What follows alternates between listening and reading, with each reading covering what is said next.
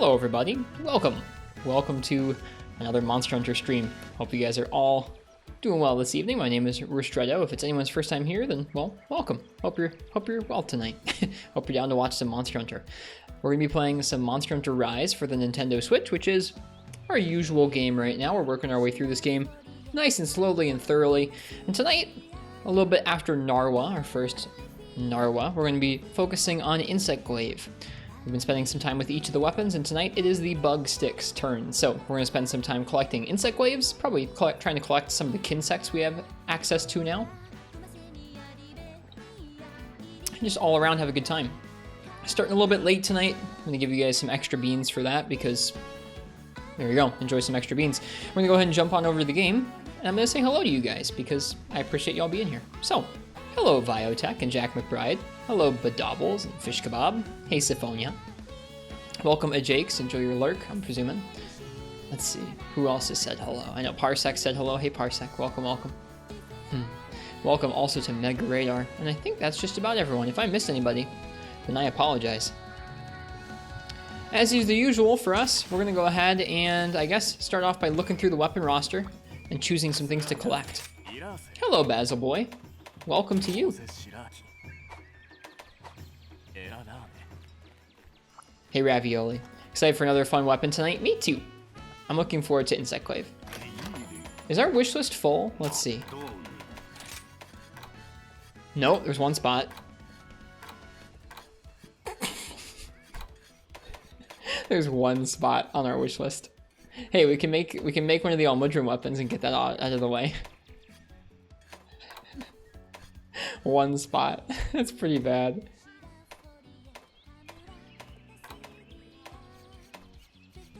We can make some things. We can make a few weapons here. Yeah, we can make a few weapons here.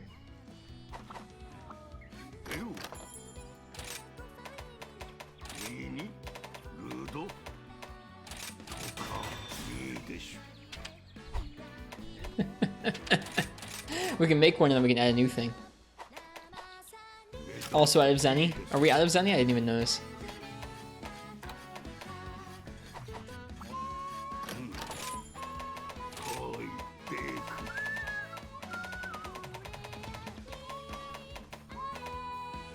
We are out of Zenny. Yep. Well, I guess I know what we're starting off with. I'm gonna start off with a real quick Zenny run. Knew it. Just happens, I guess. It's okay. It just means we get to listen to this jammin' theme a little more.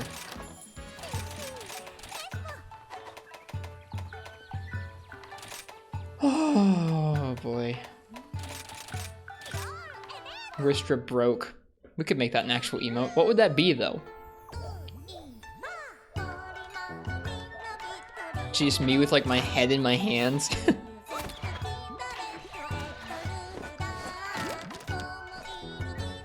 You mining? Okay.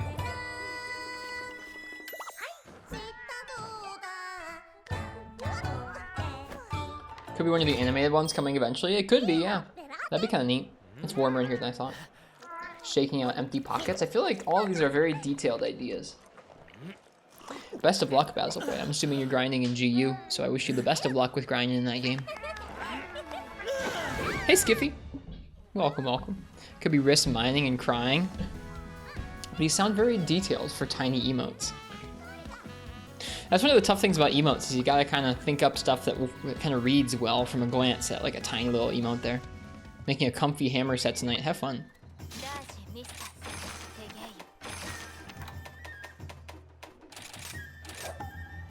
I think we already have most of what we need for an Insect Glaive set. I don't even think, is there much that you can do to boost Insect Glaive's damage in this game? Like, or any specialized damage skills, specialized skills for Insect Glaive in this game besides maybe Power Prolonger?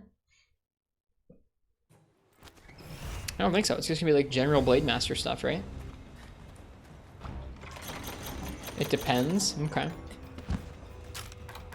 Let's get some music going on here. 1 second. General Blade Master stuff is neat. Okay.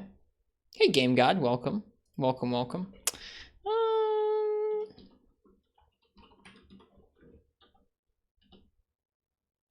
General Blade Master, Evade Extender, Power Prolonger. Okay. I figured it was going to be something like Power Prolonger. Wonder even how you get... I don't even know if I've seen Power Prolonger in this game. I might have.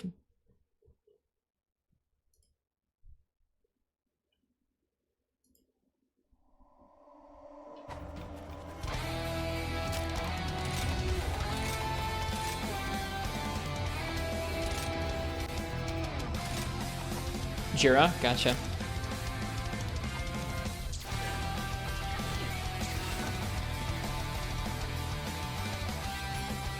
All Mudrun chest is very convenient. It has Razor and Power Prolonger. Oh, nice.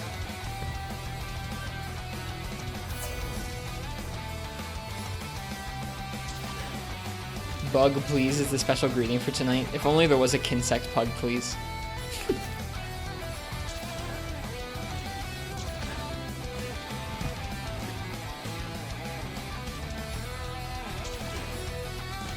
I wish you the best of luck in your big Sysvalstrax attempts, Game God.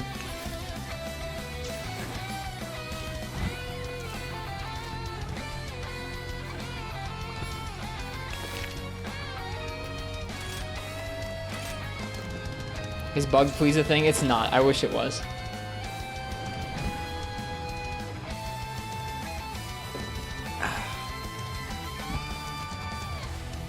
That would be pretty legit.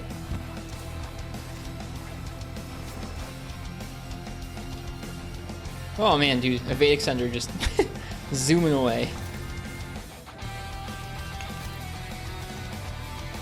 Yep, we need some Zenny, so we're here gathering up some ores before we start the night proper tonight.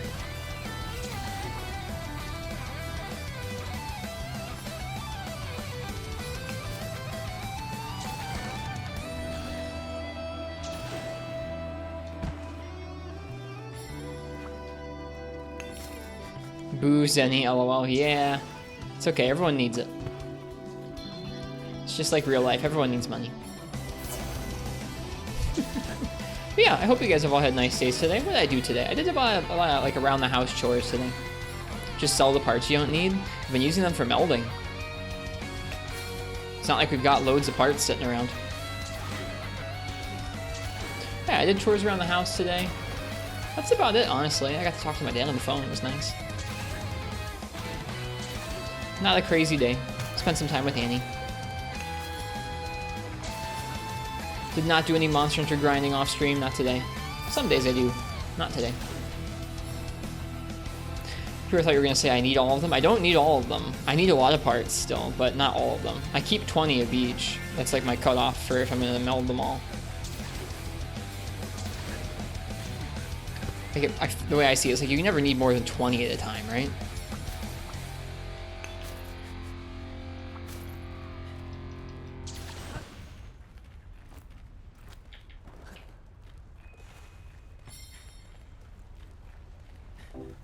You needed 30 at a time before? Really? Yikes. At least not in this game. In some Monster Hunter games, there are materials you need like 30 of, but those times are long gone. Was forging a gem? Forging a gem. Forging several gems. Forging a gem? Is this what World Iceborne we're talking about?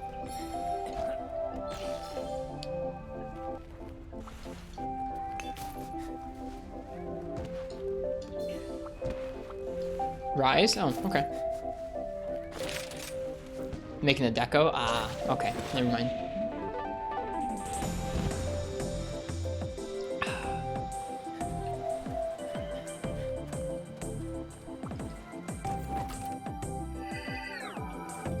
I like how this gathering set turned out. It's nice.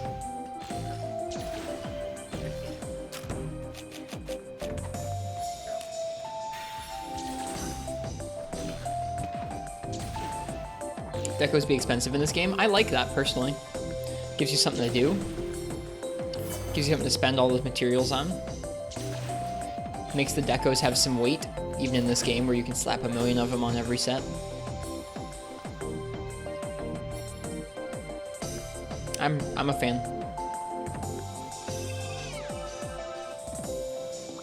What song is this? This is a theme of a village farm theme?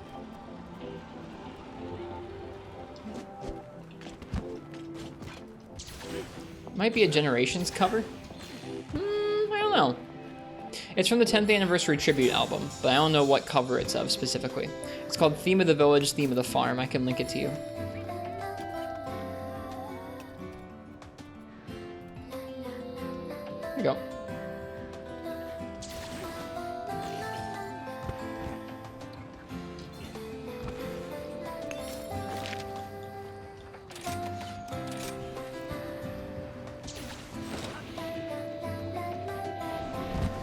It gets really good in the second half. Strings kick in, it gets really jazzy. It's nice.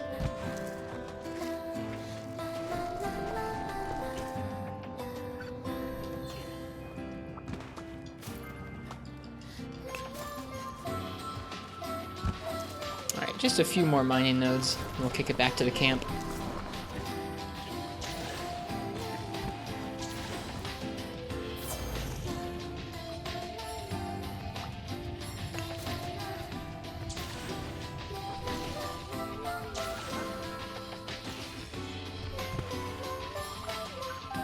The Stories 2 in-game cutscene is running at like 20 FPS. Oh no. Yikes. I know the demo for that came out tonight. I hope if y'all are playing it on the Switch, you enjoy yourself. Did you grab the ones in the shafts? I did not.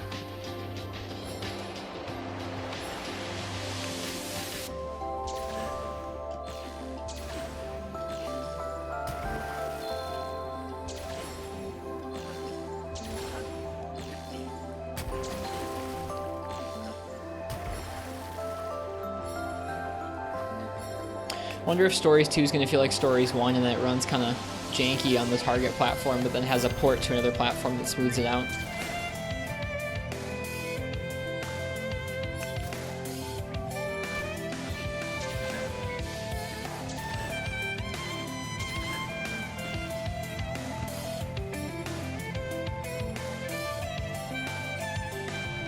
There's a PC port, so yes, yeah.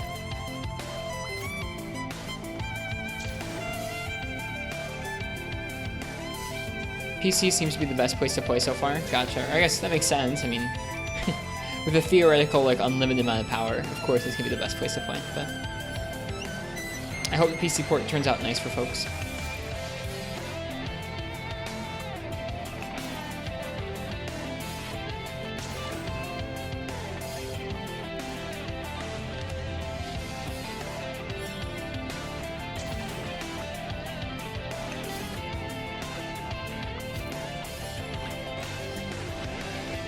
Oh, we missed.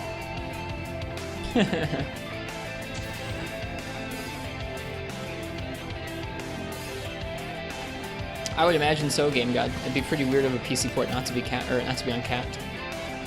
I mean, I guess people do that, but it seems less frequent than it used to be. Haven't slept yet? Hey, Windows Ben, or I guess Ben. Need help? Oh, I'm sorry. What's going on? I hope rest finds you.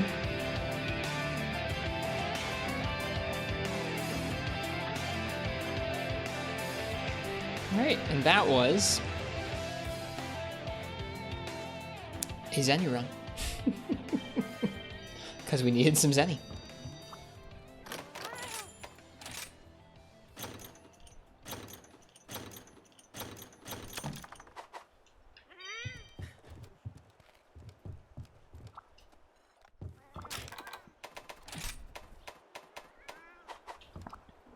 Alright, we need to sell the stuff before we actually have Zenny.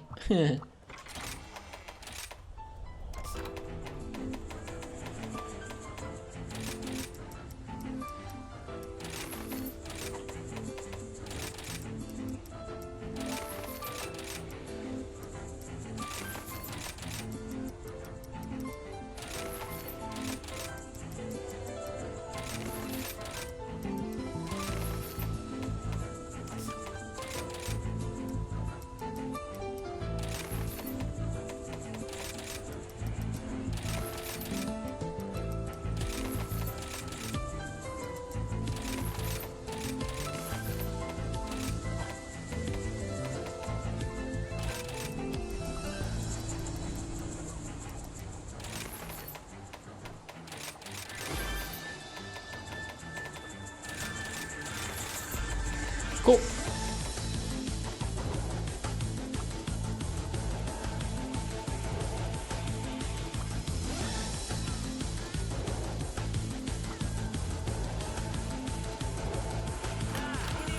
Seems to be a grand PC port. Good. Happy to hear it. That's what you want.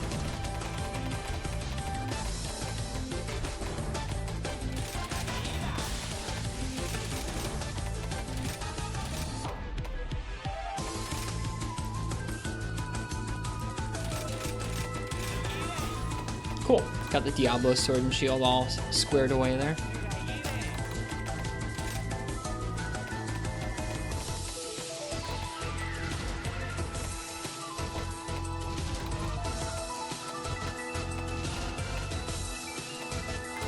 At least we have a few open spots here on the wish list now. Not very many, but a few. We can make the dewdrop dream. Let's do that. Finally, a stream made for you. Hey, Uchi. Welcome.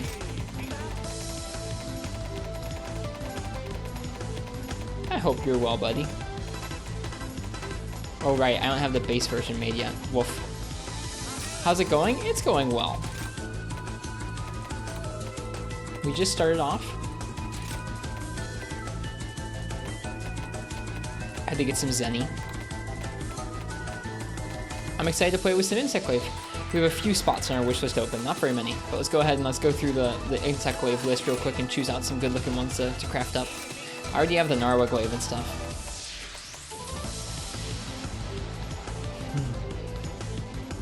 How you been, Uchi?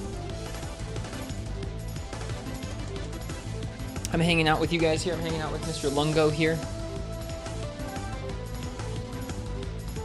Ben, it sounds like unless you know how to, like, what is encoded with, people aren't going to be able to decipher anything. Sorry, man.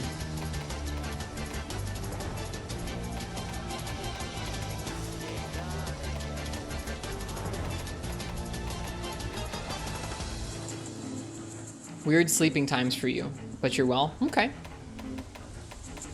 I hope if you're looking for rest, you're able to get it. Oh man, the Diablo's Glaive is in this game. Kinsect level boost. Raises Kinsect level by 1. Is that important? I wonder.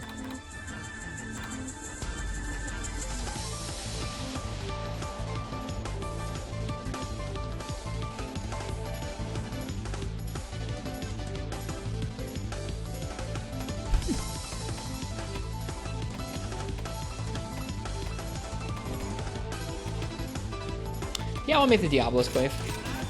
Why not?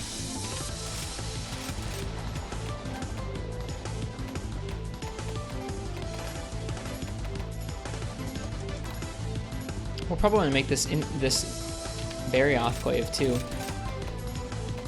We can upgrade the Zenogre one. That's nice.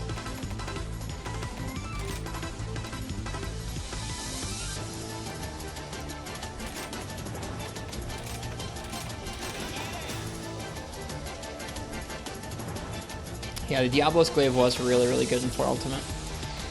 Nice memories coming to this game. I wonder if these are any good, these Bug Glaives here. They have Soakbind boost and Attack boost 4. Pretty good element too, and good slots. We might have to make these sometime. Looks like we might be able to, actually. Yeah. We could upgrade it to either of them. These both look really good.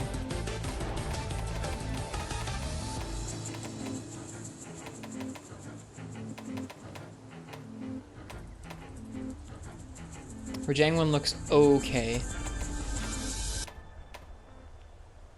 This glaive actually looks pretty good. I feel like most of the Ibushi and Narwa stuff doesn't look all that strong, but this one looks pretty decent for raw. Bunch of blue with 200 raw and a level 5 Kinsect.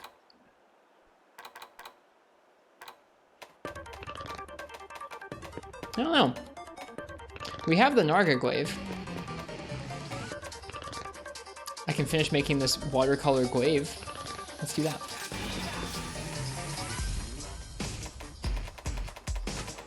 Okay, well, I think we're gonna slap on Insect Glaive and get to it.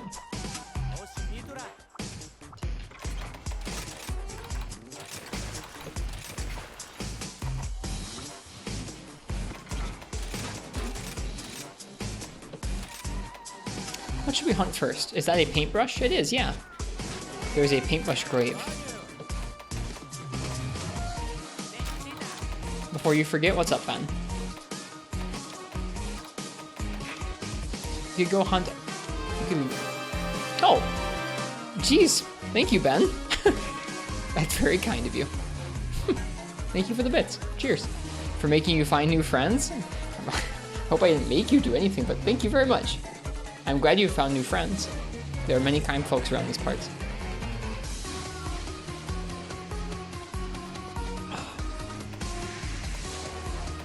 You can hunt Diablos. How do you get Wyvern Gems? I don't know. Like, what's the best way to get Wyvern Gems in this game? Let's look on Chronico.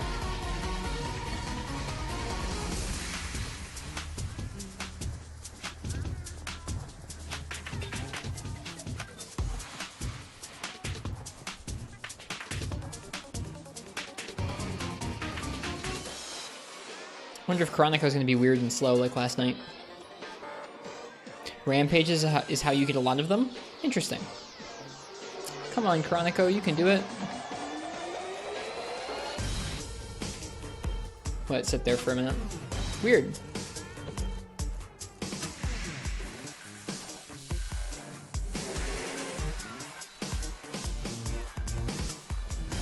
Same with Beast Gems, Rampages. We could do a Rampage with Insect Glaive, maybe. I think we have the Rathian Glaive. It'd be decent for Rampages, right?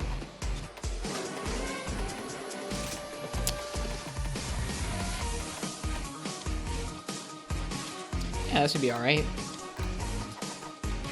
think I'm gonna go back to actually listening to the in-game music. Something about this remix music is a bit too much for me tonight. Y'all ever have nights like that? This is more my speed.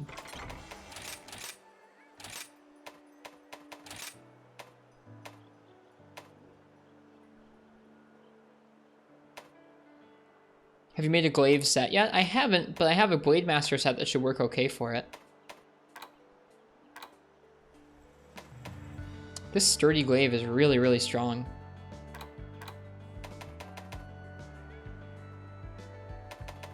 Diablos, Tigrex, Barioth have 5% drops.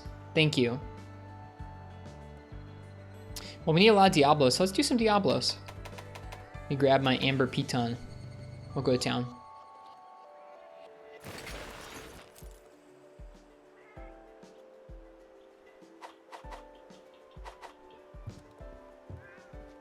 I feel like I might want to make a new layered set for this set. Getting tired of how this one looks. Throw in some frost decorations here. This glaive is not currently all that strong, but I think it needs a Wyvern Gem to upgrade it, which is what we're farming for. Hey, Black Wolf Raven.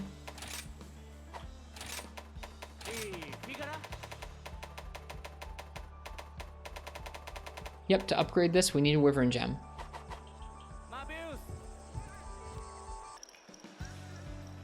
Chronico says Carve and Cap are both 5% chance for Diablos. Interesting.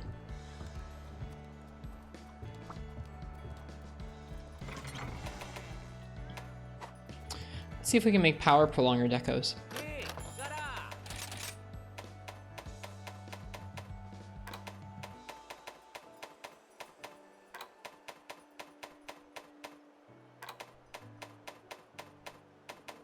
We can. Enhancer, they also take Wyvern Gems. But they're level 2 slots, so we could make this.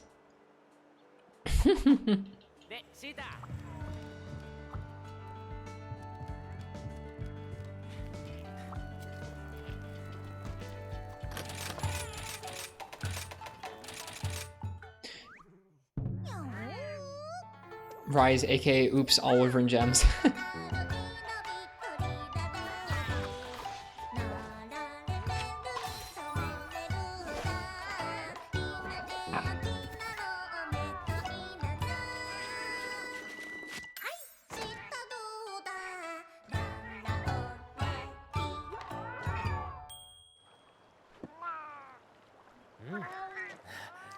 How's Rise treating you? Pretty good, Uchi.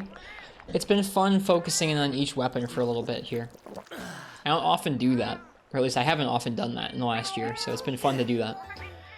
I've enjoyed watching a little bit of other people's gameplay for each of the weapons to try and pick up on some things. It's just been a good time.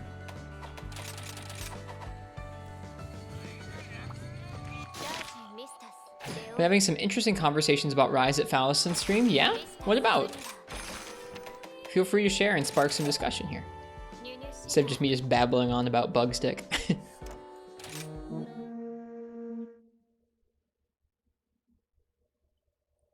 I had an interesting, I was watching some people do some speed runs with Insect Wave earlier today to kind of get an idea for how Insect Wave was played.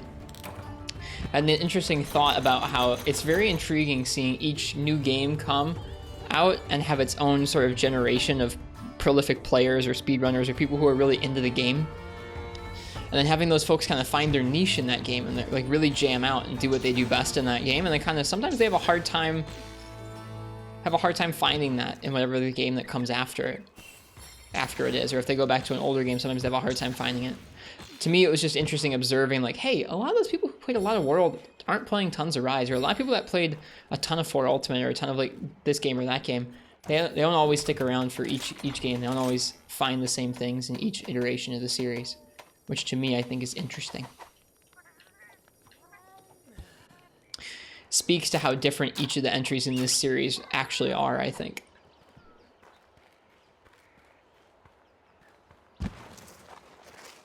That you can be like a really big fan of Insect Wave in one game, but not the other games, or vice versa, or whatever. I just hadn't thought about that very often. That feels pretty common in fighting games to an extent too. I would imagine so, yeah. Feel free and share what you guys were specifically talking about in Valison's stream though, Uchi. You said the nature of the game and community? To be honest, Rise combat is so different for World. Exactly, Simbanino. Absolutely. That's part of what I was thinking about earlier as I was watching someone play Insect Wave in this game, and I was like, I don't think I watched this person back when World came out. They might have been playing World back then, but like the people who played tons in World and really jammed out on World aren't jamming out on as much of Rise. Not to like speak about like, oh man, this has got to be better than the other one. It's just like people find their niche. They find the kind of monster hunter they really like, and they kind of stick to it.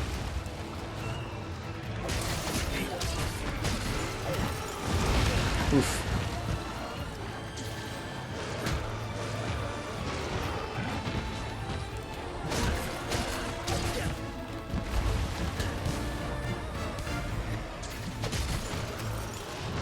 The person who I was watching play Insect Wave earlier was just masterful about jumping in the air and positioning exactly where they needed to with their little aerial vaults in order to jump down and hit what they wanted to with the dive. It was really impressive.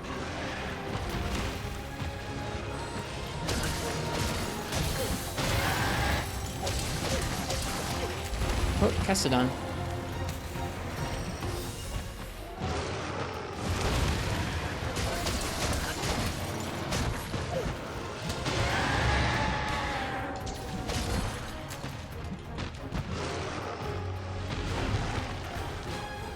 Not to brag, but you got pretty good at the dive in World. I believe it, man.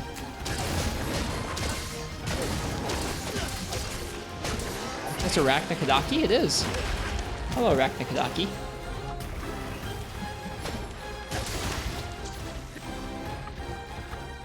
Just Unga spin in air then dive. Fair.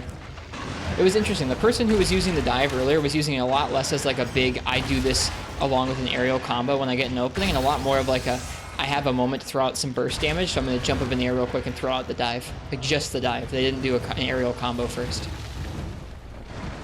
Hey, Zelda. Hey, Crystal.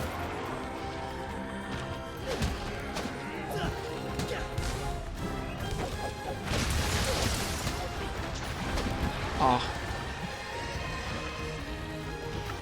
Popping in for your few seconds. Well, welcome to your few seconds. I hope you're well, Zelda fan. IG in this game has a lot of combo potential. It feels pretty nice and open, just like it always has.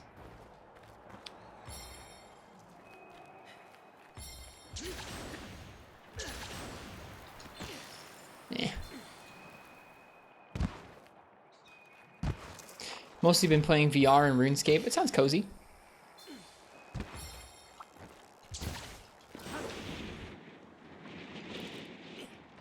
Oh no, there's Arachnakadaki again. In your spare time, of course. Yeah, I got you.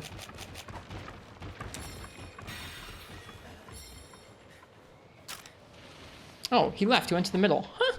I guess I was maybe looking at the wrong monster and where they were going.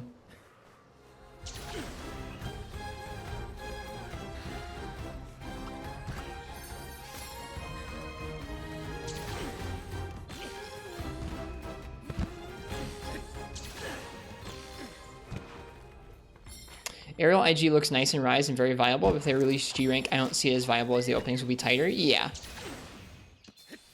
I think if you play on the ground, you're still going to be a little bit more, I don't know, you're going to have more options for head deal damage. Aerial is going to go some of the way in this game, but not all the way. Dude, this bug is so slow. I don't think I put the right bug on. Alright, see you, Zelda. Ah.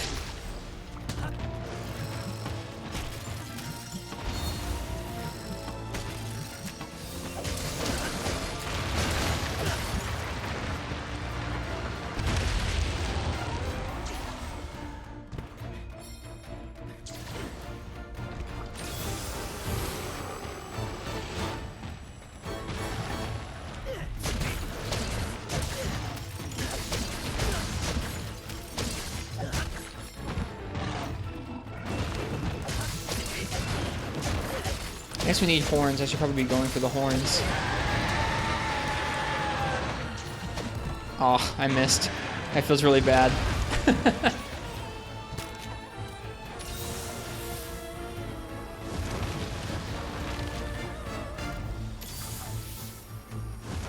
Is he like half in and out of the ground? It looked like it.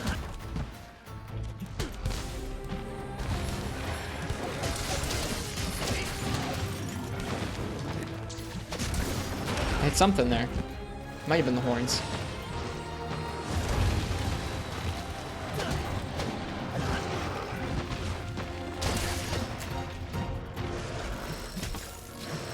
How strong does Insect Wave feel in Rise compared to Iceborne? I'd say about the same, personally.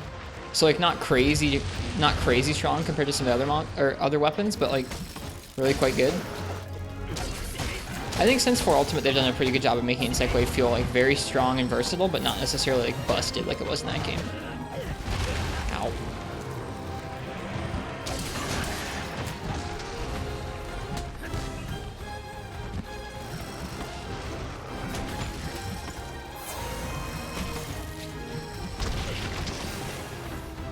I really want a better bug. I'm gonna have to go switch one out next time he moves areas.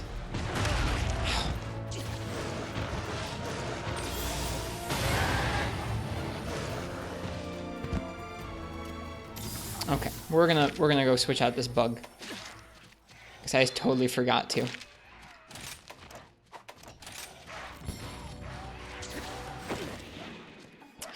Felt like after getting good with IG in World, not a single monster stood a chance, so it felt a bit OPDU. I think that's just how it was balanced. The whole game was balanced at the end of the game.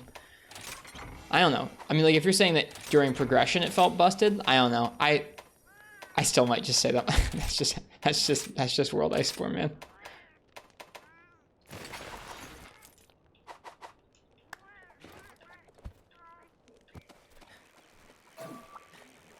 Would recommend selling the starter bugs so they don't auto-equip. Might be a good idea. I keep having that happen to me.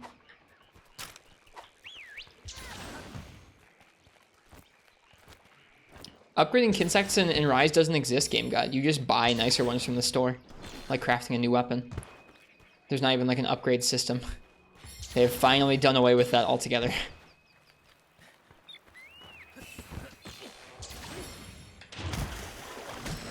That's better.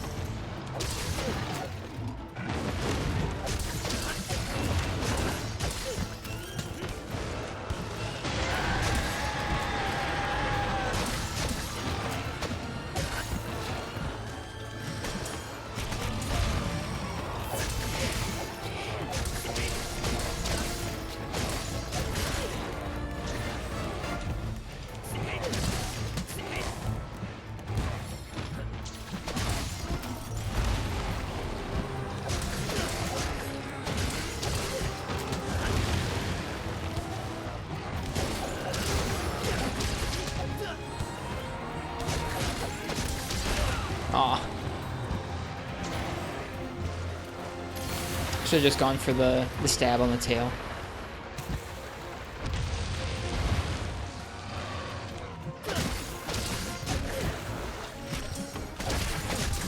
And there's the horn break.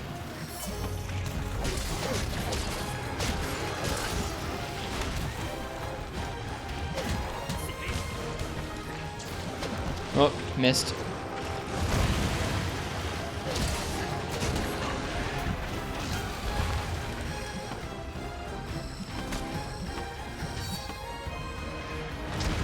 Why was upgrading your weapon even tied to the insect?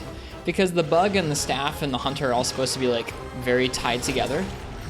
It's supposed to be very symbolic of like hunters working together with nature, which is a theme that has been central to the series for all of its runtime. A theme that is not super vocally displayed always.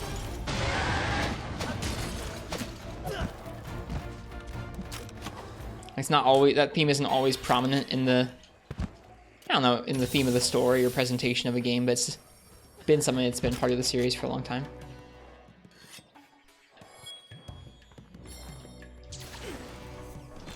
Yeah, I want to change up the layered armor for this set. Make it look nicer. I want to make like a look. Maybe that would be part of what we do today, is we find a look. Maybe using some of that new floral layered armor stuff.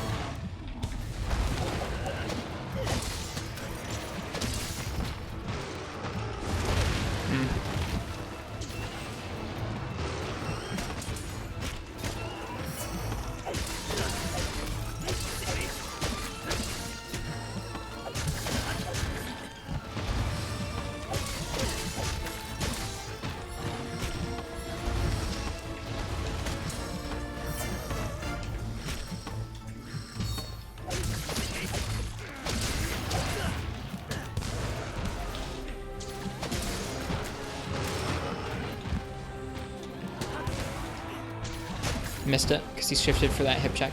I think we would have been able to hit the tail otherwise.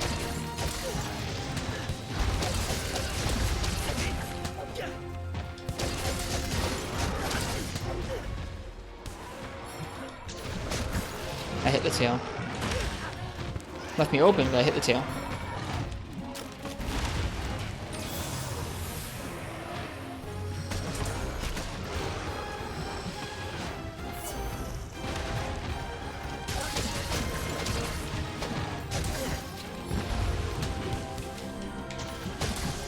Again, I'm not sure if I hit the tail or the chest or the back there. Nope, I hit the wing for sure.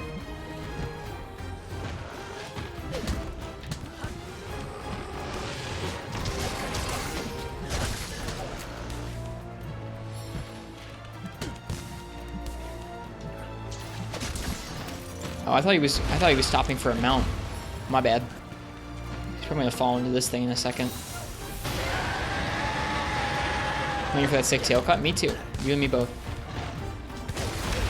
Oof.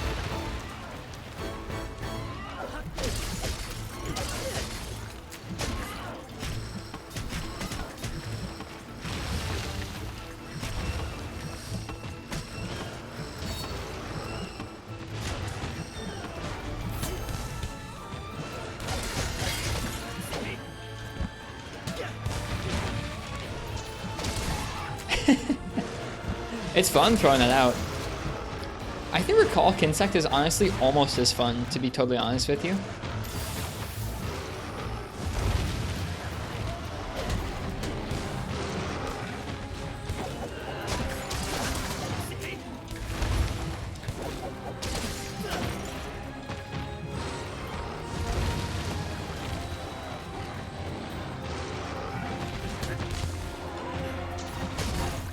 Ow. Yep. Right into the hip check. Should probably go for more like normal damage.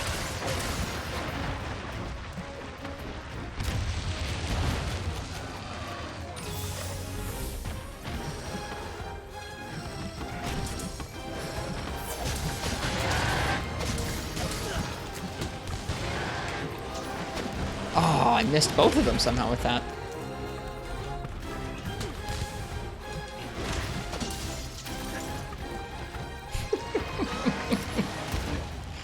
This Raknikadaki, man.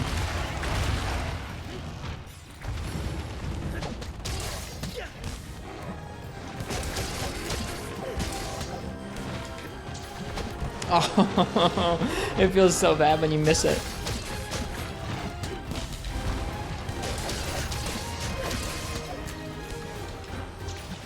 There it is. There's that tail cut with the giant, with the dive. Feels good, man.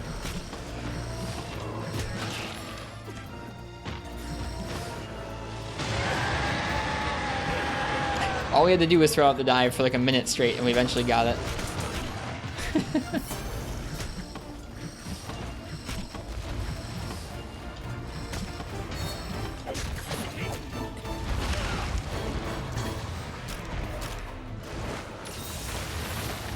We'll get better at that as the night goes on.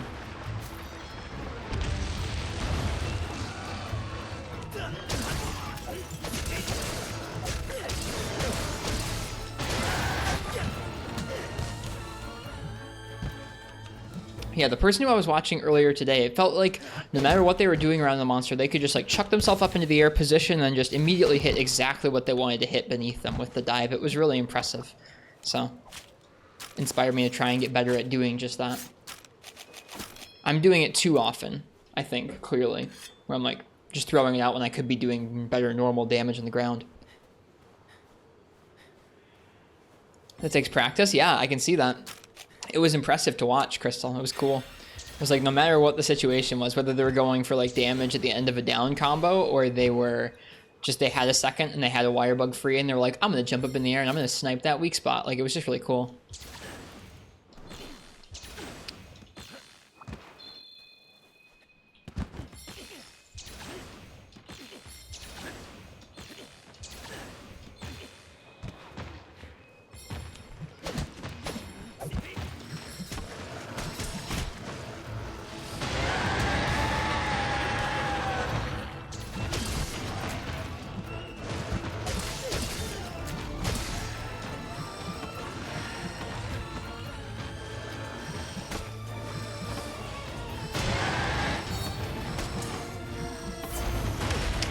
Biggest hitbox in the world on that thing.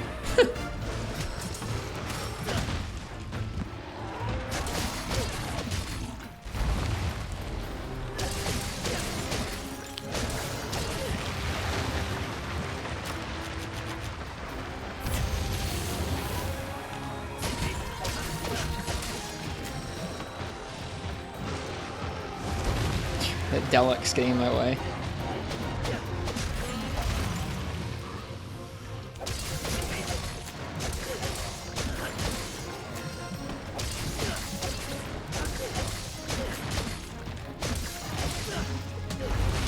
Oh.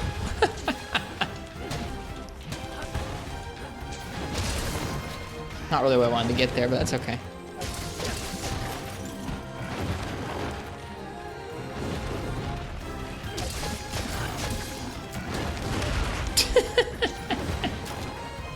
Why is he just gonna sit there and spam that one move in the corner up against the wall?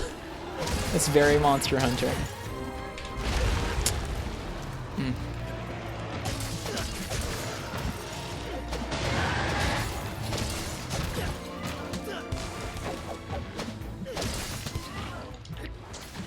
Oh, I should have just gone for it instead of going for the one aerial attack there first.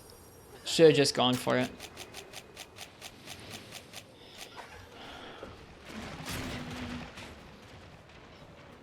You can see it though, right? Can see what? Oh, okay. The subscriber badge is in fact not a Dodogama face. What sub badge? The spin is probably the most iconic move that lasted in the game for over 20 years. What game and what spin, Ben?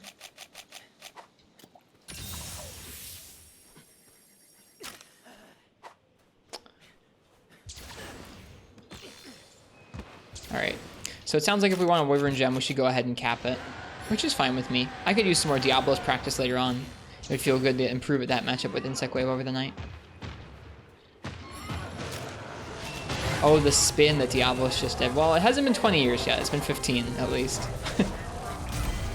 But yes, the tail spin that monsters do in Monster Hunter. I don't know if it's the most iconic. Maybe the folks who've been playing Monster Hunter that long it is. I don't know. The 1 year sub badge looks like a happy Dodogama face to you. Oh, I can kind of see it. Sure. Sure. It's definitely a mug, but I can see what you mean.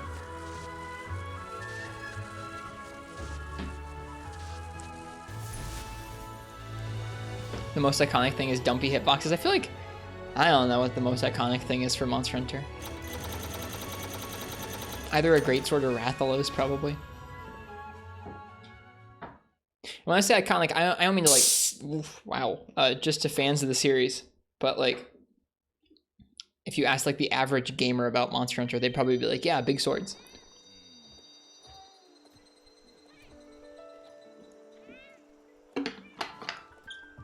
I think it might be on your end, Ben, because I'm not dropping any frames on my end, I don't think. All right, I think Parsec said Tigrex also. Tigrex also gave us a chance at the Wyvern Gem, so let's go ahead and do Tigrex as well. We have the Despot's Twin Bolt. Might as well use it.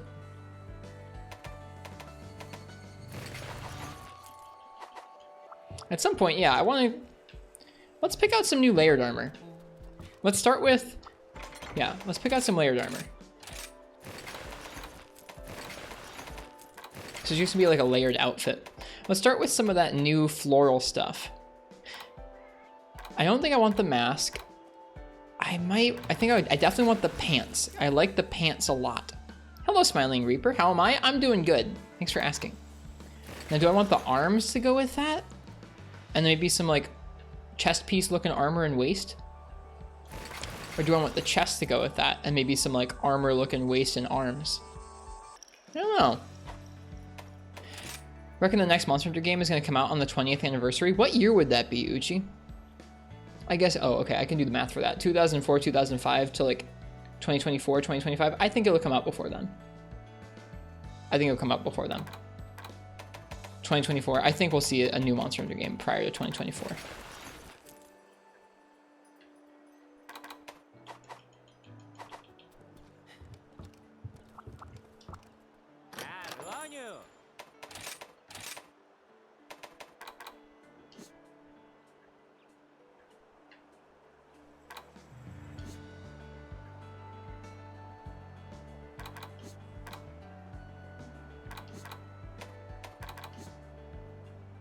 That doesn't look right.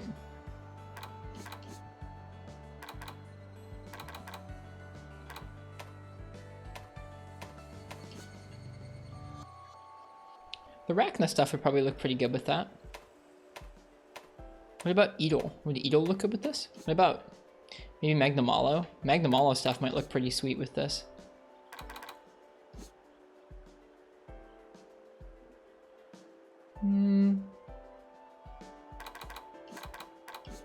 The arms look pretty nice. They go up far enough at least, which is nice. They kind of clip though. So I think Rise Ult fall of next year. So it might be spring 2024 for Monster Hunter 6. I don't think it'll be 2 years from Rise Ultimate until Monster Hunter 6 or whatever it's called. It do look kind of fresh. I think this looks nice. The Brigade Van Braces.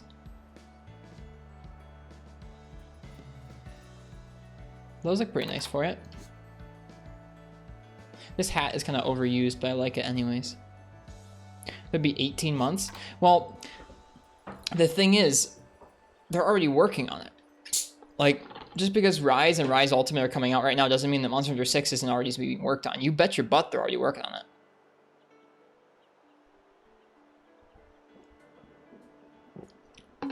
I would imagine we'll hear about Rise G or Rise Ultimate by the end of the year this year, or early next year. I think that will probably come out summer or fall, like Parsec just said. When did Iceborne wrap? Iceborne wrapped over a year ago now. So by the time we get to like next summer, it'll be like over 2 years of solid development on whatever their next big console Monster Hunter is going to be from the A-Team. Yeah. I think it'll be sooner than 2024. I think you could even hear about a new Monster Hunter 6 by the end of next year. Like if Rise is coming out in the summertime, or Rise Ultimate's coming out in the summertime, I bet you could hear about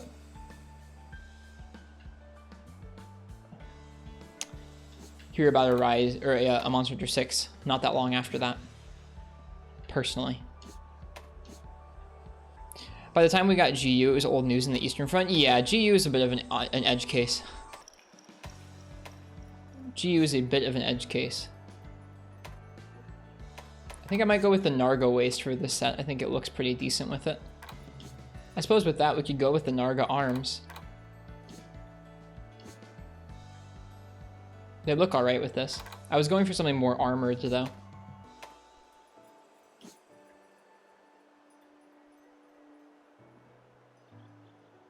Enjoy the demo, Crystal. I'm really happy for you. I'm excited to start playing Monster Hunter Stories 1 sometime soon. I'm making plans and looking forward to it. What happens in 5 minutes? I'm assuming the demo comes out for Crystal. The Monster Hunter Stories 2 demo comes out for Crystal in her time zone.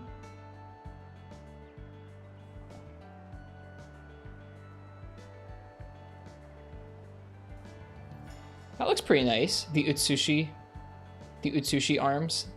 I think that looks pretty nice.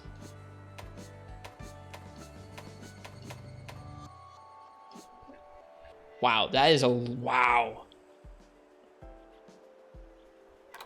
That's a look. I don't know if I've ever seen those arms before. That's a look. Right there. Wow. Staying spoiler free, not even touching the demo. No spoil, please. I won't have any details for you. Huh.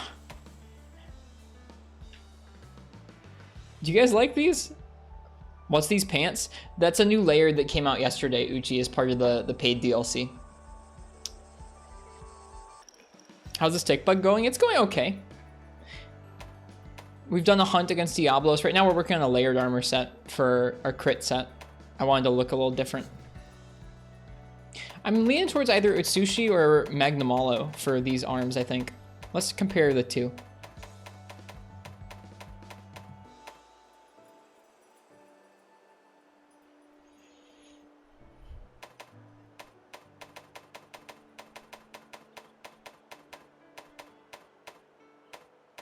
Where is Magnamalo? Well, here's Utsushi's. That's what those look like. I think those look pretty nice with this. They clip a tiny bit into one of the shoulders, but it's not too bad. A layered armor from the paid DLC, like a downloaded quest? No, it's just literally layered armor you buy.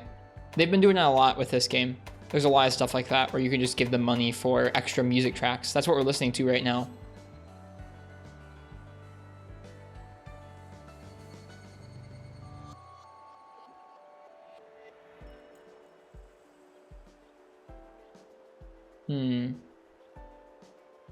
Magnamalo arms look pretty cool.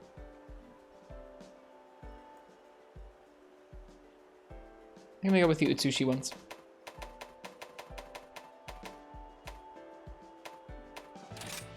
Ooh, they cost Kimura. They cost Kimura tickets. That's kind of spooky. Okay, so we're gonna go with those arms. What about the helm? What helm do we want? The helm's pretty important. Getting that pseudo Hulk first, if anything. The pseudo Hulk is pretty cool. They've put a lot, like, at this point, it's pretty blatant. They've put a lot of stuff into this game that you can buy with money. That's just like, there's no way to unlock it via quests or anything. There's no facsimile of like similar stuff. You just can't get that music unless you pay money. You can't get some of these layered armors unless you pay money. It's weird.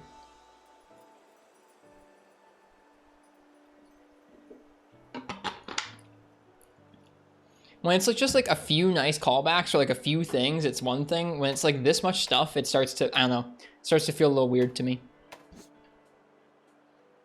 Gargwa, man.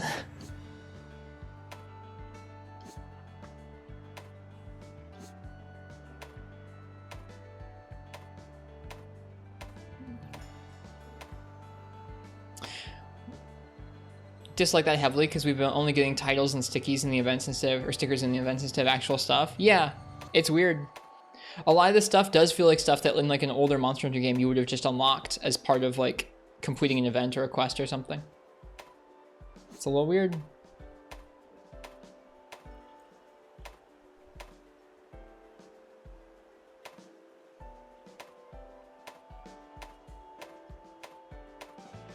Jaggy man. Oh my god. I love the eyes poking out through the mouth. All the stuff we would usually get in events we have to buy now. It does kind of feel like that. I'm not going to deny it. Like, I don't mind it that bad, but I'm not going to deny it.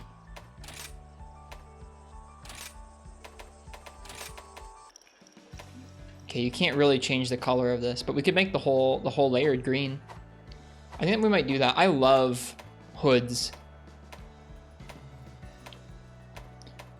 Does the Kezu hood let you change it? Is that literally the same?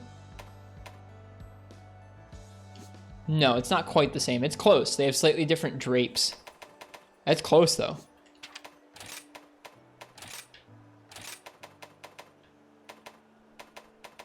You can't change very much of the Kezu one. That's too bad.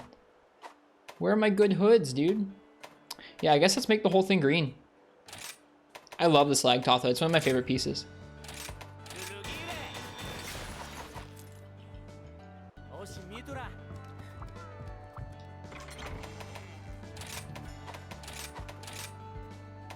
You do love yourself some hoods. Second only to the Yukumo armor, man.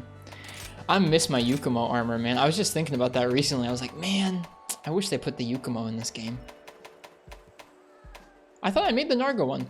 Did I not? I guess I didn't. Hang on.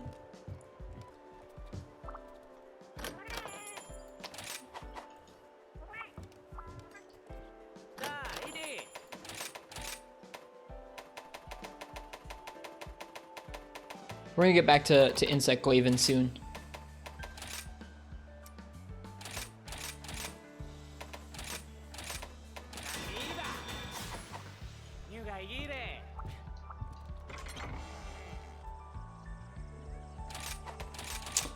Yeah, it feels weird, especially, like, I mean, this game is the game that really pushed it over the line, I think, in terms of that stuff, where it's like, I don't know, World Iceborne, it wasn't too blatant, but in this game, it is pretty blatant in terms of like, yeah, we're just taking your money and we're giving you neat stuff in reward.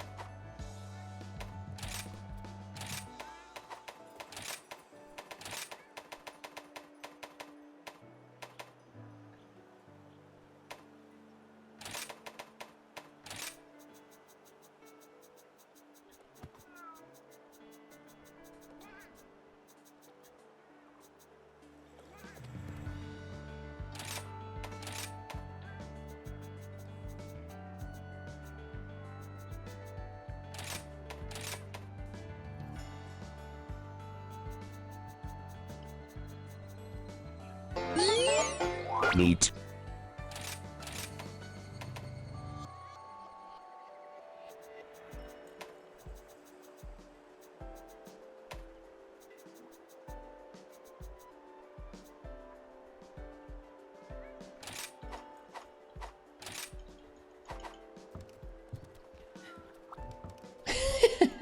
This is an interesting looking layered set now.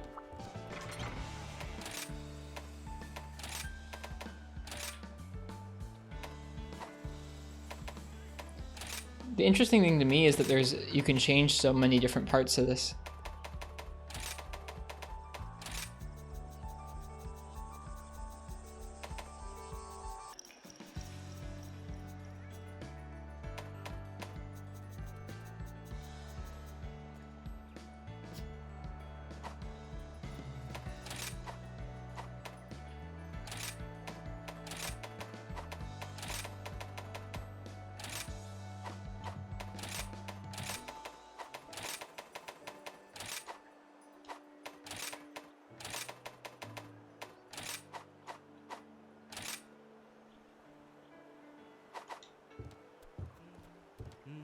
Yeah, we'll rock with this for a little while.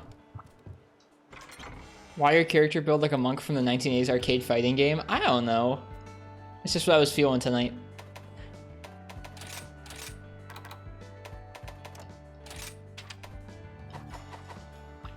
Alright, let's go hunt the Tigrex. Um...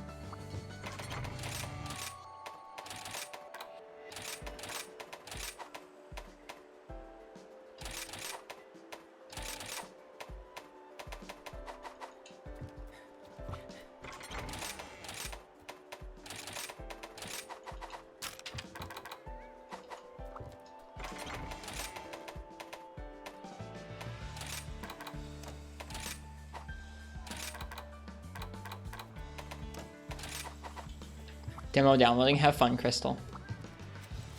Okay.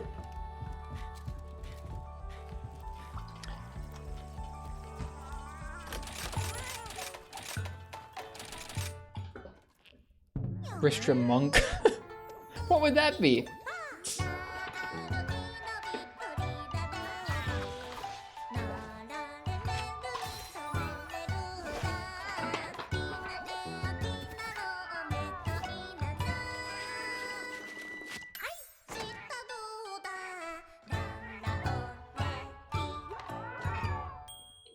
Wait, Uchi, were you saying that the Yukumo armor was available as free layered armor nowadays in Iceborne? I didn't realize that's true. That's really cool if that's the case. I was not aware. That makes me happy.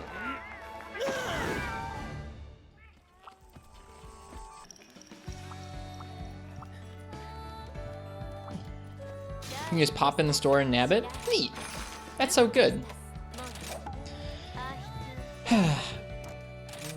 Yeah, that's like one of the weird, in my eyes, that's like one of the weird blemishes on this game is like so much of this neat content stuff that used to be, that would have been tied to like some of the festivals in Iceborne or World or tied to like old event quests is just straight up just like, hey, if you want this neat stuff in this game, you just buy it. That's it. It's weird. And I say this having fully just bought all of it. Zero self-control when it comes to Monster Hunter stuff.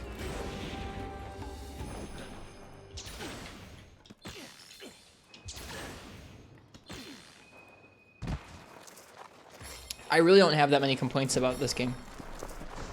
There's also plenty of free stuff. There is, but a lot of the really cool stuff is locked behind this stuff. Oh, hey, this is an assist bug. That's cool. Hey, Mad Cow Disorder.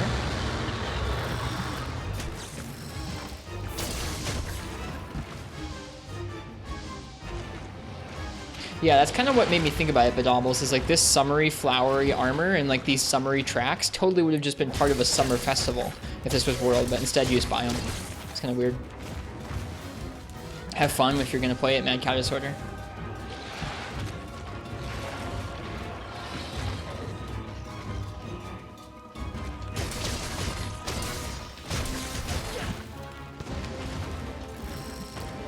That bug is slow. Yeah, I need to take Parsec's advice and get rid of the old bugs so they don't auto-equip.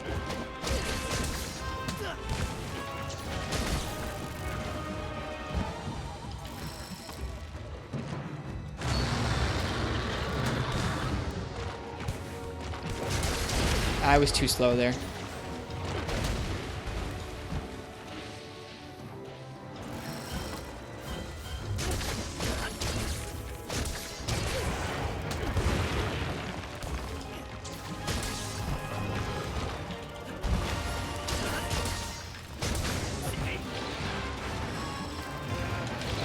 Oof. Let's get out of the corner with him.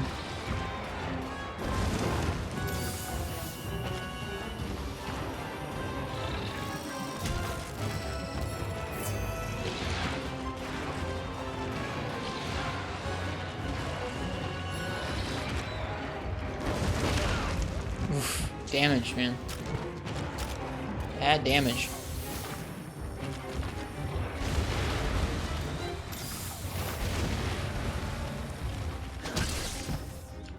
Oh.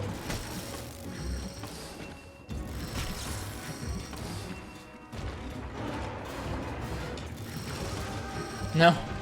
No. I just wanted red buff.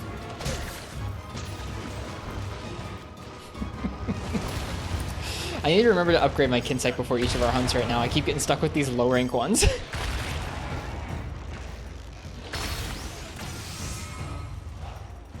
For good damage, that hitbox, it looked like you were in the clear. It's Monster Hunter. This is Tigrex. There's going to be those hitboxes.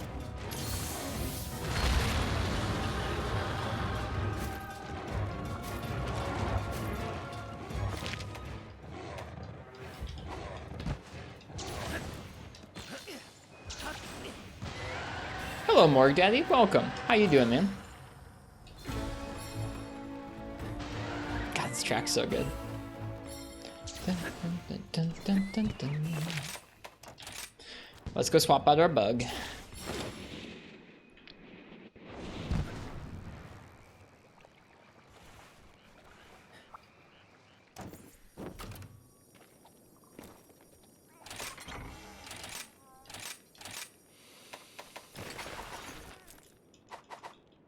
Your Discord's feeling more and more alive. Nice. Do you have a specific Discord server that you hang out in, Morg?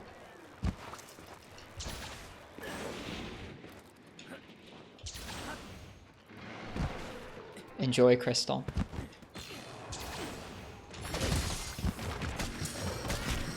Oh no, I forgot to leave my cats behind. Ugh.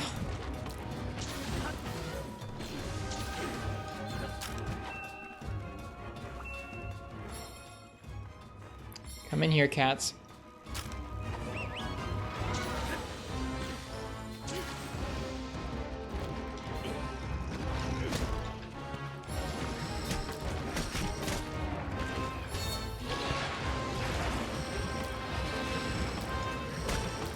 Okay, let's fight the Tigrex. Whoops.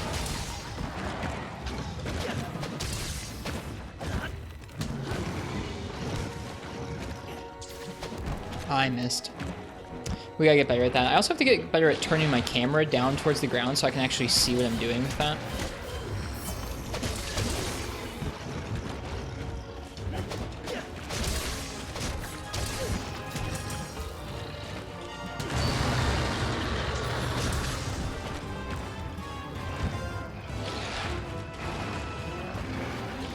Hello, Full Metal Dragon. How goes the hunting tonight? The hunting's going okay so far. This is our second hunt. We got started a little late tonight.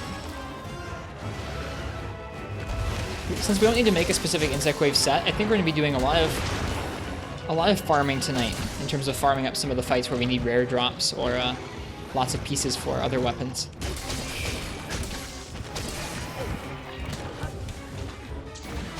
Uh-oh.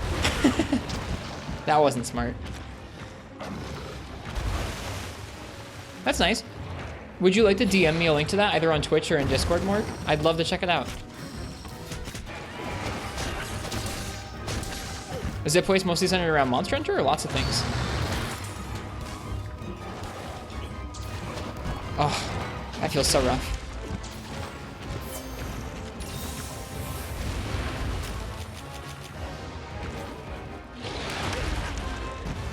Oh, that damage is so rough.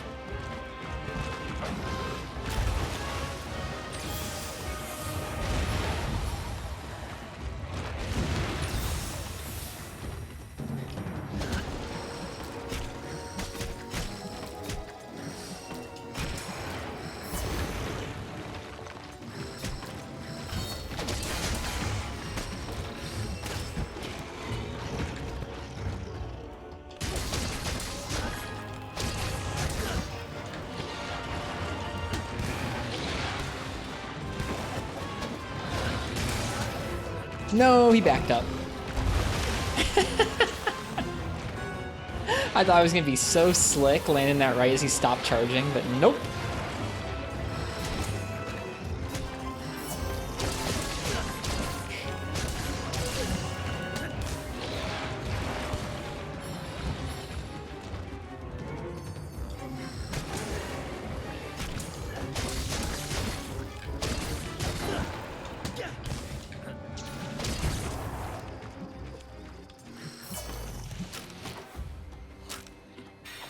Monster Hunter, Pokemon, StarCraft, chess, some other hobbies you enjoy. It sounds nice. Is the Tigers fight harder or easier in Rise than World in your humble opinion? I don't know. I'm gonna have a hard time answering that. because I haven't played against World Tigrex in a while, I think I would say in general, a lot of things about Rise fights strike me as more difficult than World fights, whether it's the monster is faster or the monster has more moves. But I don't know. I know there are some monsters towards the end of Iceborne and World that are tougher and very quick and difficult to deal with. And it's been a long time since I fought them. And I also wasn't restricting myself in terms of armor upgrades quite as much. So I can't really compare how hard they hit between the two games. It's also like that was a master rank only monster, whereas this is a high rank incarnation of the monster. I think if you compare this master rank one, or sorry, this high rank one to that master rank one, this one's almost as tough. So I think the master rank one in this game will certainly be harder. But I don't know. We'll have to wait and see. There's some nuance to that comparison. I generally think that the combat design in this game makes monsters a bit tougher than they were in World, even for some of the low-rank monsters. They did ease Tigrex's hitbox in this, so take that into account. It's with some of the moves. I don't know. Some of his moves are still kind of weird, though. Thanks for answering. No problem. No problem. Feel Rise is considerably easier in the World. I mean, if you buff it, I mean, I'm not talking about the game entirely. Like, I'm not saying the game is harder, because clearly this is a high-rank game where you have stuff like styles and arts, essentially, to bully the monsters with. And if you fully take advantage of that, you are going to destroy some monsters. But I think in terms of the actual fight designs of the monsters, I think that they're a little bit tougher. They have more options, and they move a little quicker, I think.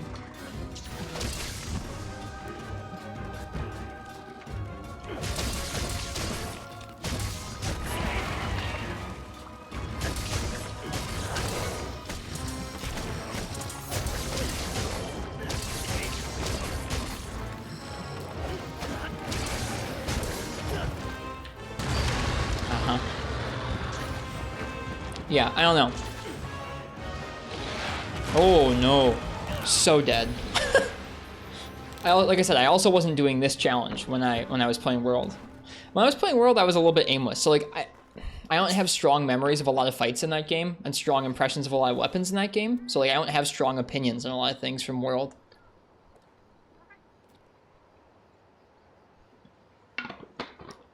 I do have opinions on how the monsters were designed though. Both in terms of like how quick they were,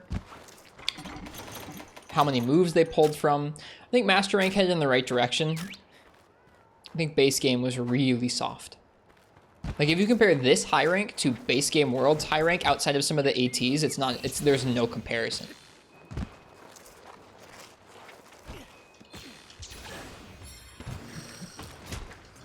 Some of the monsters in this game's low rank have more complex movesets than their Master Rank counterpart. Like they pull from more moves, and in some ways they're quicker and faster. Not always, but some ways. Like your Tobi-Kadachis, your Puki-Pukis, like as complex as some of the Master Rank versions. Oh, that feels rough.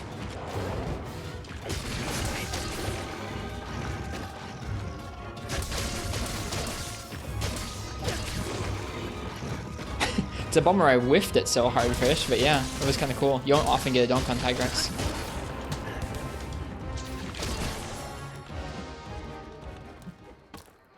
Yeah, Rathalos is a really prime example, but he got a big rework. I'm talking just monsters like Tobi-Kadachi and Puki-Puki, where they didn't really get a ton of new moves in Rise, but they got I'm not going to say they got every move from all their incarnations between low, high, and Master Rank in World and Iceborne, but they got moves pulled from low rank, high rank, and master rank and put into this one low and high rank games versions of those monsters. So even low rank has some stuff that's really like quite challenging moves and patterns. Like the damage is obviously not tuned as high as it was in Iceborne or anything, but it's just interesting. It's a different style of difficulty. So a question like, which do you think is harder, Rise Tigrex or Iceborne Tigrex? It's like, I don't know. I think in a certain way, this is a weird answer, but almost every Tigrex that's ever existed is the most difficult Tigrex in one way or another. I feel like almost every incarnation of Tigrex in the series is at least one thing that's kind of like a little bit scary. For me in this game, it's his charge. His charge is really actually quite, I don't know, quite quick. it tracks pretty hard. The hitboxes are pretty big. You gotta roll through them a lot of the time. If you're not using Evade Extender to get out of the way. Or not sheathing and running. Oops.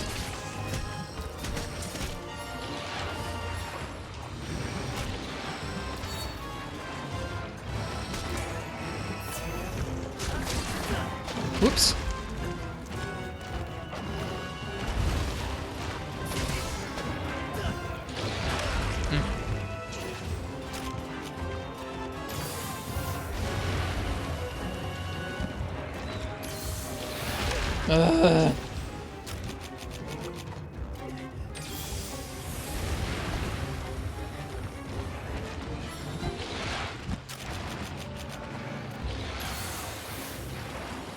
So I don't know.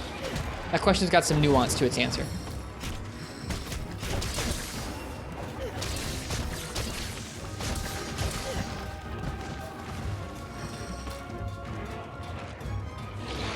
Oh, dude, that came out so much.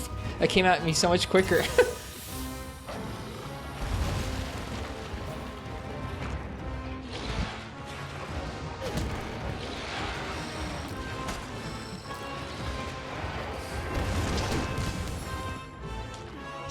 Missed, yeah. Not far enough. Feels bad.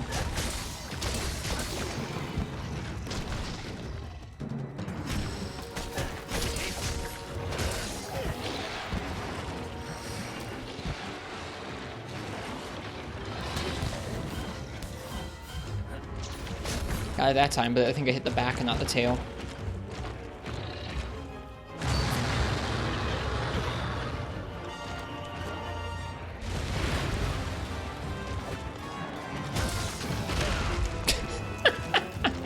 I feel really poor at this fight, man.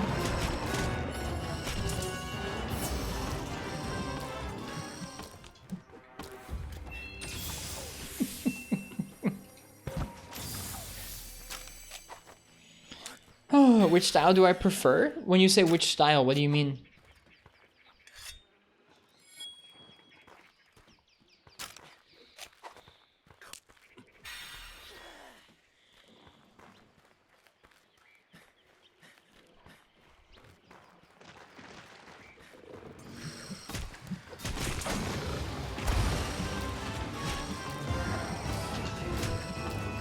As with your previous comments? Prefer less damage-oriented style of difficulty? To me, the main difference in difficulty hasn't come from damage versus moveset complexity, although it is an interesting way to view it. To me, the main way that the main way that the game has been balanced is in terms of general player and monster speed, as well as tells. This game has always been about knowing a monster in terms of its moveset and speed, and then fitting your moveset into its moveset. As the games have gone on, that has gotten a bit more.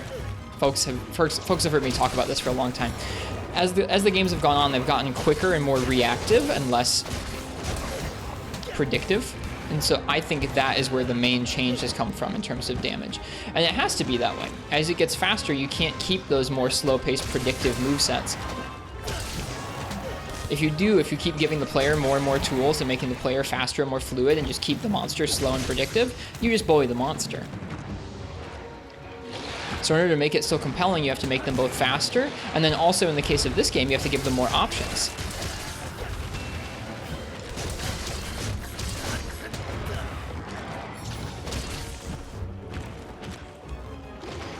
So I think moveset complexity is a great way of dealing with this faster, more reactive combat that we've got in 5th generation Monster Hunter. Like, if you're going to keep the players feeling like this, you have to make the monsters more like this. I'm really impressed and happy with how they've gone in terms of combat design in this game. I mean, like, obviously there's balancing issues in terms of the individual silk binds or switch skills for each weapon, but in terms of the monster HP, the monster complexity, the monster speed, I think it feels like it's in a pretty good place in this game.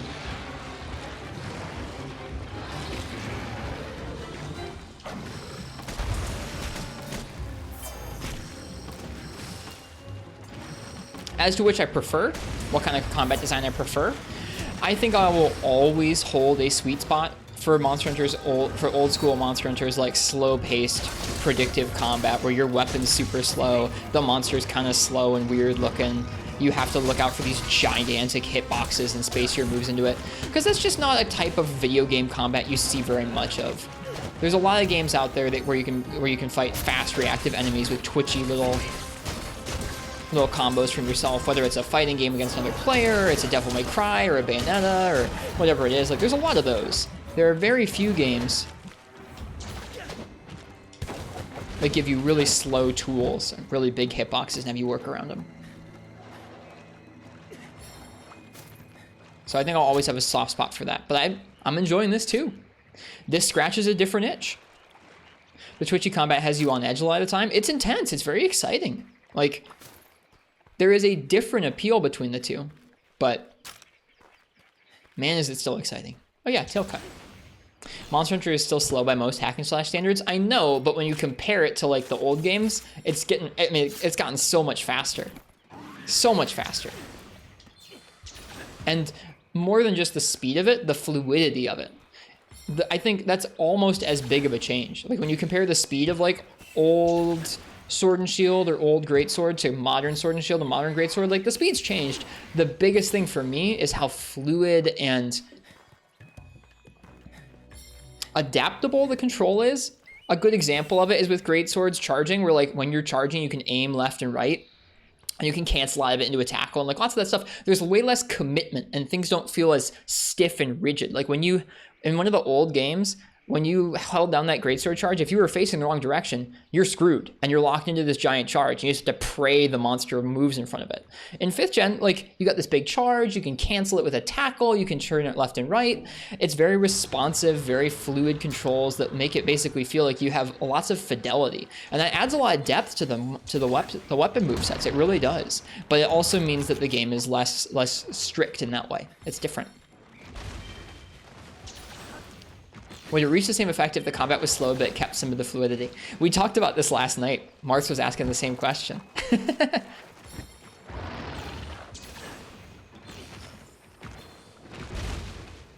I think that it would be, I think you could do it. I think you could find a balance point of like, hey, the monsters are a little still, like a little slower still. The weapons are a little more rigid feeling, but I think it'd be really hard to go back for a lot of people.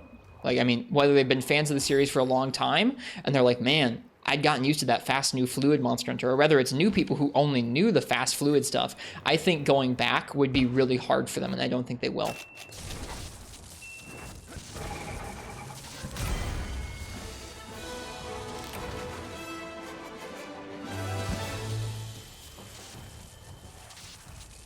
Hey, Marths, welcome.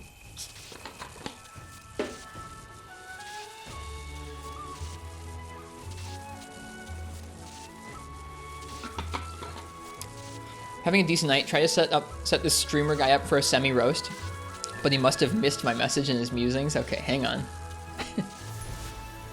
You know what the best part of your stream is? What's the best part of my stream, Marths?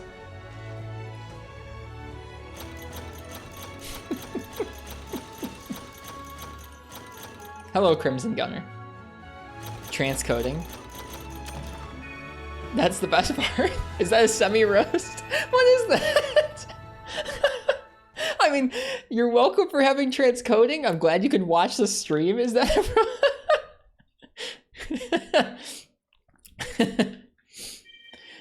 I see what you mean. That's sort of a semi-roast. I don't know. If that's the best part of the stream, like, is the stream that good?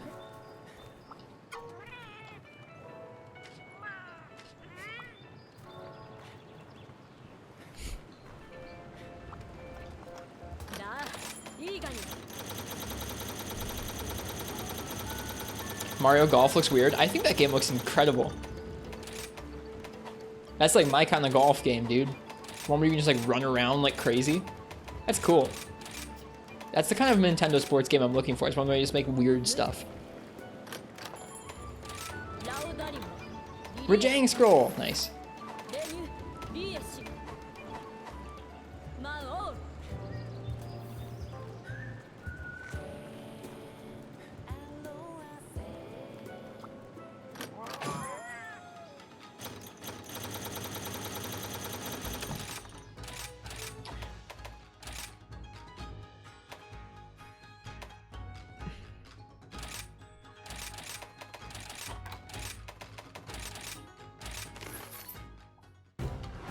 Wasn't expecting so many monsters in golf though. This joke went nowhere. Let's restart. Riz.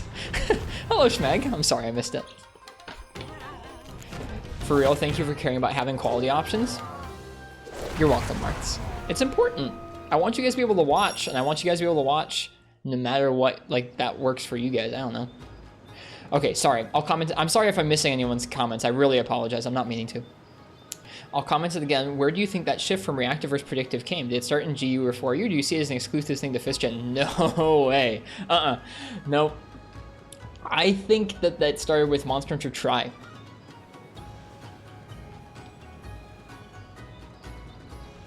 Yep. All the way back to Monster Hunter Tri is when weapons started feeling a little more easy to kind of roll out of things. Yeah. No shit. I mean, like, from 4... Okay, here, this is another spiel I've given a lot of times, so I'm sorry. To me, there are currently 3 distinct eras of Monster Hunter with 3 distinct design influences behind them, or 3 distinct design ideas behind them. Uchi's sick of it. Uchi's heard this stuff so many times. Okay, the first era of Monster Hunter design is from 1st to 2nd generation, where you mainly see them adding on content. You don't see them really shifting. Like, they're adding new monsters, they're adding new weapons, but they don't really change a lot of the trappings of it. The weapons generally feel the same. I mean, you can add more options like greatsword charge, stuff like that, so it's a little different. But the monster designs in terms of combat, where like how slow they are, how predictive they are, stays about the same in those first 2 generations. It gets quicker and more damaging in G rank, so it's terrifying. Like Freeman Knight G rank is terrifying, but that to me, those first 2 generations, so Monster Hunter 1 through Monster Hunter Freeman Knight, is like all a representation of a singular design idea for the combat, at least we're talking about.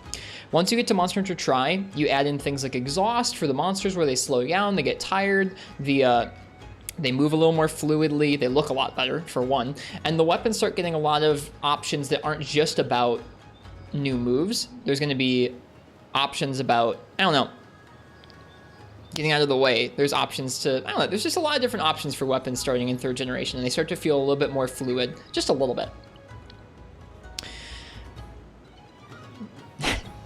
I think from 3rd generation till the end of 4th generation, so the end of Generations Ultimate, you start to see them iterate on that design idea. I think it really hits its peak in 4 Ultimate for me personally. That's where that design ethos really comes into its own, where like you've got fights that like ramp up and down, you've got rage states, you've got exhaust states, the weapons are a little more fluid, you get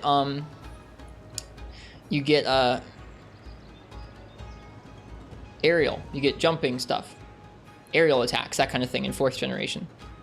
And then I think that obviously you get another really big shift from 5th generation onwards. From Generations Ultimate and 4 Ultimate to Monster Hunter World is a huge shift in terms of the combat design, in terms of how monsters animate, in terms of how weapons feel. So that's how I view it, is like they start off each era of Monster Hunter with kind of like a fresh start that changes a lot, whether it's, hey, this is our first Monster Hunter game, it's Monster Hunter 1, or hey, this is our 4th or 5th Monster Hunter game, this is Monster Hunter Tri, and it's got some big changes. It's got underwater, it's got exhaust, it's got a lot of new concepts for the weapons. And then, hey, this is Monster Hunter World, it's got like this big open world, it's got very fast, fluid combat, etc. Yeah, and I think over time they iterate on those ideas. And so you can already see that, in my opinion, from World to Rise. You can see them go, okay, here's this fast, fluid new combat. How do we make that work with Monster Hunter? And I think in this game you see them do that, where some of the monsters don't move quite as quickly in some ways as they did in Iceborne, but they also have more complex movesets and more guaranteed patterns that are there but hard to pick up on because of the moves, because of the animation's fluidity. Like you'll have some, sorry I hit the mic there, you'll have some movesets from Magnamalo that look similar but are actually different and lead to different patterns or lead to different guaranteed series of moves. And so I think that sort of moveset complexity combined with the fluidity of 5th gen animations is really compelling. I think that's really fun. So I think you already can see them taking some monsters from World and adding those sorts of things on to make the fights even better from where they were in World. And so that's what I'm excited about, is like, even though Monster Hunter World changed things a lot, some ways I like, some ways I didn't like in terms of the combat, seeing where they'll refine that to in a couple games is like really exciting. I don't know. That's how I feel about this game's like combat design and difficulty. Also, what are we doing listening to the frickin' Meowcenaries theme when we could be listening to this?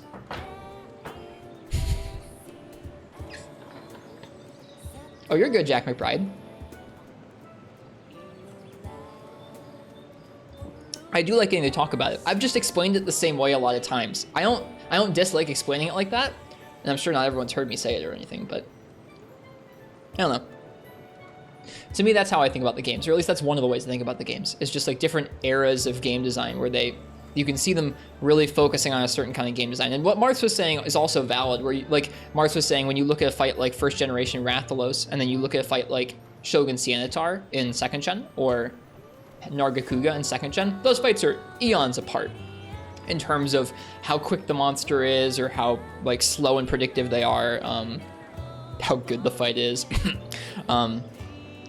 But in general, I think like there are obviously like different parts that like are along a big gradient of terms of like predictive and slow to like fast and reactive all along the series, but I think you can kind of widely divide it up into those different eras.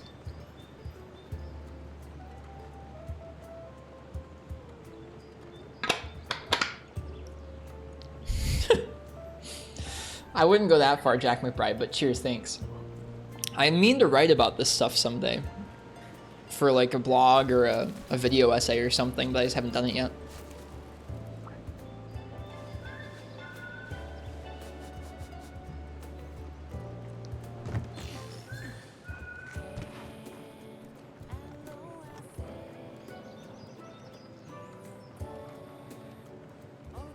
These new themes they added are so good. These are my favorites, I think,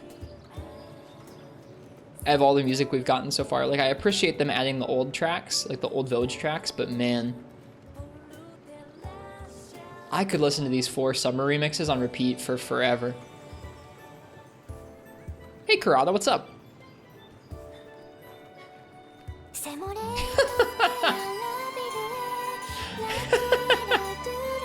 Thank you for the gift sub to Stream Elements, Kurata. They're set now. Now they can use our emotes. Thank you, Kurata. How you doing tonight?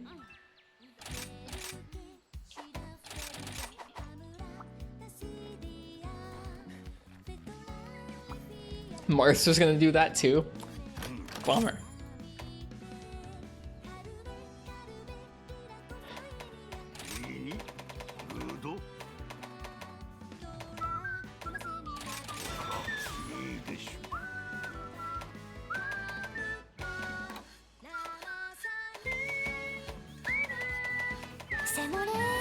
Oh, and Marth has Karada. Marth, thank you. Oi, thank you, Marths. You guys are very kind to me and others. Just finished work, nice. Finally glad it's done.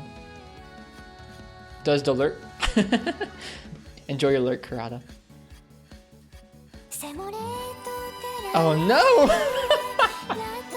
This is not what this is not what I was going for. Thank you guys. Oh my god. Crimson Gunner's going at it. I thought Karada did for a minute, but no, it's Crimson Gunner. Oh my god. Thank you guys. Enjoy the gift subs. Kaiser Wario. Dragon on Fire. Mad Cow Disease. Disorder. Castigar and Lloyd. Oh my gosh. To Nightbot? I don't even have Nightbot. Hey Parsec, how's it going? That's the beauty of it. No one has Nightbot anymore, but you're like, I'm gonna gift the sub to Nightbot. I was trying to see if we could get Soakbind boost on the Tigrex Glaive. Doesn't look like it. I like how I just think of Soakbind boost with Tigrex now because of Longsword.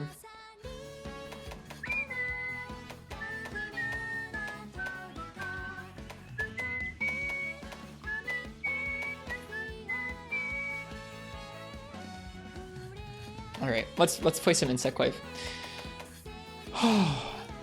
Y'all are nuts. What is this music? This is new DLC music, Uchi. This is what they added yesterday. These are summer remixes of the Kimura Village, the Guild, the Buddy Plaza, and the Dango song. It's super nice. I love them a lot.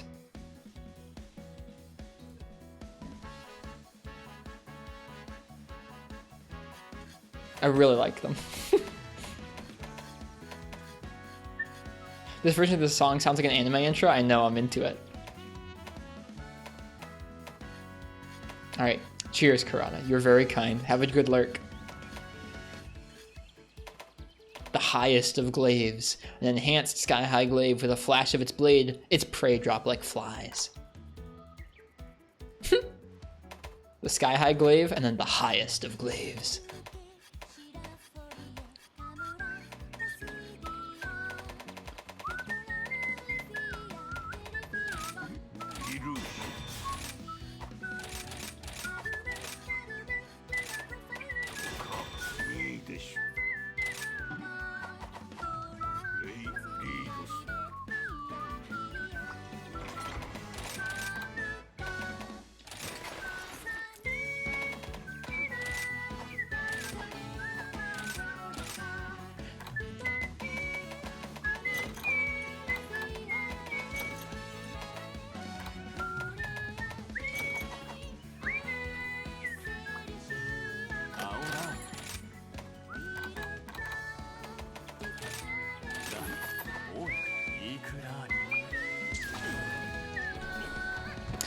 Need some more Neopteron parts to make that Dragon Glaive. We're gonna make a Dragon Glaive and then go after Narwa.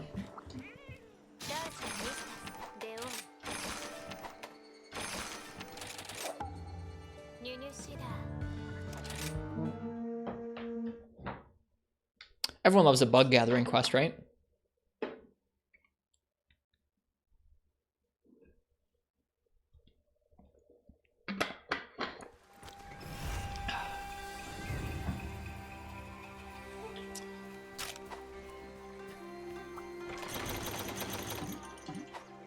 Hey Robert, how you doing tonight?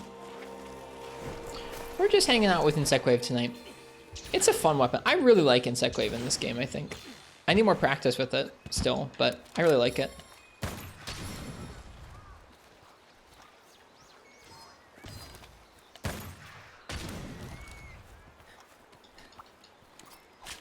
You're okay? Okay. Well, I hope your night continues to go all right. Or your day, I guess, suppose. Depending on where you're at in the world. Just monster broth. I guess that's fine. I think that counts. Where else can you find Banabra? Forget.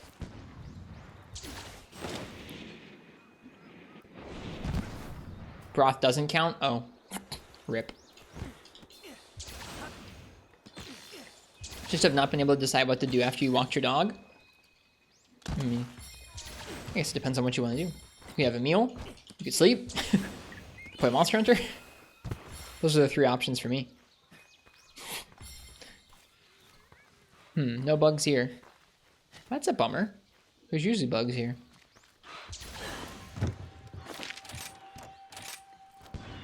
Hype train success. Thank you guys.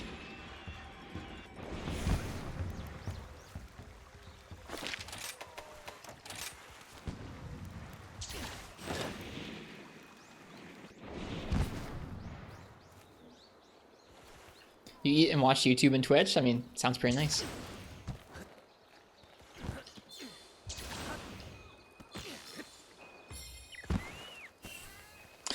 I watch a lot of YouTube still. I don't really end up watching that much Twitch, if I'm honest. I try and make the rounds and like say hello to some folks and like check out people who are streaming some of the older Monster Hunter games that I don't know. But I really don't end up watching that much Twitch. YouTube's easy to have on in the background. I find it a little more difficult to have Twitch streams on in the background.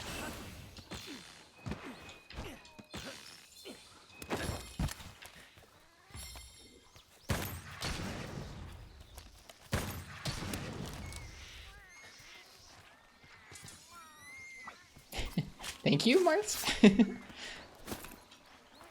There we go. That'll count towards the parts.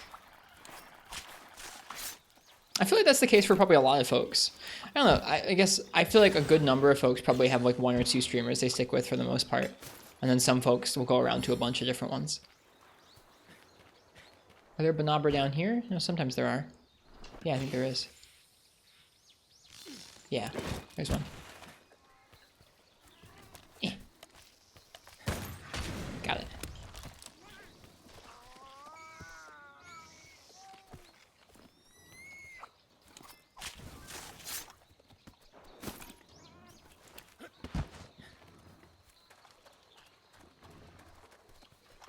Stinger doesn't count because it's low rank. Is that really true? Oh my goodness, we're just getting screwed.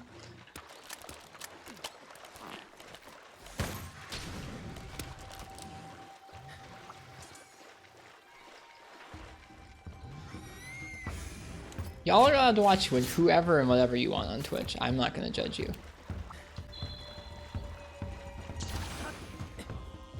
As long as it's not Dauntless, no. I don't care. I don't care what you watch. Makes me happy that folks around here usually seem to frequent lots of other Monster Hunter streamers. It's always nice to kind of hang out in somebody else's chat and see one or two friendly faces. You don't need my permission, Morts.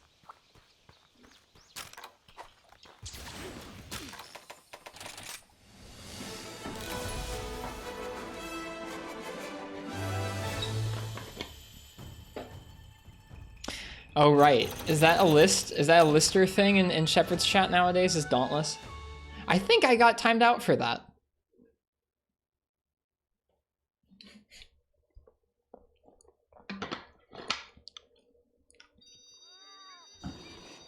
I'm pretty sure I got timed out for that.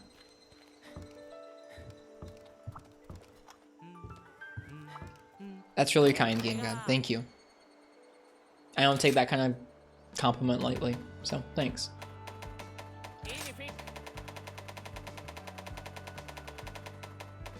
I'm really happy I get to do this. It feels like a big privilege. All right, let's go try it again. Let's go try and get more bugs.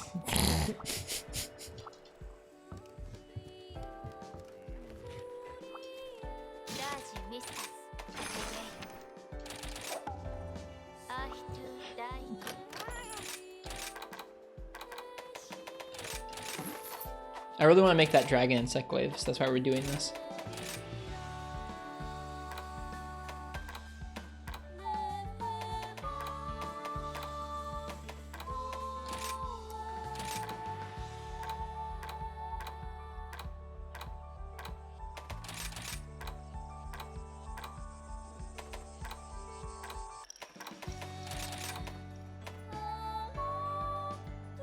Depending on outbreaks, Flood Forest can be good too. I've never tried going there for this. I probably should.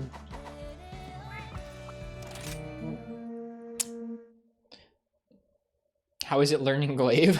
Right now we're just catching bugs. I don't know. I watched a little bit of Insect Wave earlier today online before playing this. I've been trying to do that. I've been trying to spend a little bit of time watching other people play the weapon that I'm going to try and like demonstrate or learn for the evening.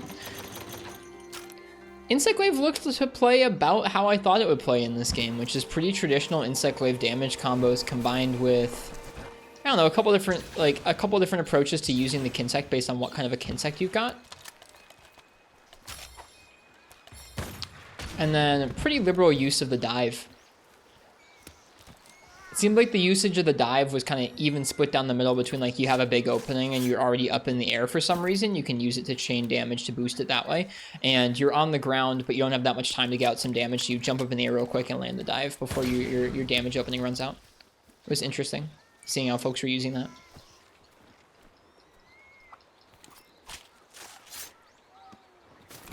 There we go. Hopefully the wing will count. Have you tried any of the switch skills that change the ground attacks? I have in the past. They're not my favorite. If you start Rise, what weapon would be a good start to learn the mechanics of the game? Any weapon is going to have decent use of the silk bind or of the wire bug movement like this. I always say hammer. I think hammer is just a good weapon to start off with in general in any of the Monster Hunter games because it doesn't change that much. You can always fall back on some old reliable combos and stuff like that. And hammer has some pretty neat stuff, pretty neat interactions with some of the some of its silk bind attacks interact really interestingly with charge levels and stuff like that. So I think so. I think that's what I would say is hammer, personally.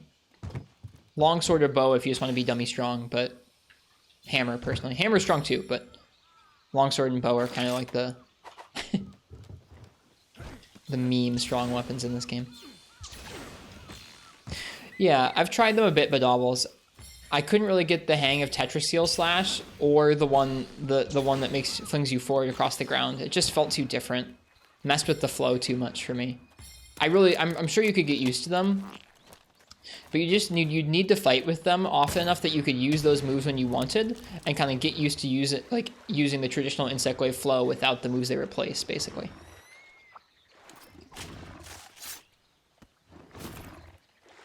Aw, cute bull fungo. I forgot what they were called.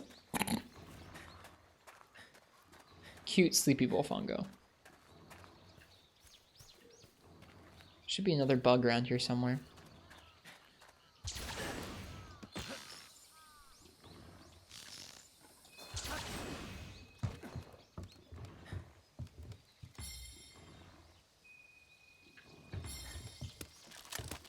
There it is.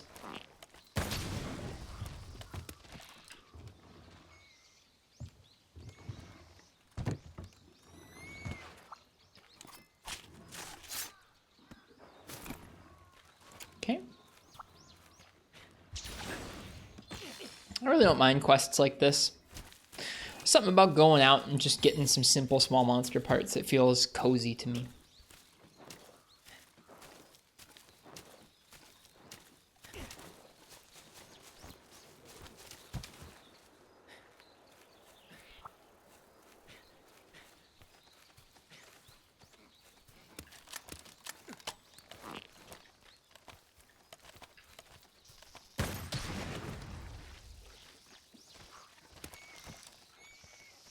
Do you think it'd be bad design to make a purposely unwieldy attack do more damage, as if that were the trade-off? Describe unwieldy.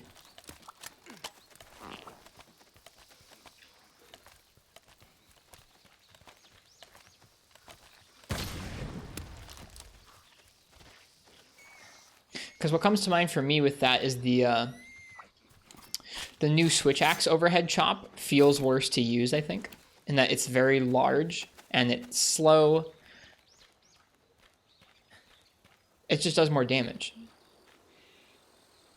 Imagine the switch axe skill that replaces the poke, but if it were bad, there'd be no reason to use it. I think it feels worse to me to use in terms of the flow of the weapon, Marths, but I think it's worthwhile because of the damage and reach and the follow-up options.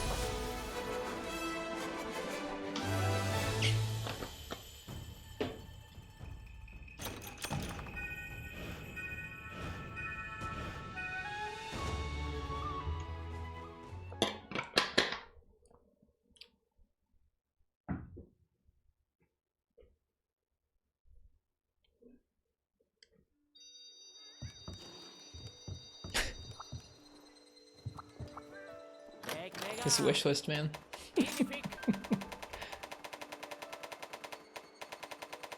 Yes.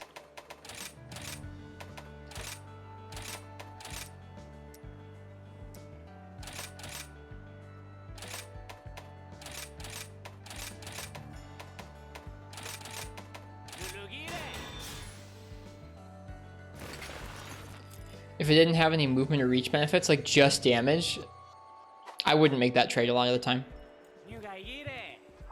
A lot of the time that would not fly for me, at least. Like if it was just more damage, but it felt awful to use, I don't know. And you had the option of sticking with the slightly less damage, but a little bit better feeling one, I would probably stick with the better feeling one.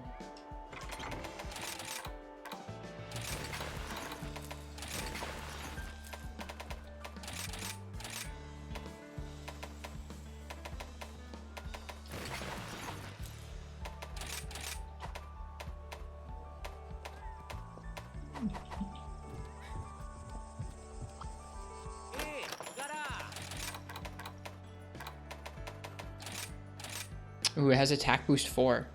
So it has attack boost 4, dragon boost 3, and silkbind boost.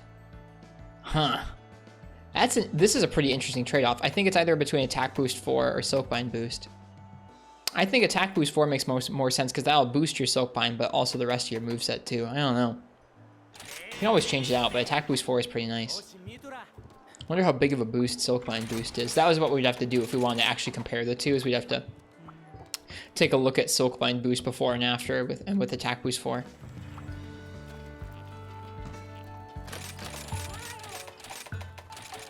Isn't attack boost 4 best?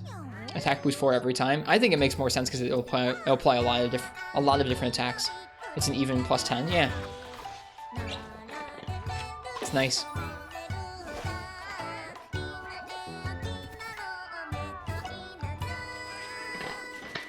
I was just about to ask how much Silkbind boosted it. Anyone know? I don't know.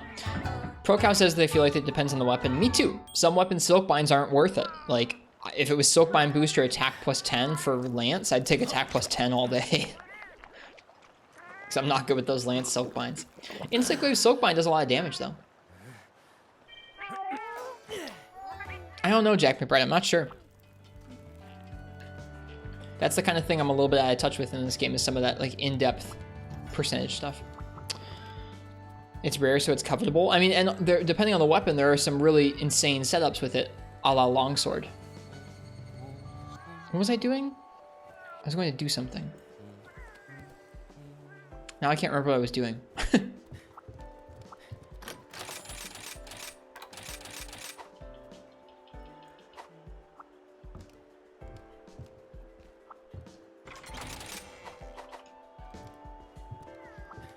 Oh, right, I was going to look at the Kinsects.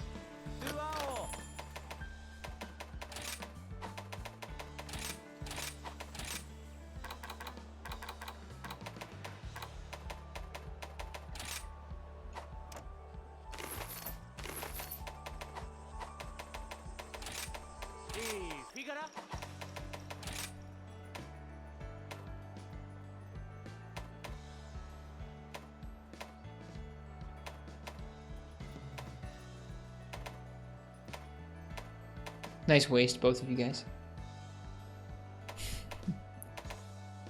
Look at all those waists, my goodness. Charge, chain attack, charge, chain attack.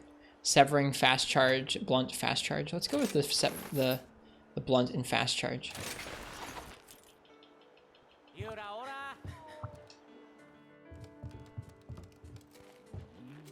Although for Narwa, the attack might actually work pretty well.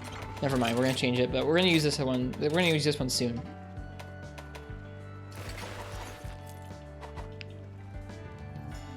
All right, Narwa time.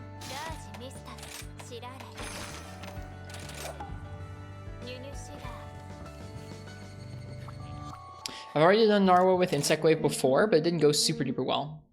Look at all this waste going on in chat.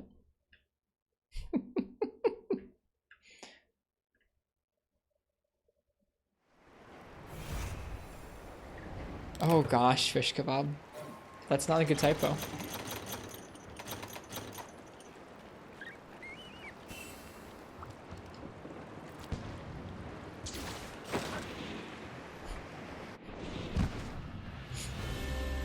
It's not a good typo.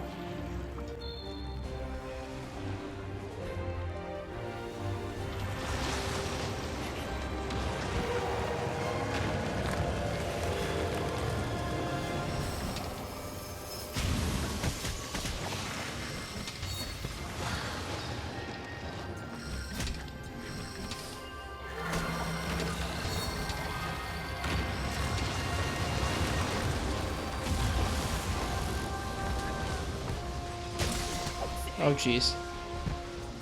There. Screw that up.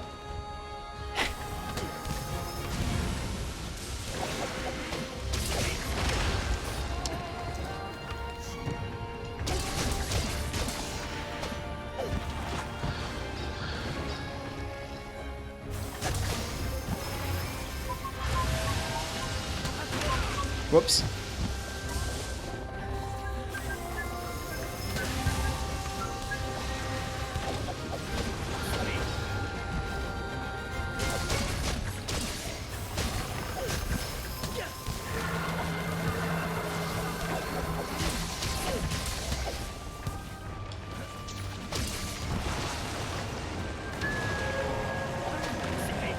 Whoops.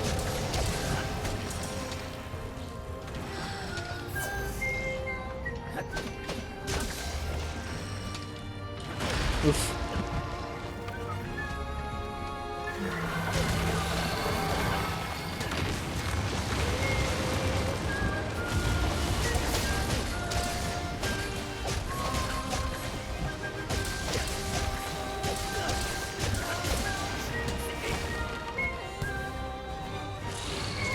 Whoops. Screwed that up too.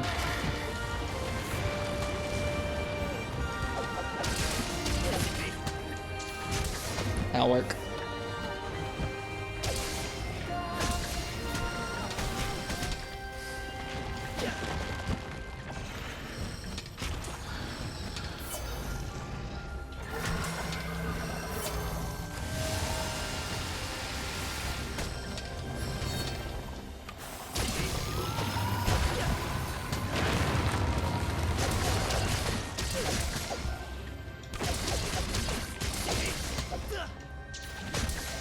That works.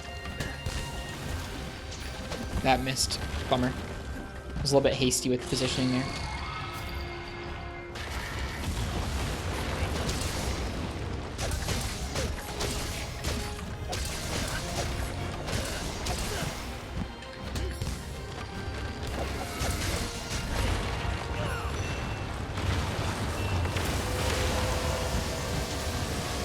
Oh god.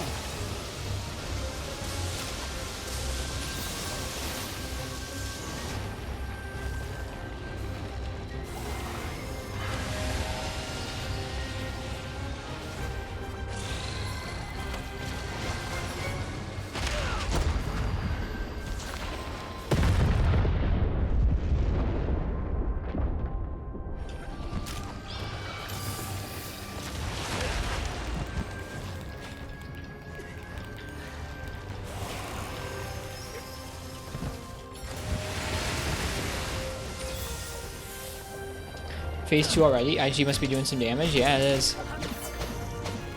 It's a strong dragon IG.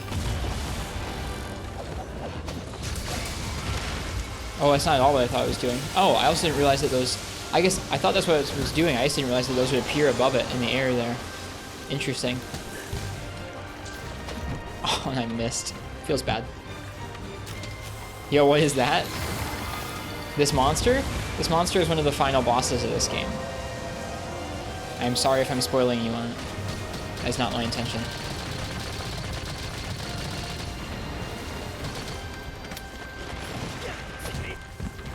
Ah! You can edit the quotes? I don't think you can.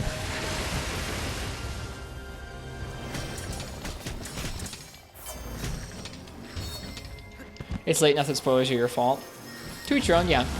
This is called Narwa.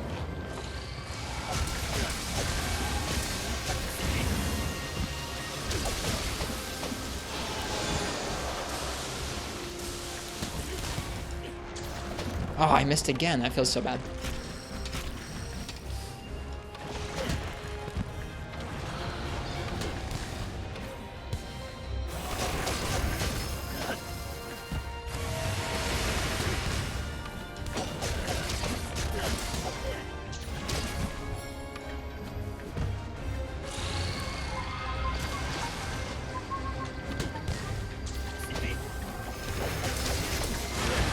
Ow.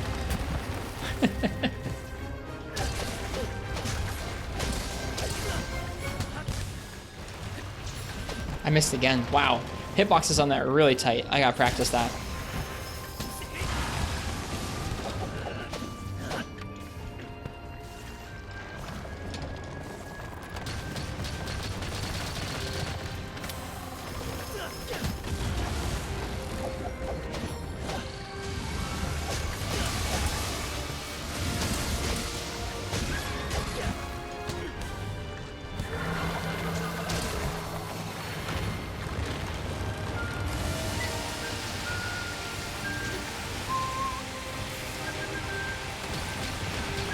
Cut tail, please.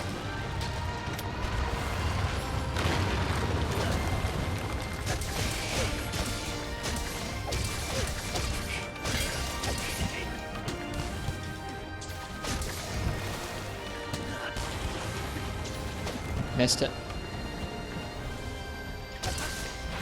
Yeah, believe me, I think I've tried Parsec, and I don't think there is a way to edit it, unfortunately.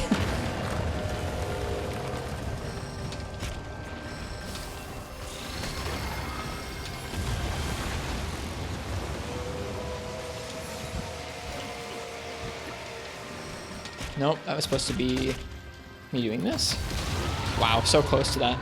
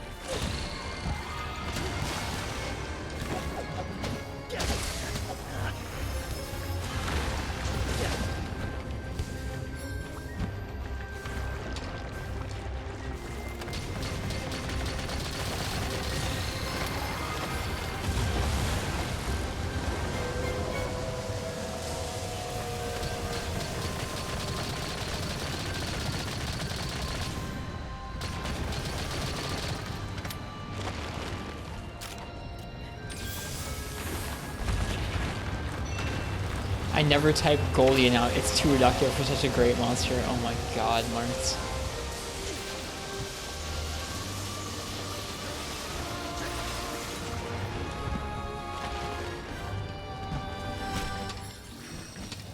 Or I should sharpen or something.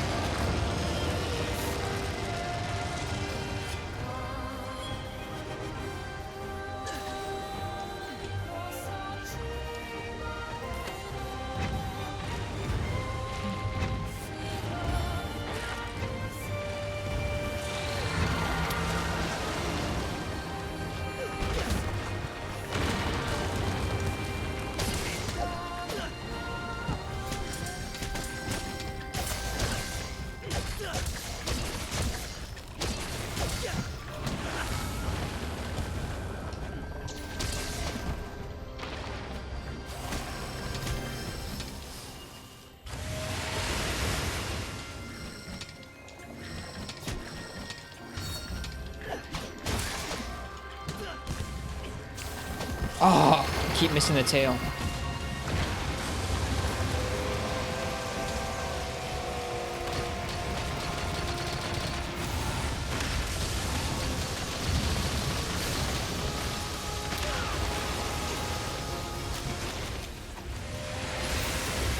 Quite strong IG, you might have to make that. Yeah, it's a good one. Narwa is pretty weak to Dragon. This thing's hitting pretty hard with Dragon. I don't know. We're doing okay.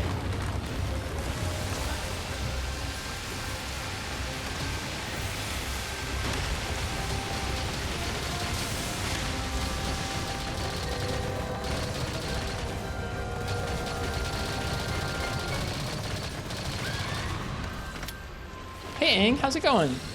Congrats on finishing Rise earlier.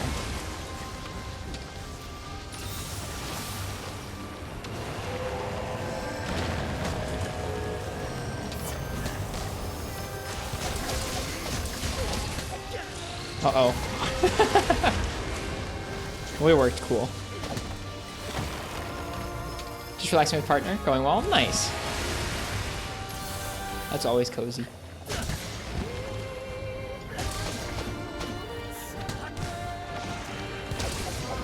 Oof.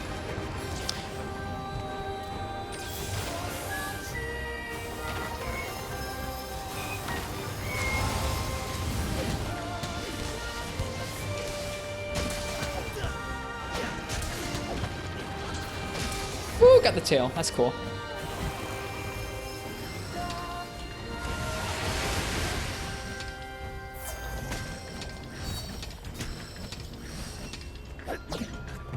Really like that downstab move. I'm getting used to it slowly and like the different ways you can use it, Aang, but I'm really enjoying myself with it, yeah. That's good.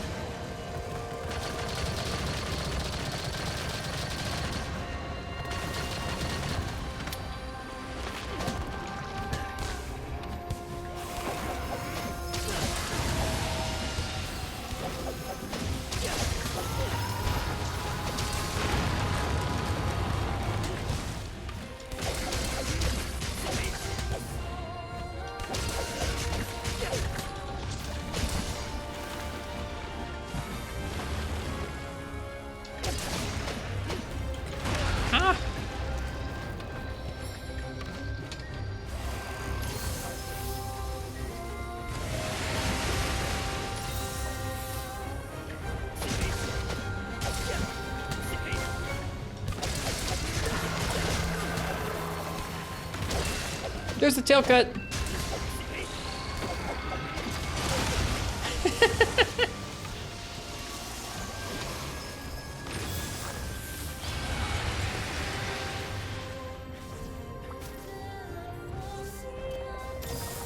Can't you do a follow-up move after it? After this down stab move? I don't know. Can you? If you can, I haven't found it yet.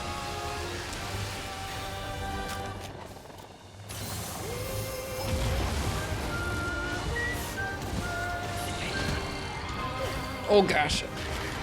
That tail move does so much damage.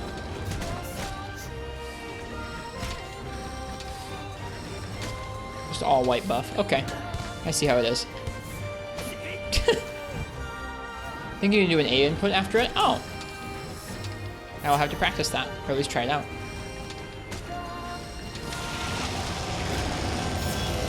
It's gonna die.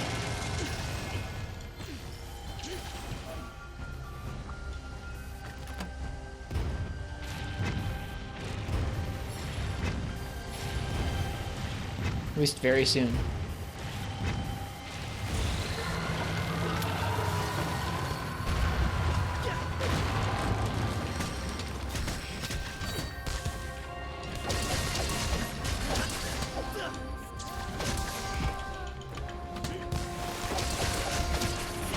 Whoops, that's not what I meant to do.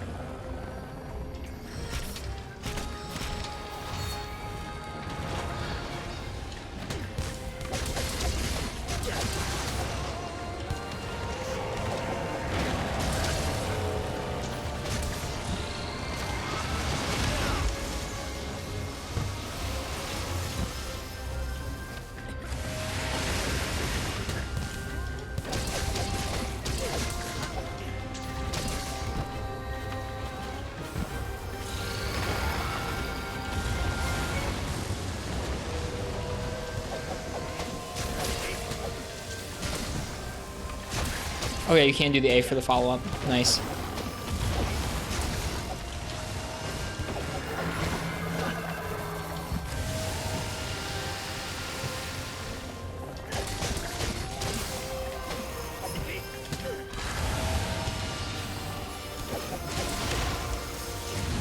Oof, dead. That's too bad. Shouldn't have wirefalled. There's so many occasions where I was shouldn't have them.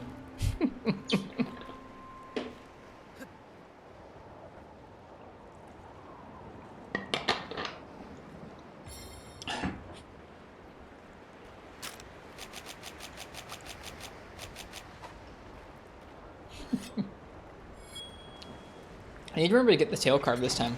I cut its tail before and just forgot to carve. Quote 21 is truly iconic. Agreed. Is that layered slag top? It is, yeah. All of this is layered. Some of it's new stuff they added with yesterday's update, the floral pants and stuff, and then the hood is slag top. I'm a big fan of slag top.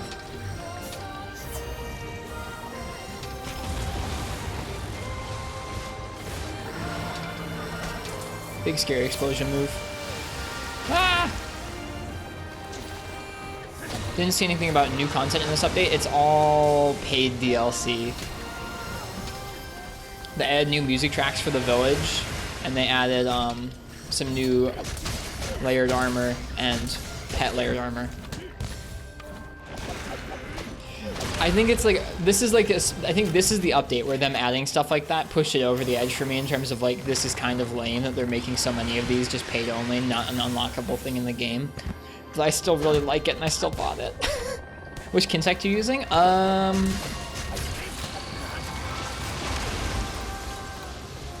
Bull Shroud.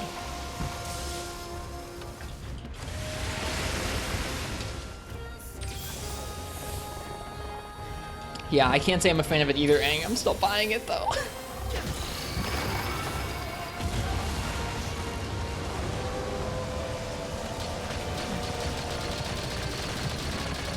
Riss is a whale, I am. This is my only video game.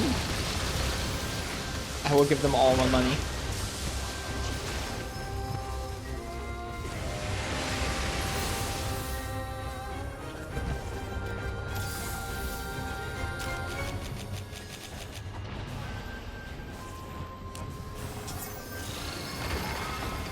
Again?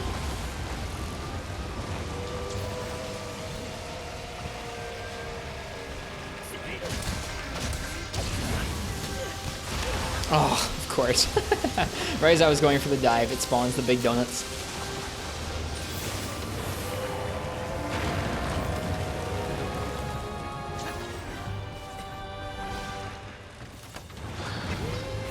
That's it. There we go. I wouldn't say that, Jay Novice.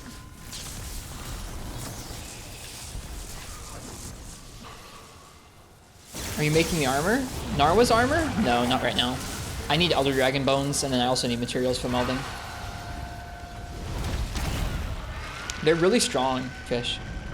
Hey, IRB Good, you're welcome. 11 hours is really gnarly sounding. Wow. Good job on finishing your long shift. All right, where's that tail? There's the tail. I earned it. Really didn't do much melding compared to most people. I'm doing it in the background as I'm farming other gear and kind of hoping for nice talismans. I'm not really relying on it. I think you can still make busted strong sets with almost any talismans, honestly.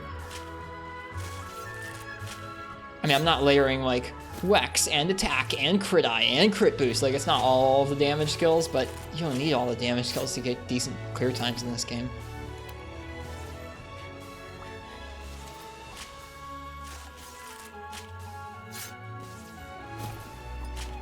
Oh, there's 2 carves on the tail. Yo, we should have been going for the tail more often. That's nice.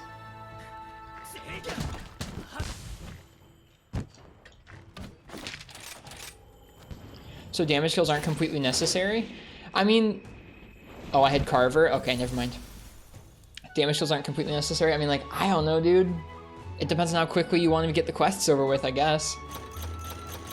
To me, the things fall over and die, like... I don't know, things beat me up a lot because I haven't upgraded my armor, but to me, things have like low enough HP where like if you don't run 100% damage skills, you'll be in a good spot where like, I think most things take me about 20 minutes to clear in this game. If I'm going really fast, then maybe like 15 or close to 10, but I don't know, I think 15 to 20 minutes is kind of a sweet spot for high rank monster clears for me, so I'm pretty happy with it and I'm not running all the damage skills. If I had complete endgame gear and I had all the damage skills, I think I'd be doing things a little bit too quickly for my liking. So I'm okay with where I'm at right now. I'm sure some of the endgame hunts, like some of the apexes, will require more damage than where we're at right now. Yeah, 4U is a different story, especially if you're doing some of those 140 guild quests. You need that damage, man. Those things get huge HP mods. I think you only had 2 core damage skills for the last quest you did, and everything else is based on keeping you alive and making your weapon more comfy. Yeah. We got no Elder Dragon Bones from that quest, which is a bummer. Oh well. IG felt good. What happened to me in that quest is how it usually goes for me in that quest, where I'm able to speed through the first phase or 2, and then phase 3 slows me down a lot because it just keeps buffering out giant moves. I need to get a lot better about dealing with those giant moves and just hitting its head once or twice, honestly. All right, what next? What are we going for? Where's some glaives we can make? I want to make some glaives. What do we need? We need a Wyvern Gem, okay. What else do we need? We need Elder Dragon Bones, okay. What else can we make?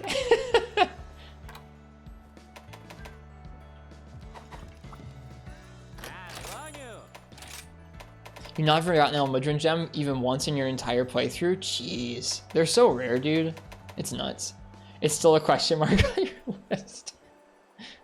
Been trying to speedrun Narwa with IG for a week and can't get lower than 545. That sounds pretty fast to me, dude.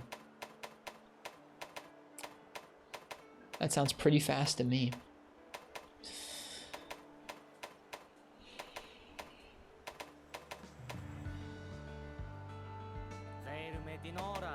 This thing would also be good to make. We need some Banabra Carapace for it, so we can go farm some more bugs if we wanted to make this fire version of that insect glaive.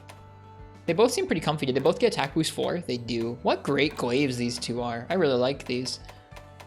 The ice and paralysis ones are okay, but they don't get as many upgrades for whatever reason. I guess actually the white one still gets attack boost 4, but it starts off a little weaker. Just felt like making that one a little worse, I guess. We could do some Magnamalo. I wouldn't mind Magnamalo. Give me an excuse to use the Mizutsune glaive we just made. or the watercolor glaive. Probably the Mizu one. Silk Bind boost with the down stab, yeah. Seems like it would make it quite strong, huh? All right, I'm gonna use the bathroom. When I come back, we're gonna go ahead and do a Magnum Malo with glaive. What's your HR now? Good evening, by the way. Hello, Shallow Childs. It's capped at 20 until I do Camelios, but we've been grinding now. We did our first Narwa about a week or a week and a half ago, explicitly to uncap our HR. I was under the impression that even, like, as long as we are on update 2.0, it didn't matter if you'd done Narwa, you were still getting HR. That's not the case. Once you do Narwa, that's when you start grinding HR. Even if you cap it again, like with this Urgent, with Camelios at 20, you're still gaining it. So that was the goal. Might be a better idea to hold off on grinding some of the end tree upgrades that all take Dragon Bones until you're fighting the other elders. Otherwise, you'll be grinding Narwa for days. Maybe that's a good idea. Maybe that's a good idea. Aw, that sucks, Anning. I hope I don't run into that. That'd be a bummer. All right, I'm gonna use the bathroom. I'll be right back. Enjoy the cozy music. Let me go down here so you guys can hear the actual vocals. The vocals are good.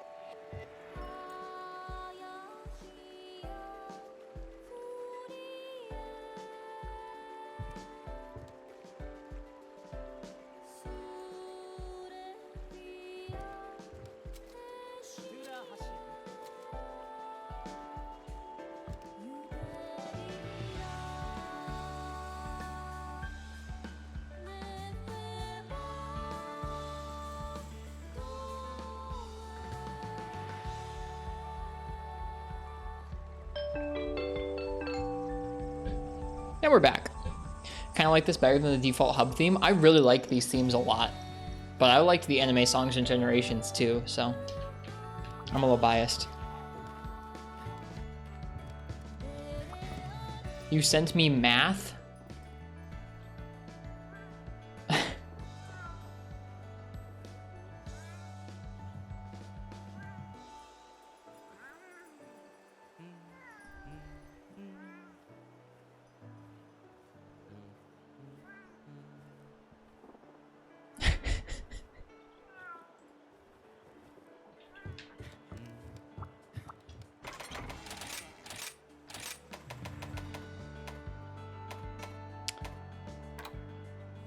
Yo, is this brush glaive better than the Mizu one? I think it is right now. The Mizu one might get better later on, but I think at this point, the brush glaive is better. Which is kind of hilarious.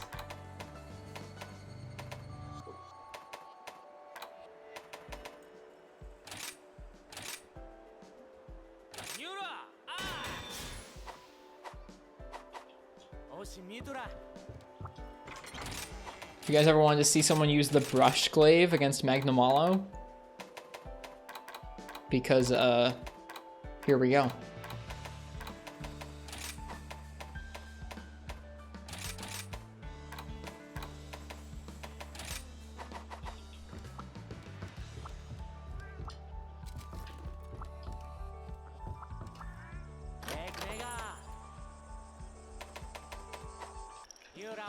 Don't think you've seen anybody use this period. It's legit better than the Mizu glaive is for us right now. I can't upgrade to the next, like I can't even see the next Mizu upgrade.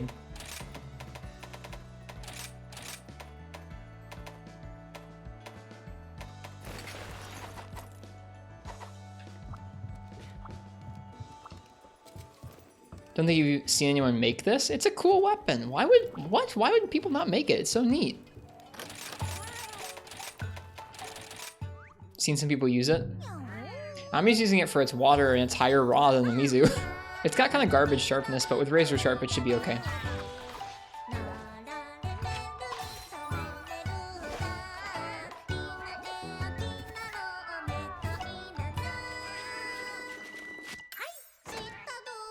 I figured you would have made it, Crystal, yeah.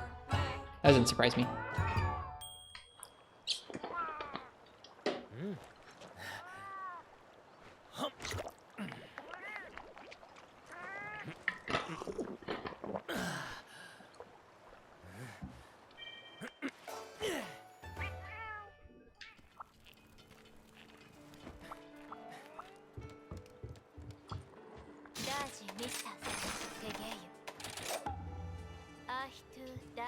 Whoops.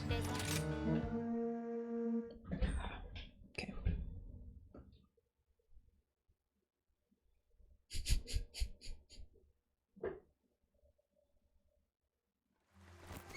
Just looking over and seeing this waste 100k points over and over in the chat there. So goofy.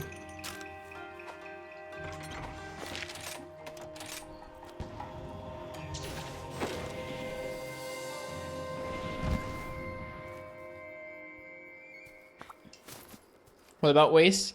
I'm just looking at like the activity log and I can see all those people using the whole waste points command there. It's goofy.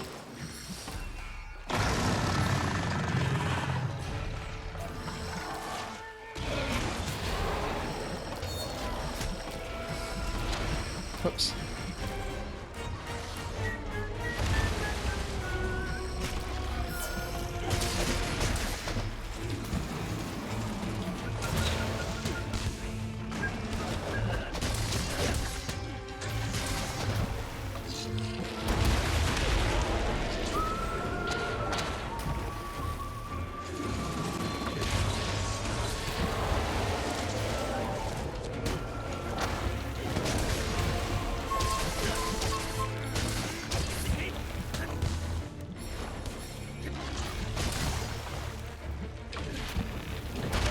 Ouch.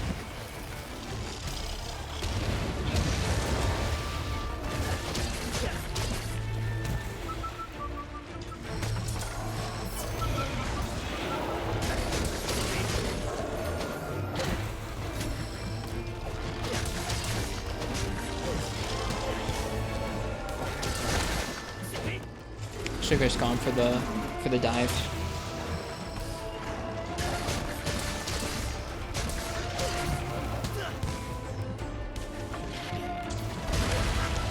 And poor trade.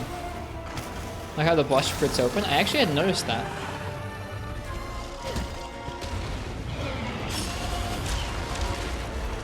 Oh, it does when you're shooting the Kinsect. That's neat.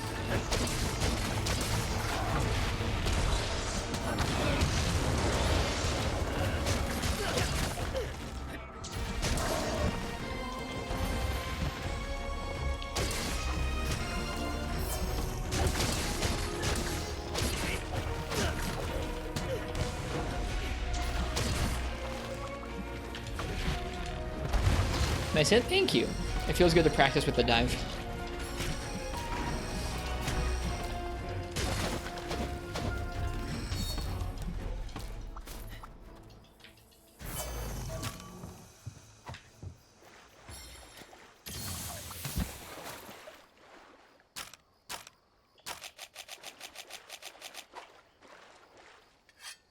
glaive is cool. I like this glaive. For some reason it fits, I think, with this Slagtoth hooded weirdo set. Slagtoth pajama painter man.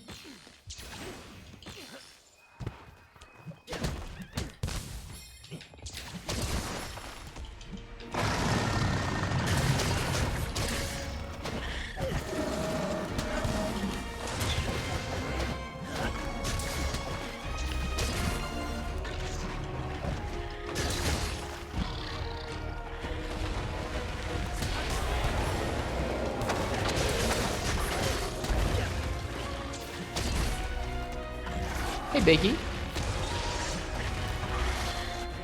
We should, Aang, you're right. I'll do that later tonight.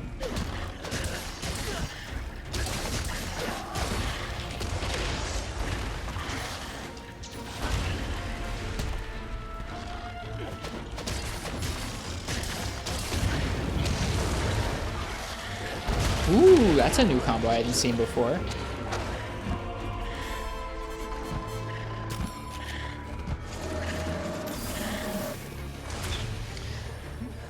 There's a new event quest out tonight. Adds leather pants that we haven't done. We should probably do that one. There's some paid DLC you can get for new village remix themes and some new layered armor.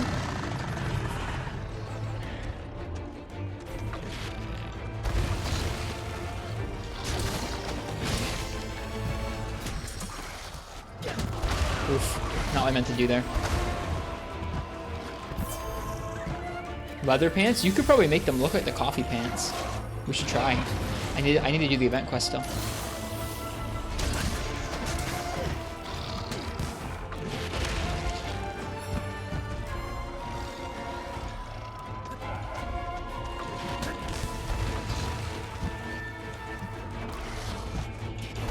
Oh, it's supposed to be a regular roll. Terrifying.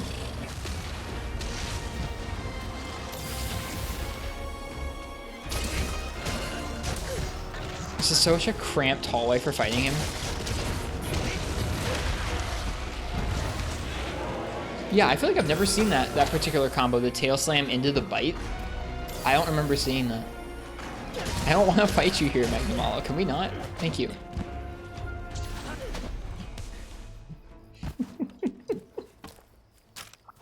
He does have a lot of new stuff in HR. He does, yeah. It's fun that we're still encountering combos that I'm like, oh, that's new. I hadn't differentiated that particular combo.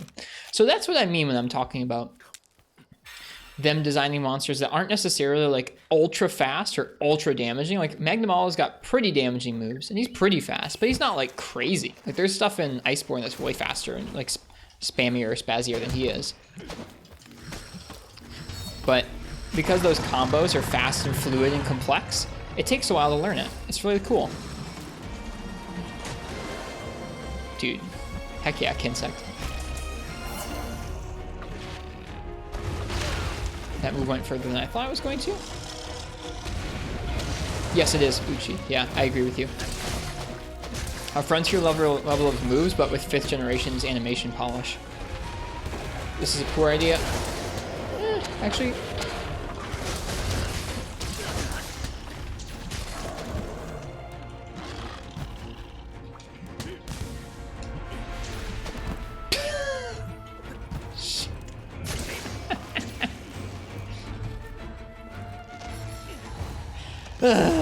feels good, man.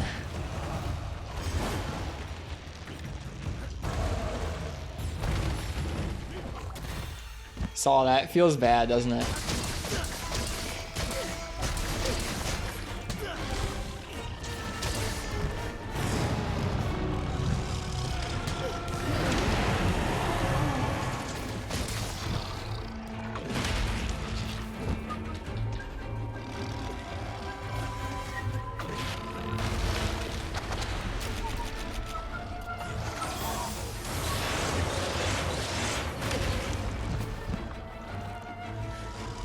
I bet the patterns on that move are the same every time. I just need to practice them.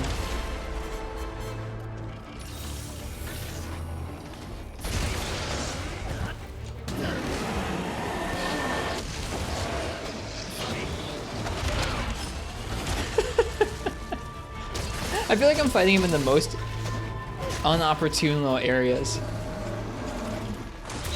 I don't know why it feels like that, it just does.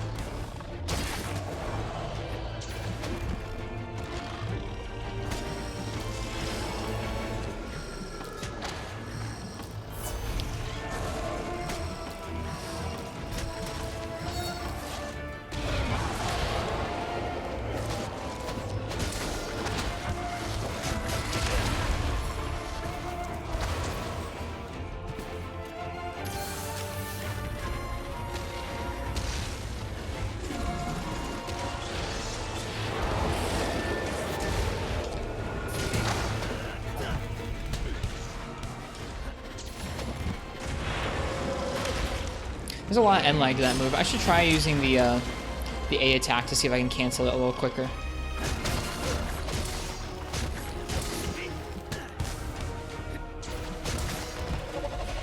Hello, Aknasam.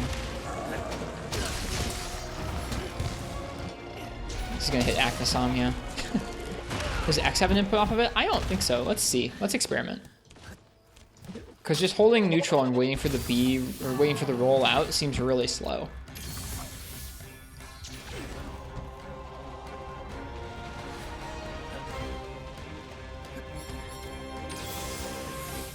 Let's see.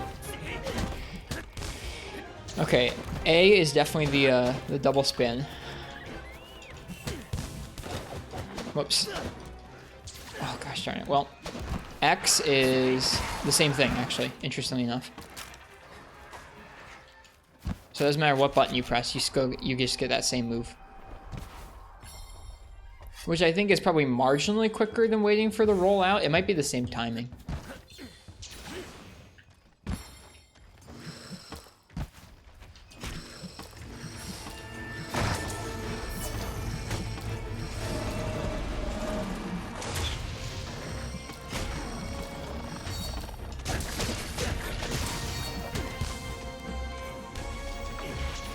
Too early.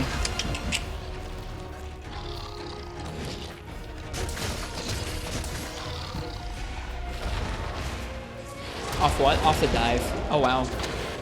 That carried.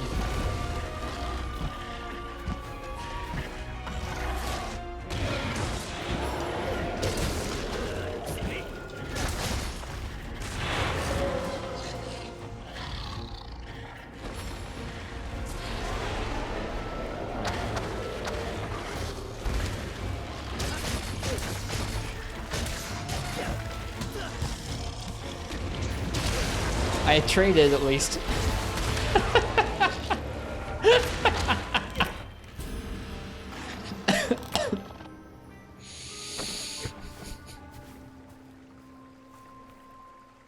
Good night, Robert. Dude, he got us so hard with that. We traded, but he definitely was the victor there. Oh yeah, you're right. You can't recall Kinsect to you can recall your Kinsect to get out of that extra quick.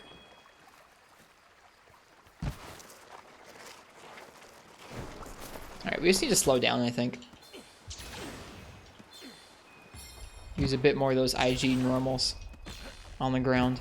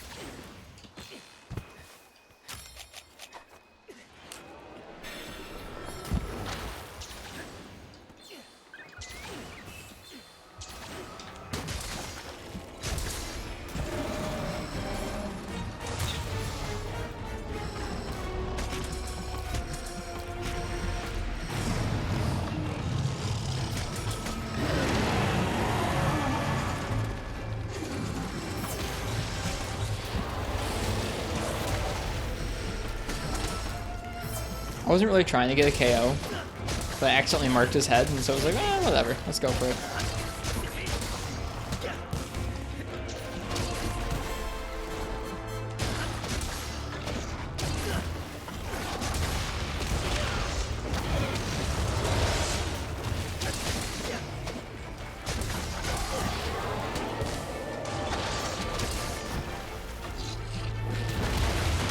I need to practice recalling the Kinsect after that move because I keep getting stuck in it and it's bad.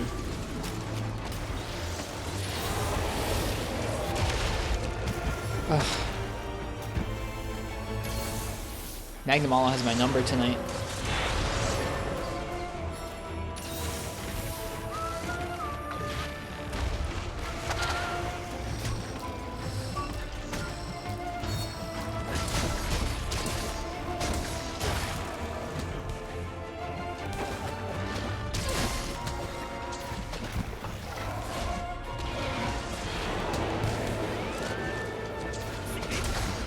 Aww.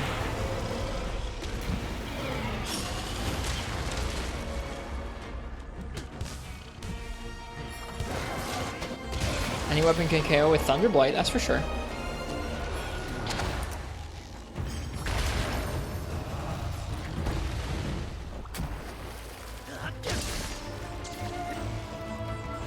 I want to redo this hunt. Like, I'll still probably try and finish this one, but I want to redo it.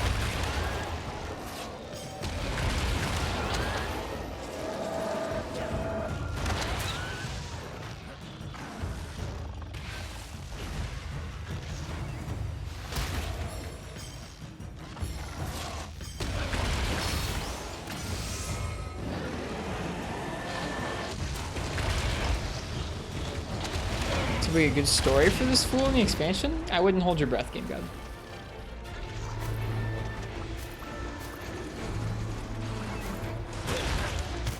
Ow. I was picking up shinies, Magnamala. Can't you see I'm busy?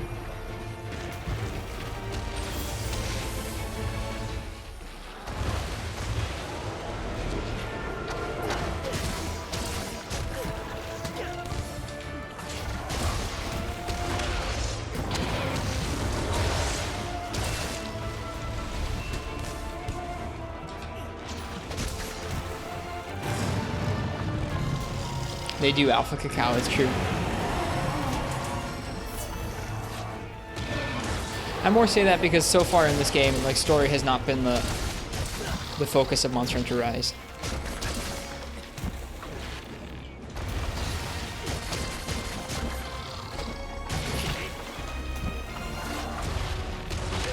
Oof. I should heal before I die.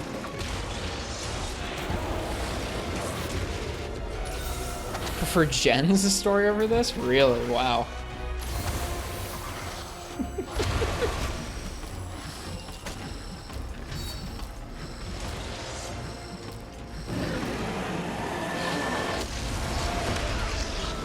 That wasn't even close to me. I resent that hitbox.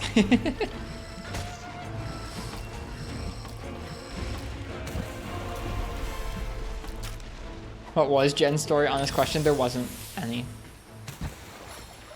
There are 4 flagship monsters. You must help the 4 different villages. That is the story.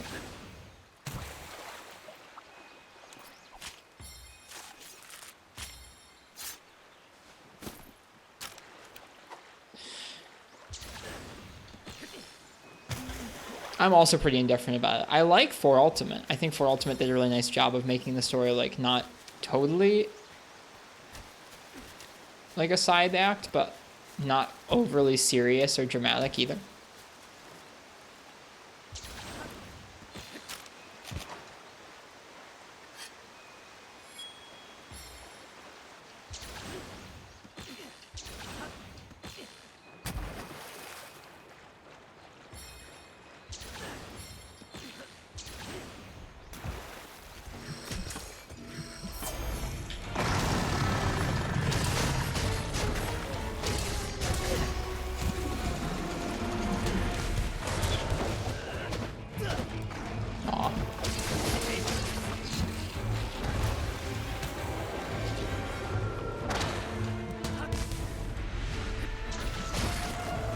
There it is.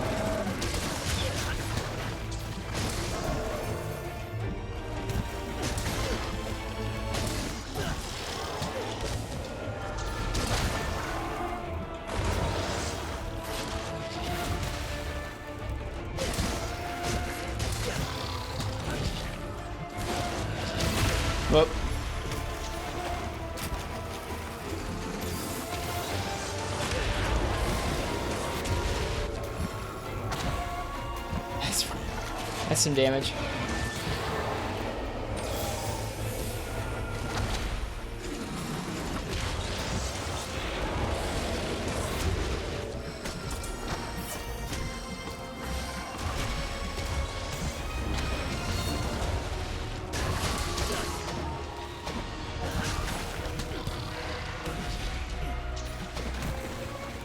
Sad.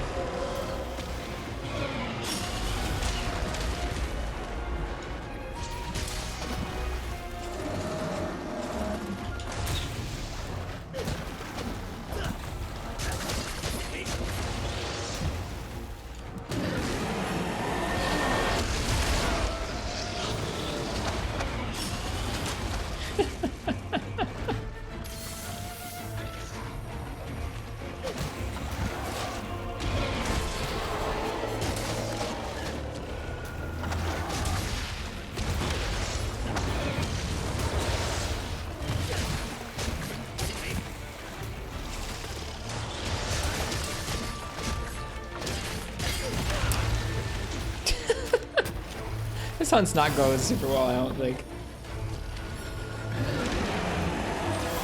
I think we should try this again with Narga IG and see what happens. Not that the IG is the issue here, just like I think it'd be interesting to try out this water insect wave versus a crit one.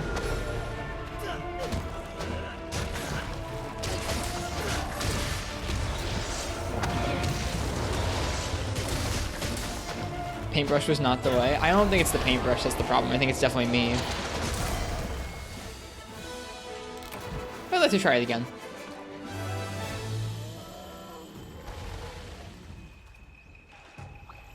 Still a fun way to kill a monster.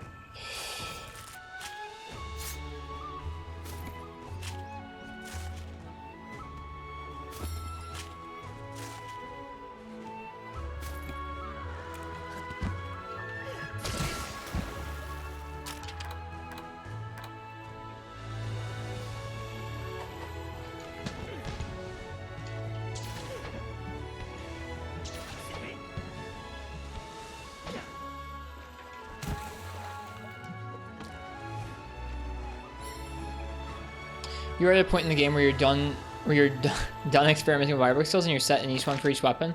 No, there are some that I'm more apt to experiment with than others. Like I've tried some of the dual blades ones. I don't like them. I've tried some of the insect wave ones. I don't really like them that much outside of the dive.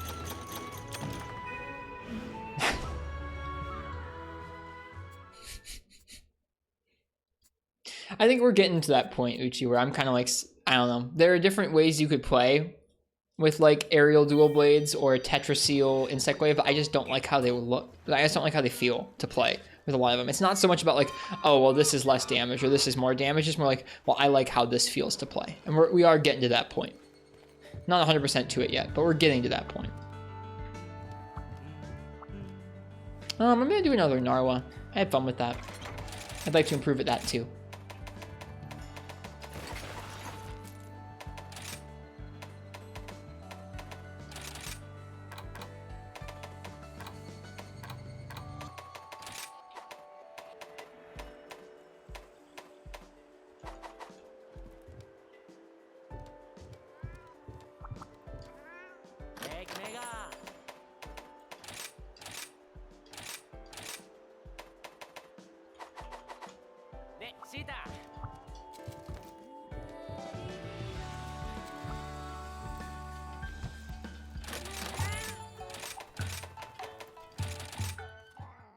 Hello, Sparkle Wolfie.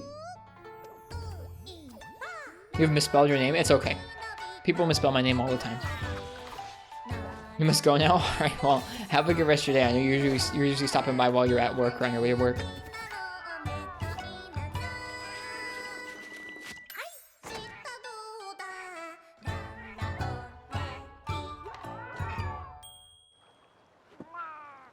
Got too excited. You're all good. Draconic Stormy X, welcome. I hope you're doing well tonight.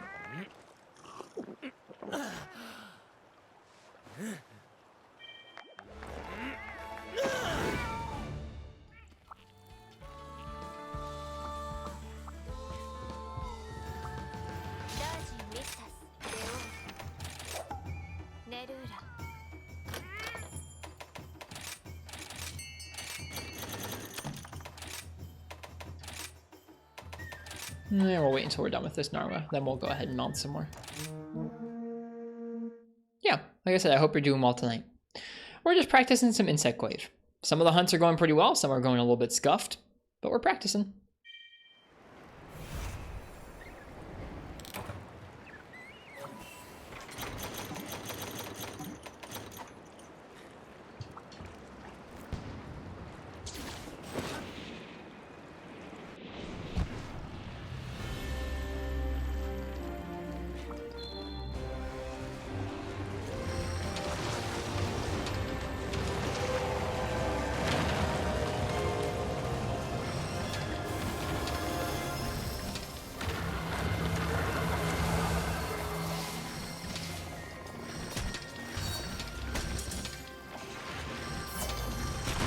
Whoops.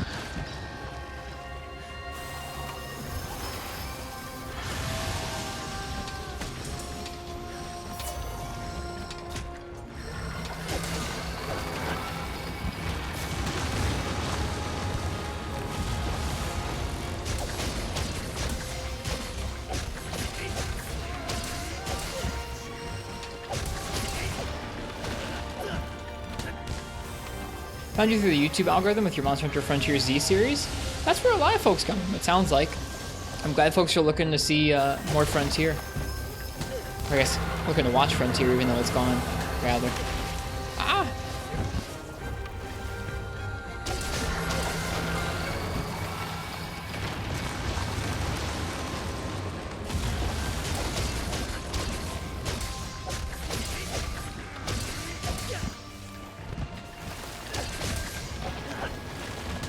But thanks for coming over and checking out the Scream.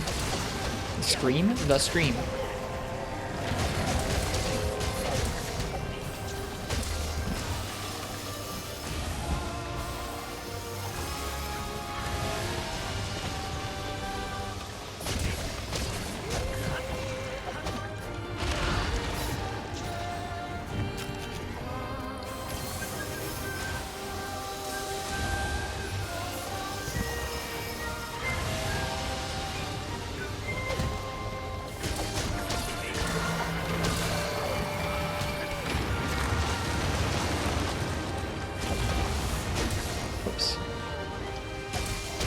Whoops. No, I'm not trying to jump. I'm trying to recall the Kinsect.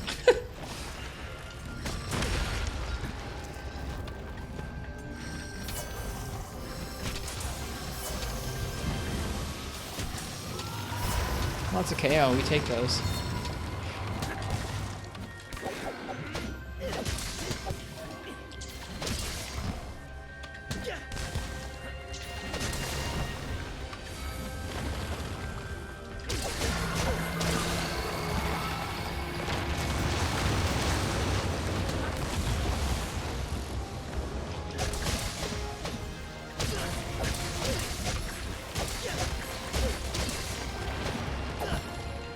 Disapprove of what?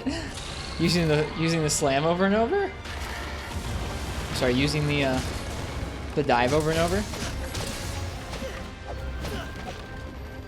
Oh, that's so weird when people say it's a pregnant belly. I don't know. I don't know the whole story with Ibushi and Narwa yet, so I don't really know what's going on, but it's weird when folks say that.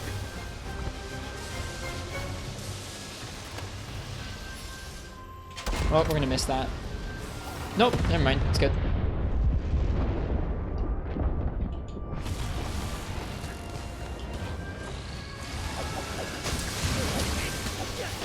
Yeah, I was gonna say that's gonna get us. Oh, I dove right into it. Ah!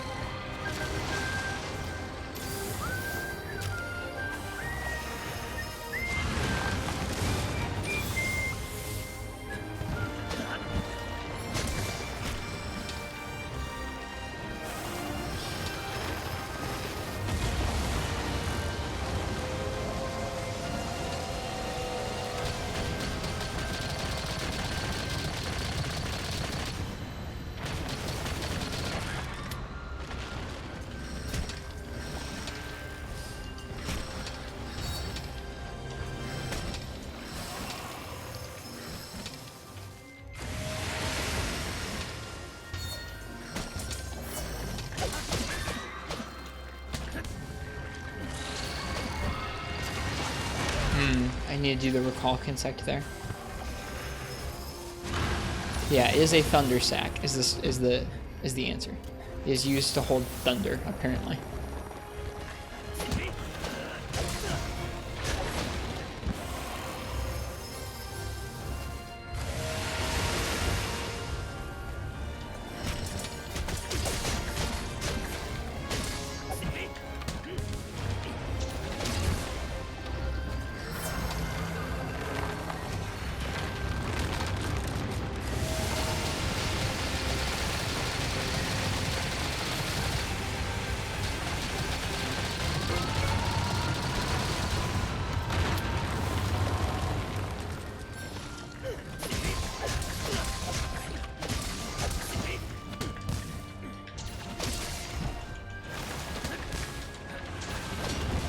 The back there.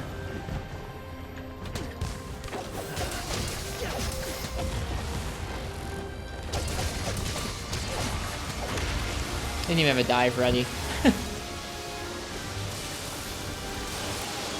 Donuts.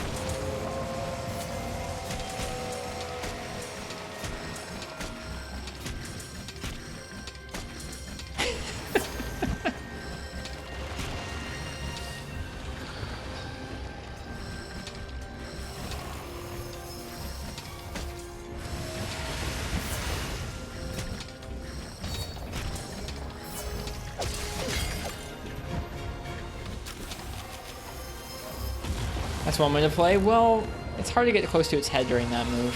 Same with this move, honestly.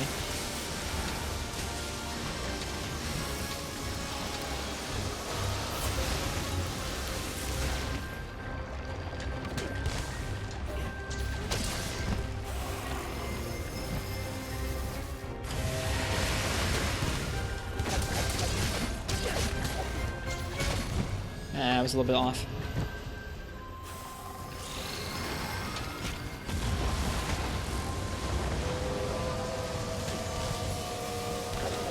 Yeah.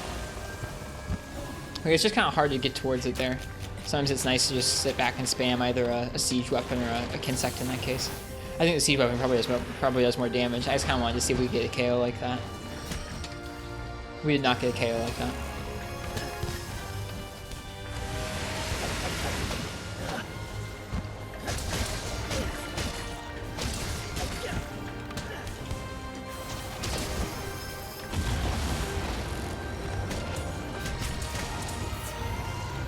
We got KO like that, though.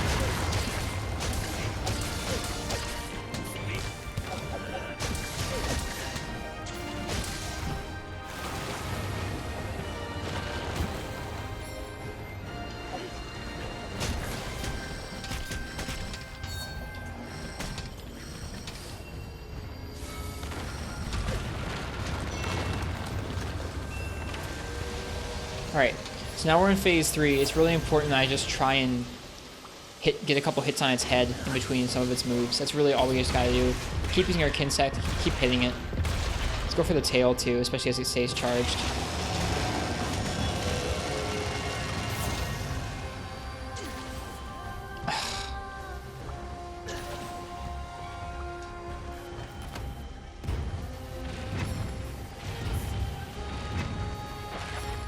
Heartbroken, feels good.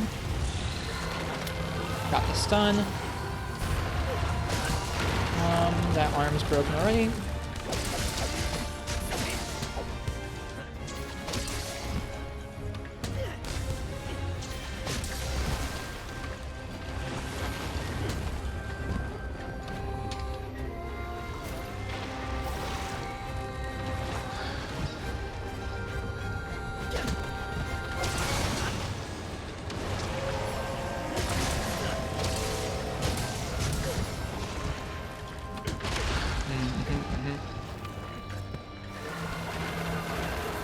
we doing here? This is gonna be that move. Let's try and get up there.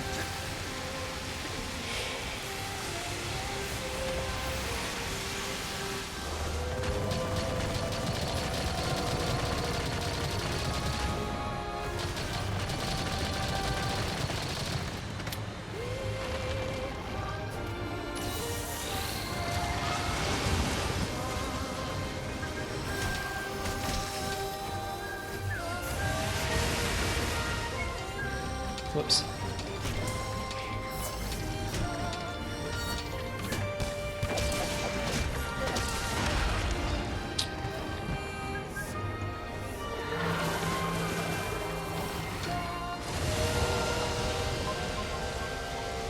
Ah, so close. I didn't bring any potions. I just realized I didn't refill. Oh, well, this turned into a different type of hunt just now, didn't it?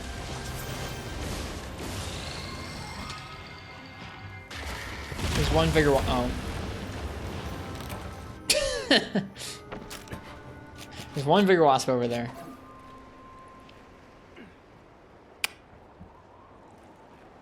Nicely timed. Oh, very.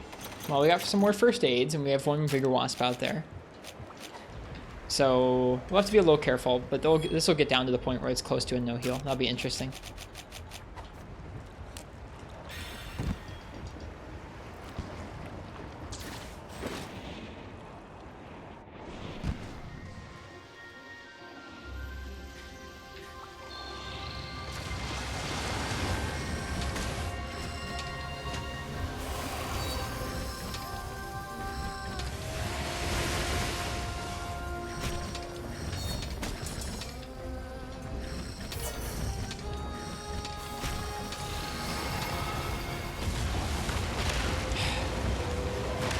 Oh my god, game.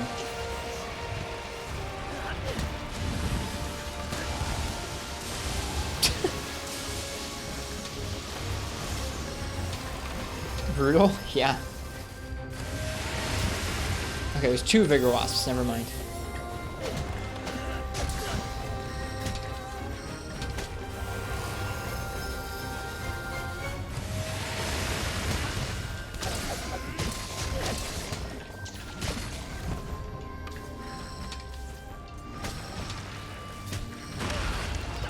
Never see that one coming. I'm not gonna hit the popo for charge. Only mean people hit popo for charge. Are you eating a popo? No. You leave my popo alone.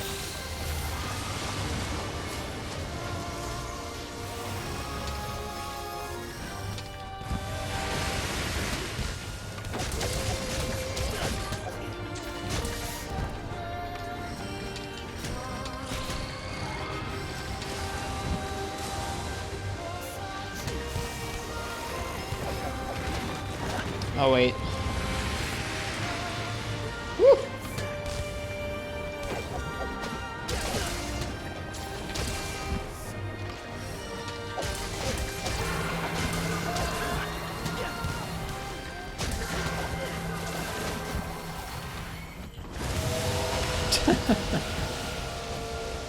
They really went and made a bullet hell fight in Monster Hunter, didn't they? It feels that way as the phases wear on, doesn't it?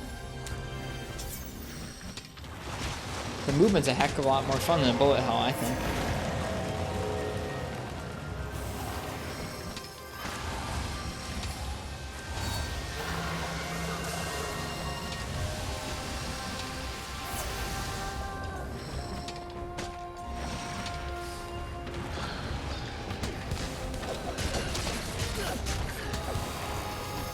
Oh boy. Woo!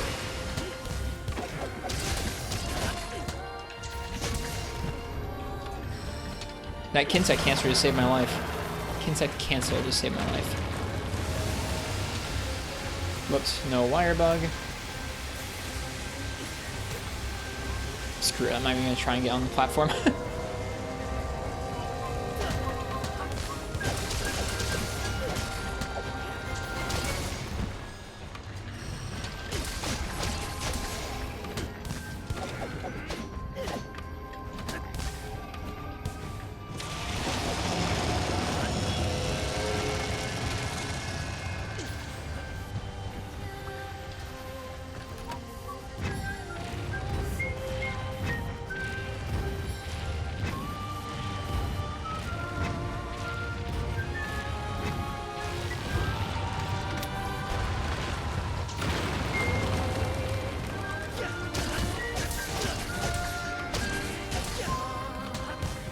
No!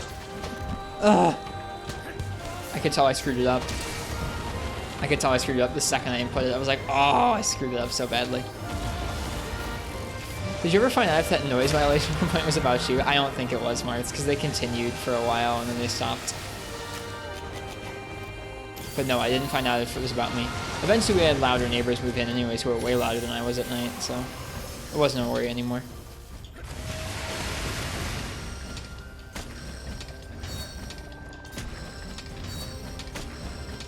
Oh my god, orange buff for days.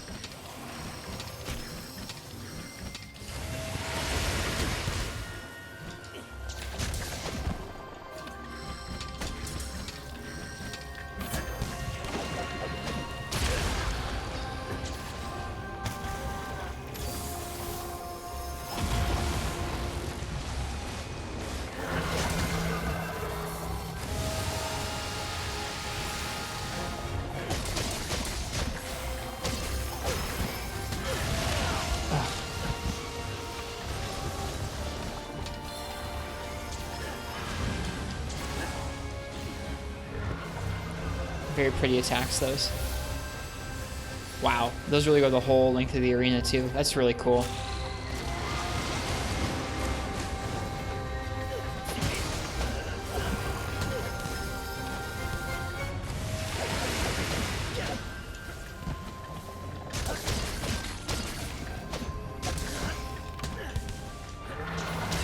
Woo! That tail cut felt good.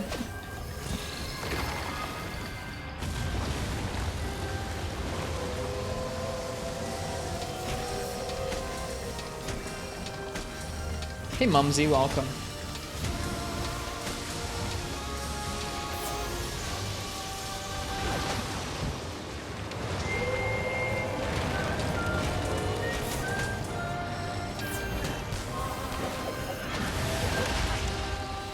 Ow.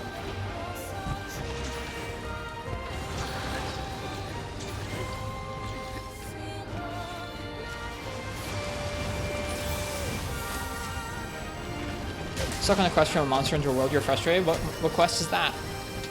I'm sorry you're feeling frustrated. Ow. Oh gosh, the damage. No health. No potions. Trying to kill Diabolo, but that's too difficult to kill. Is that Diablos? They can be pretty tricky. They're digging and jumping out of the sand pits. Or is that... I forget who Diabolo is. I think it'd be Diablos.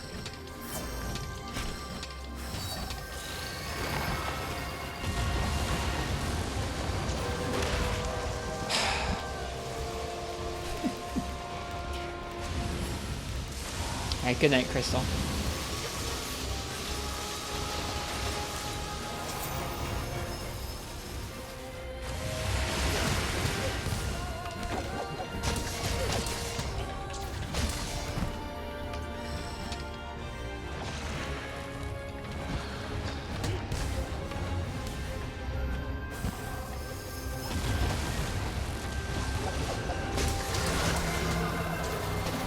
Oh, shoot.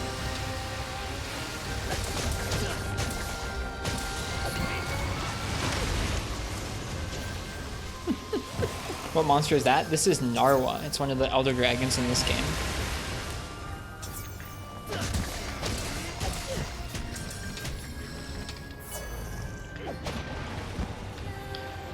I forgot to restock potions before coming on this fight, so I'm in kind of a rough spot. Although it usually dies to these cannons here, so we'll see if it dies here. Yep, here it is.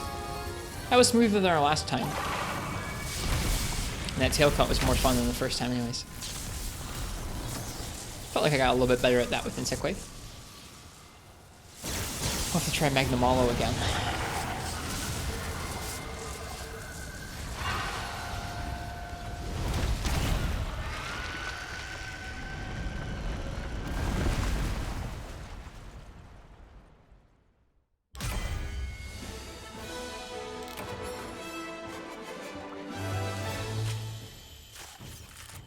It's okay, Mumsy. Everything has a different kind of challenge to it. Even if you feel like you're more comfortable with some of the other monsters in World, Every monster is going to move a little differently and pose different challenges. This one's really weird and it has a bunch of projectiles, but Diablos is difficult too sometimes.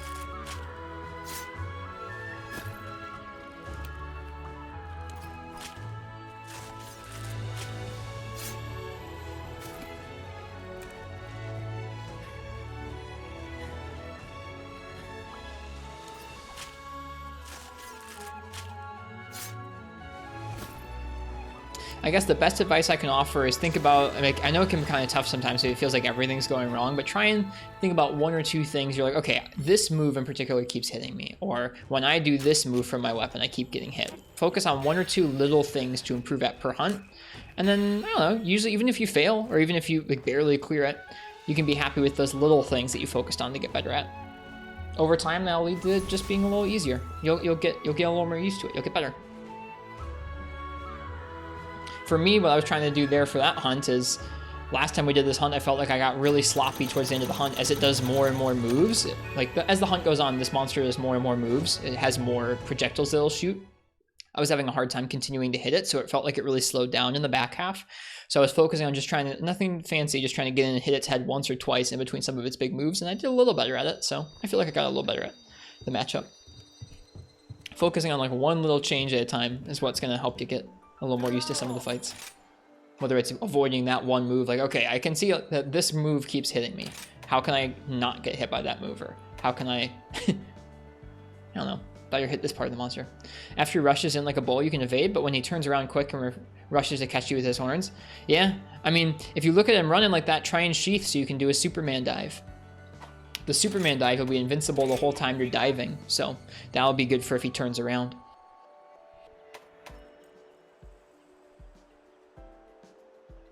Alright, so that was an Elder Dragon bone, which we needed for, I think, the Diablo's Glaive?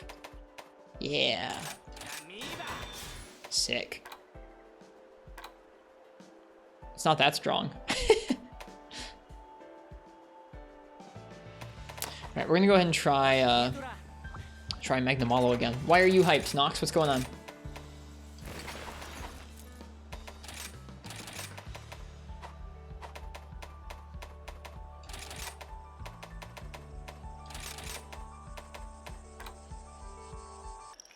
Four trails coming in the next 2 years. Wow, that's a lot. That's good. Are they all going to be in English? That'd be crazy if true, or crazy if so. 1 next year and 3 in 2023. That's a lot. Just like Star Wars, don't even.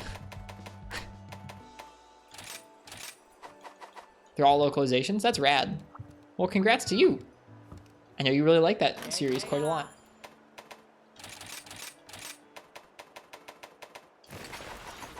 What's Trails? It's Trails in the Sky or Trails of Cold Steel?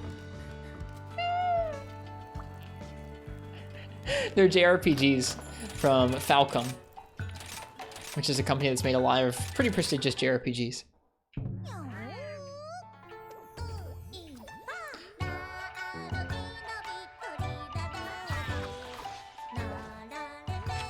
Nox, Maestro Nox there in the chat really likes them.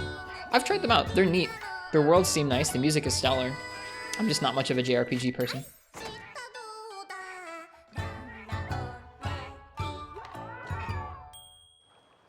The last one is the continuation of the series for the West. Nice.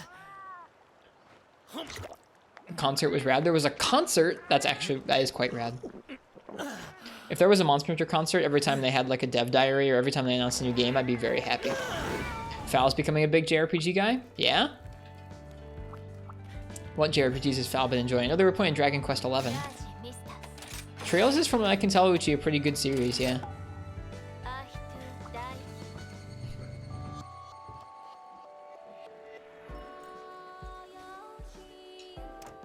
Let's remember to actually refill our potions this time. I do see other things besides your tweets, but I do see your tweets too, Nox.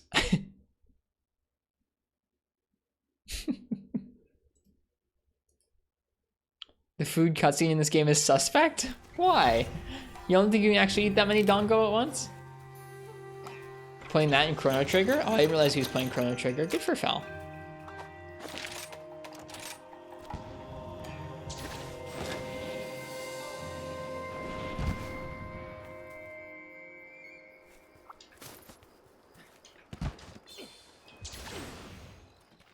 Alright, we just fought Magnamalo. It didn't go that well. So we're back to fight Magnamalo again.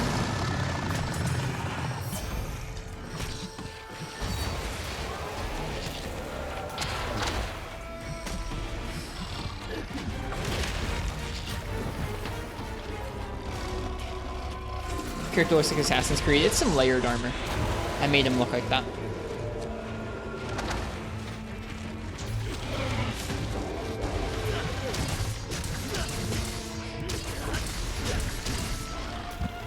Whoops.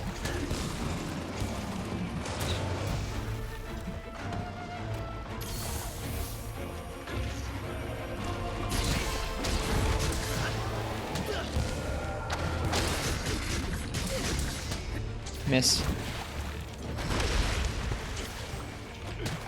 Let's get away from these houses if we can.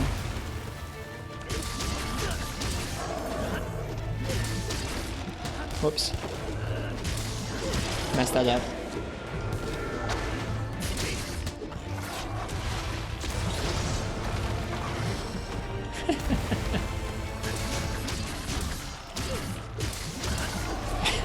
That's a fun feeling, Nox. I'm glad you're feeling that.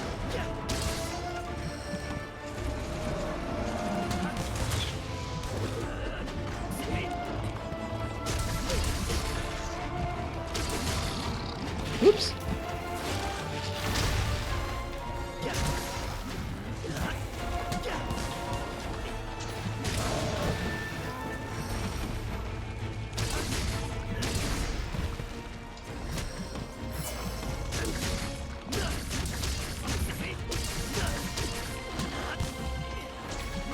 Missed.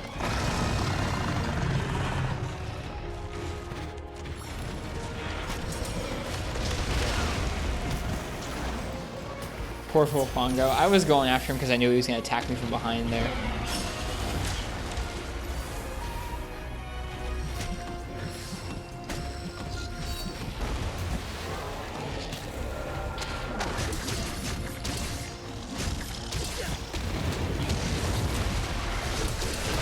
That combo is still catching me off guard. I don't think I've ever seen that combo before tonight.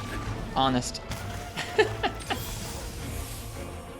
I'll have to start paying exact attention to what it is. I think it's like one of his tail slams into the bite immediately right after. I still can't totally identify what it is. That's such a neat thing about this game. I don't know if that's just my brain being slow or the combos in this game being really complex and fun to learn. Sometimes I'll get hit by the same combo a couple times in the same night, like we've been tonight, and I'll be like, I still can't remember exactly what that combo is.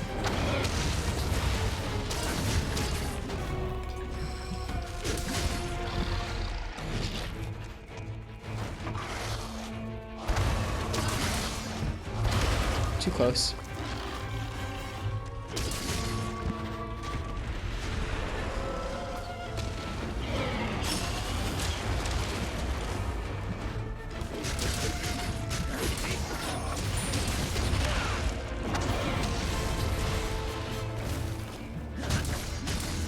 Maybe he switches combos based on the weapons you play? That would be insane. That would be insane. We've actually talked about that on stream before. Not as like a, this is a possibility of things that are happening, but just wouldn't that be cool? If fights actually didn't just like feel different based on the weapon you play, but actually were different. Ugh.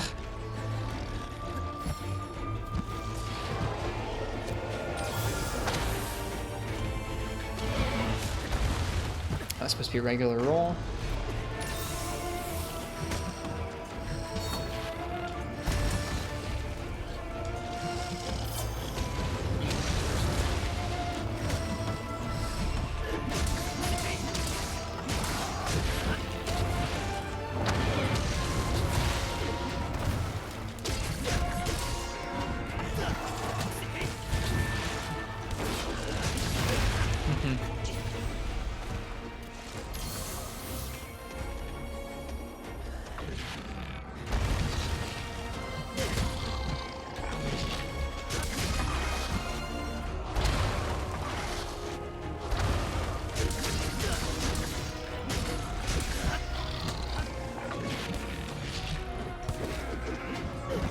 Whoops.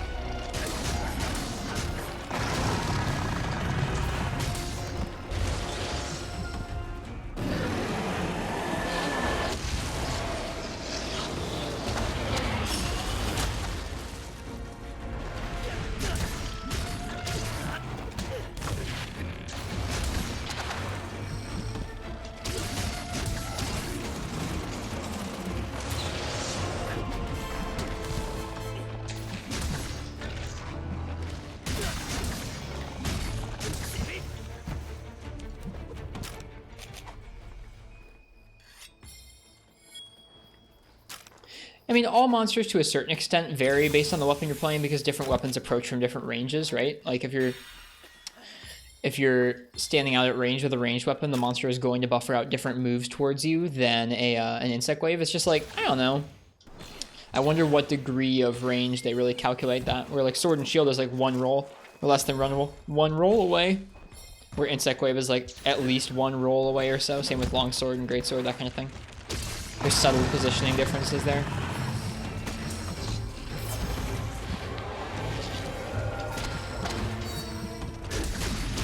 How fine-grained are they really at that?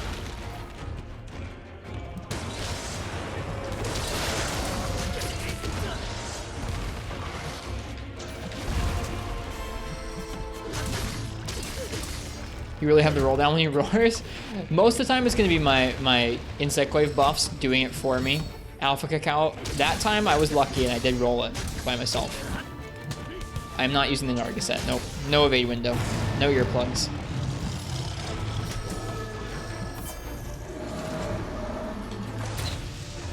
But yeah, most of the time it will just be the built-in earplugs from Insect Wave doing it for me.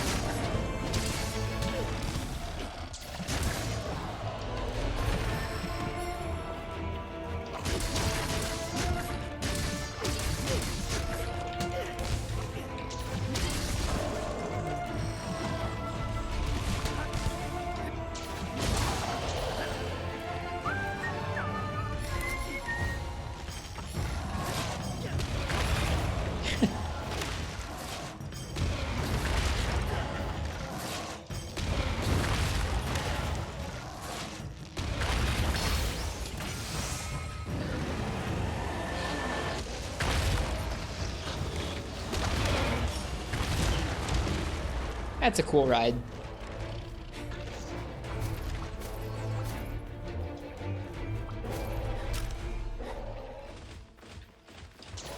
Bye, Akisam.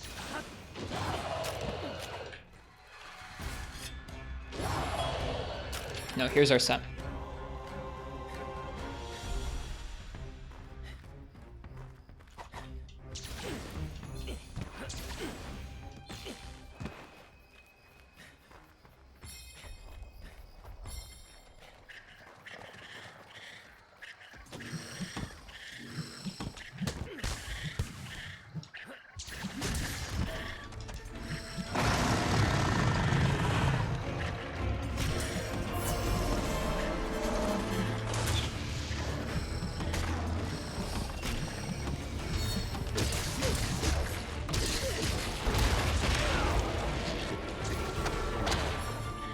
A little spooky there. We got caught against the side of that building. I thought maybe we were gonna get stuck. Get hit by that explosion anyway.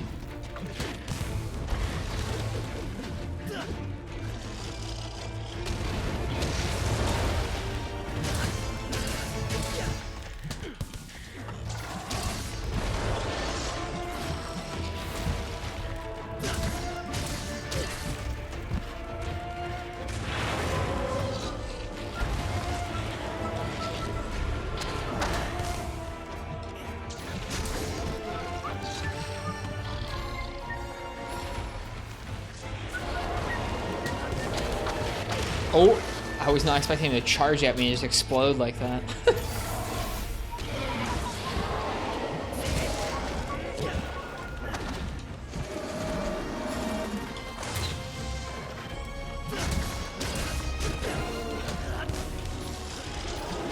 Whoop. Ow.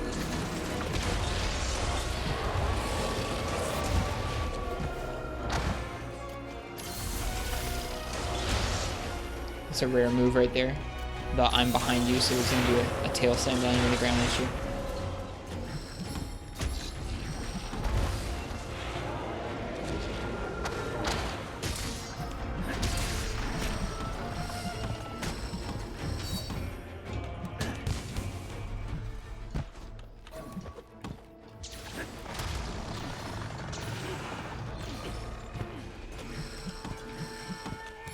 Who's here? Basilgeuse. Oh, this should be interesting. I haven't seen this one before. I'm sure it's like any other flying wyvern. It's just gonna be kind of exciting to see Basilgeuse get dunked into the ground, right? Oh gosh, we almost got destroyed. That's not what I wanted to do there.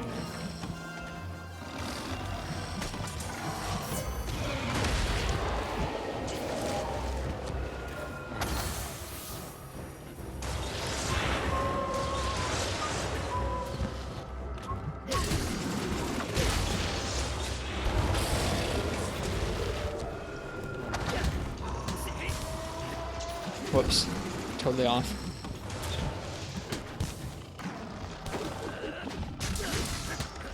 Nope, off again. Bummer.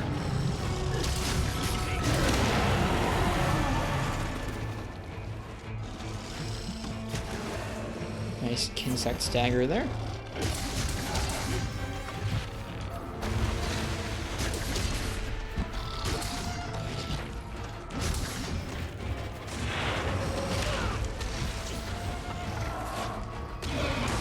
Ooh! Dodged right into that. Slain by the Magnamalo.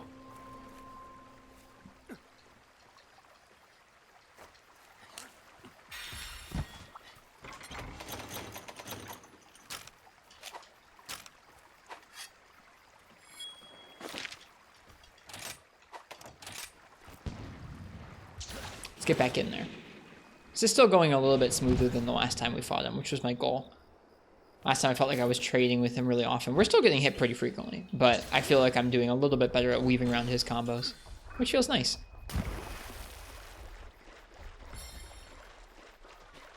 Got a few shinies to grab here. Hey, we got a plate. That's nice. We need a lot of those. And that's why you grab the shinies.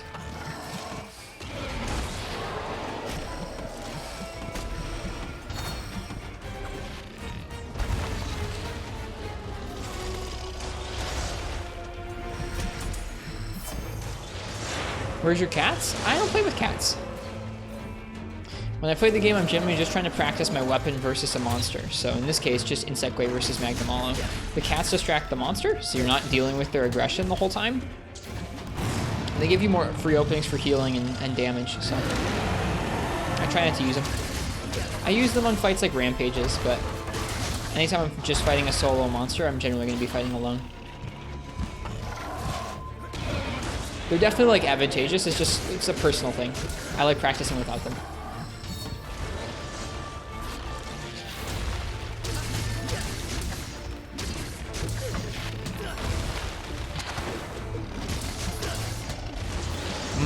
Bummer.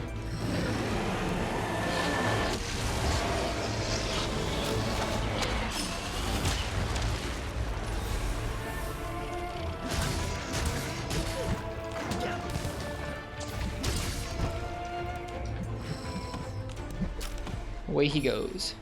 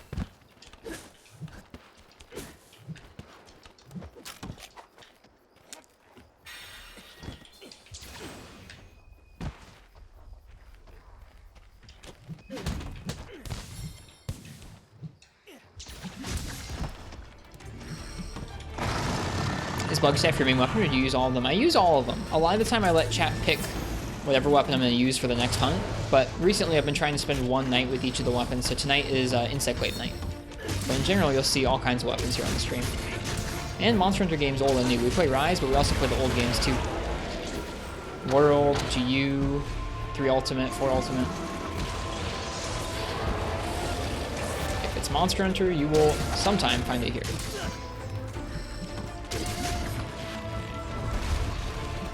No damage numbers? Nope.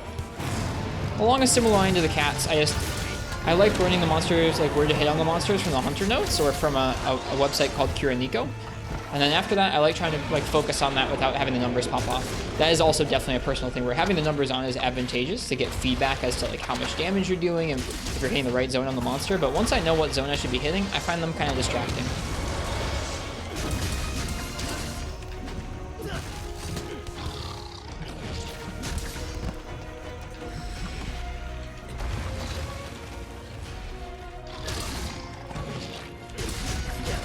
I'm also not doing anything serious like speed running or anything like that, so I don't need the damage numbers on.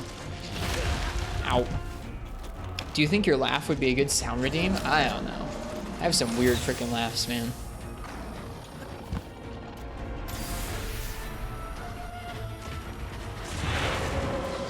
Oh gosh.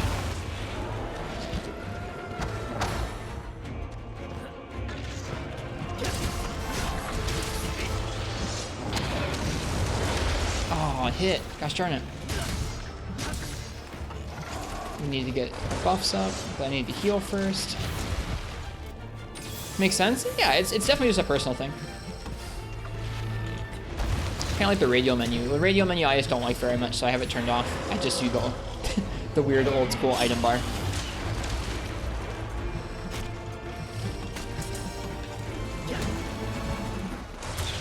Alright, we need orange buff. Give me orange buff. Thank you.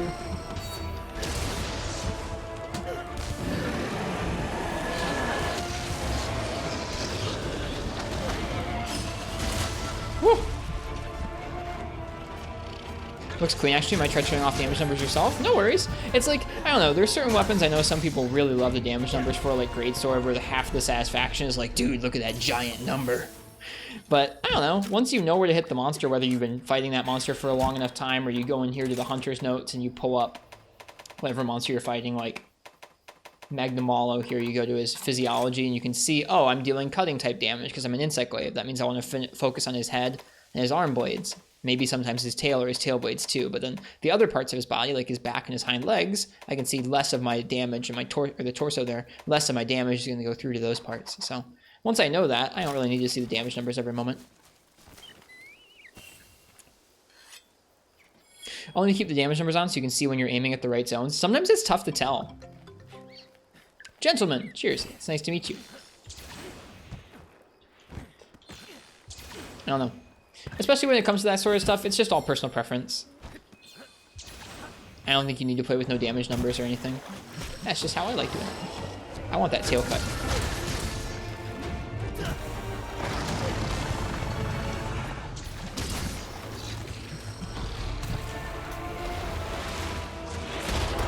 Oh, dude, the spin. I forget how much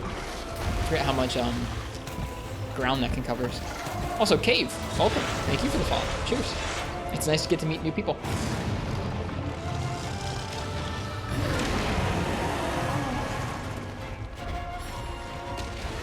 Yeah, I mean it is a big health bar index. It truly is.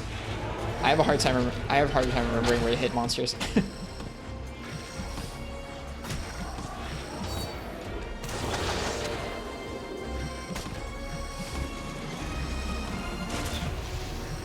Give me red buff. Oh my god. There we go.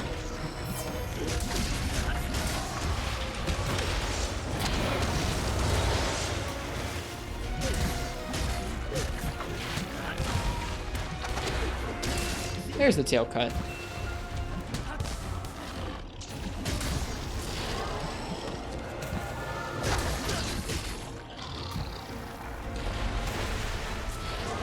Oof, that spin covers so much ground.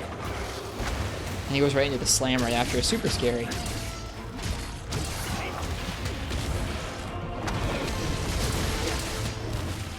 Oh, please, no! I whiffed it. I could have followed him. Is this the Narga bug wave? It is, yes. It would have been sick. It would have been Uchi.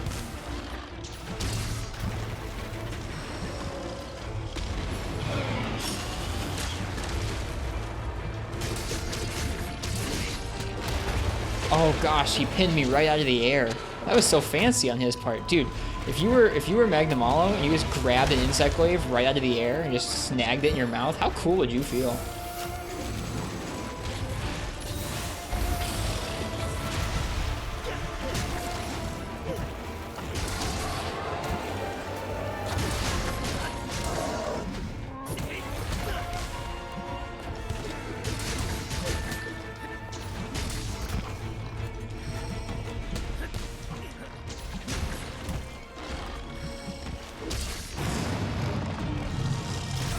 Oh, insect kill. That was a lot better than the last time. It's probably about 5 minutes quicker than the last time, and it felt a lot comfier. I was still getting hit a lot, but I wasn't like getting hit every time I tried to kill for a kill. Welcome back, Ben. I'm glad you feel better now. Good. I think Magnamalo feels pretty cool all the time. Only way to explain all the extraneous spinning. It's fair. He died thinking it was cool. He did. It's okay, we usually die thinking we're cool too. That's a good hunt. That is a good hunt.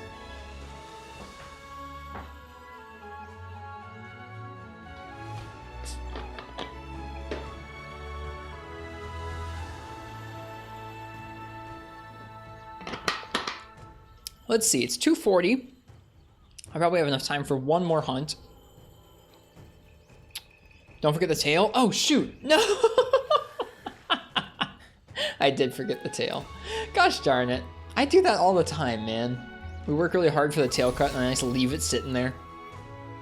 That would have been the orb too. You just know it would have been.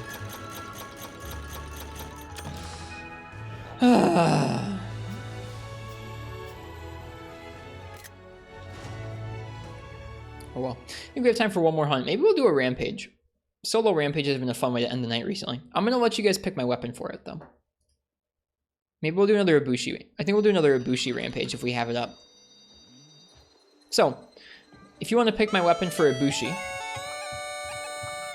go ahead and type !ticket in the chat. How that works is when you type that in the chat, put your name in. I'm going to draw someone's name out, and when I draw that name out, that's going to be that person gets to choose what weapon they use for the next hunt. Looks like I have to cycle it if I want to get Ibushi in. That's fine. Let's get some melding going on too.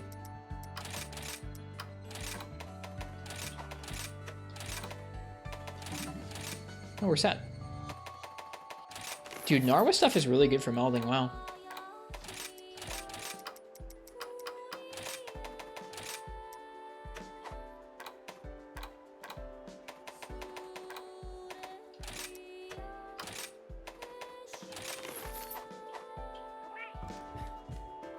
Have you tried the assist Kinsect that gives 2 buffs at once? Can't play without it anymore. I have tried it. Goulash, oh wow, Goulash Canon. I have tried it a bit.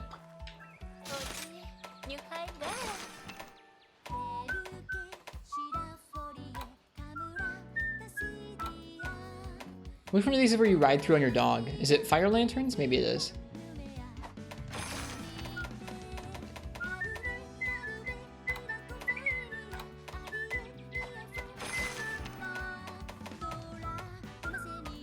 There we go. Deliver 6 classic Dango ingredients.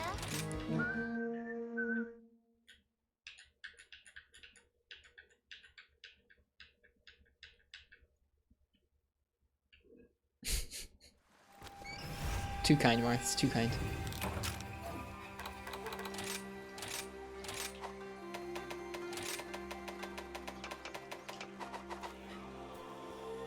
All right.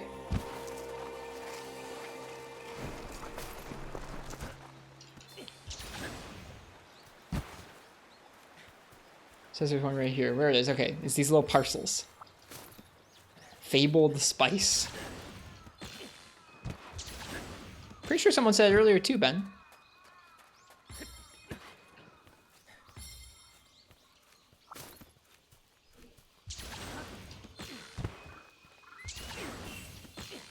These are weird little quests, these little gathering quests.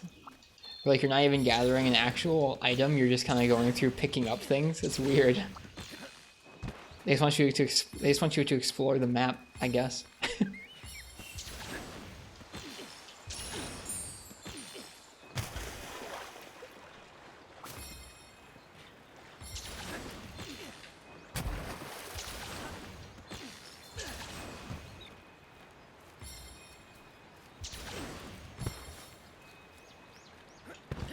think this should count as cycling the quest for our rampage, right? It's definitely a quest.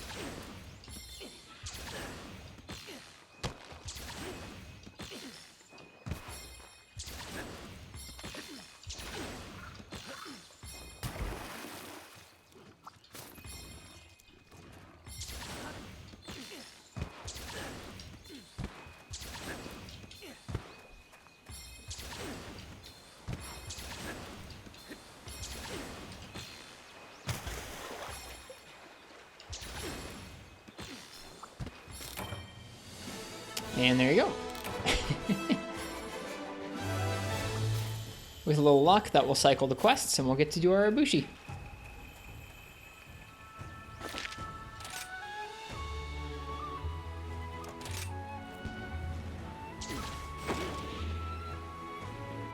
If less than 10 minutes, then no. Are you sure? That'd be too bad.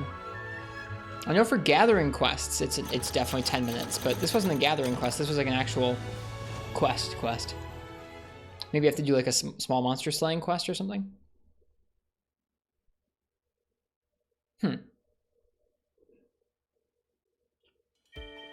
Nope, that counted. It cycled. Gotta start melding. Come on, give me the Mufi doll. Gosh darn it. Ooh, recoil down with a 3 slot and two 1 slots. That's nice. That's a good earplugs charm too. Nice.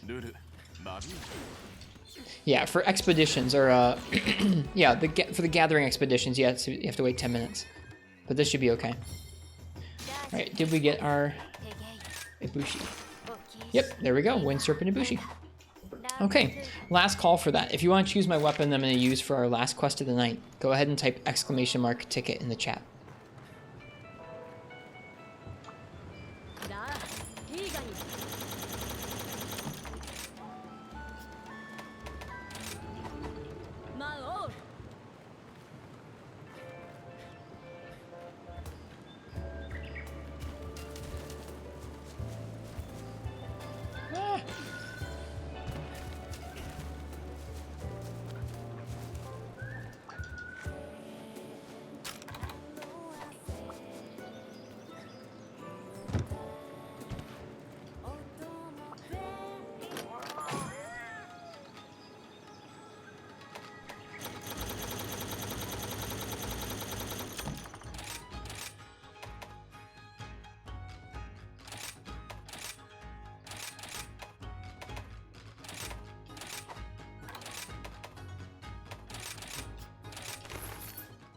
Does last call work even when there's no raffle going on? Yes.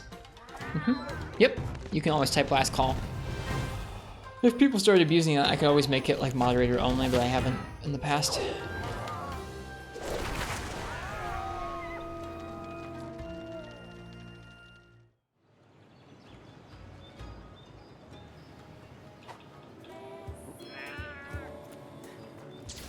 Alright, let's see what I'm going to use for Ibushi.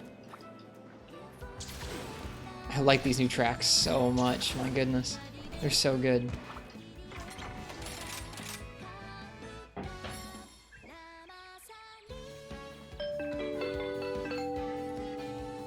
Cave! Cave, what would you like to see me use for an Ibushi rampage? What weapon would you like?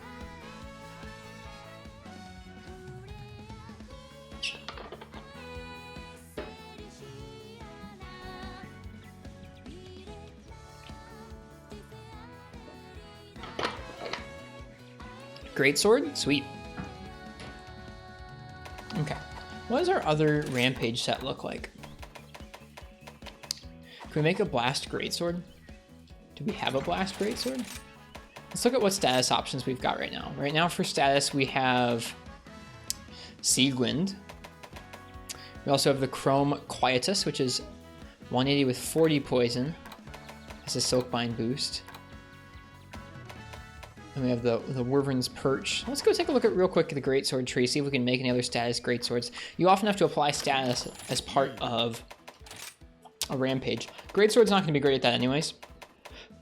But, I don't know, with the right Greatsword it could work out. Remover one looks okay. Pookie one looks okay. I think it looks like the Rathian one's probably the best one that we've got going on here. Magnamalo, we just need a purple orb, which we obviously did not get there. That would be pretty cool if we'd gotten the orb just in time to use it, but nope. Not really that many status greatswords. Can't imagine why. Yeah, we're gonna use the Rathian greatsword.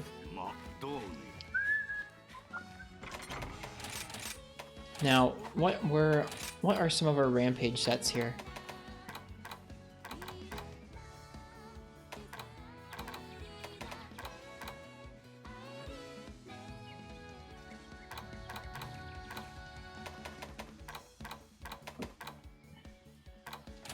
Let's go ahead and equip our greatsword set real quick.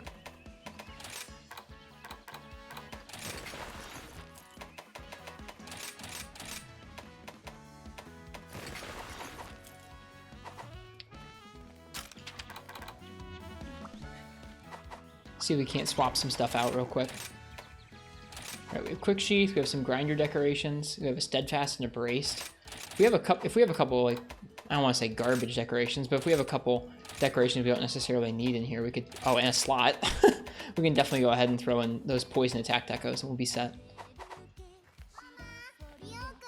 Twitch did update, by the way. You can now add animated emotes even without BTTV and FrankerFaceC. Yep, that's only available to Twitch partners right now. It's not available to all streamers. Later this year, maybe available to more streamers. Yeah, I see the animated ones. They're cool. We'll have some eventually, but I just can't add any yet. Yeah, it is cool.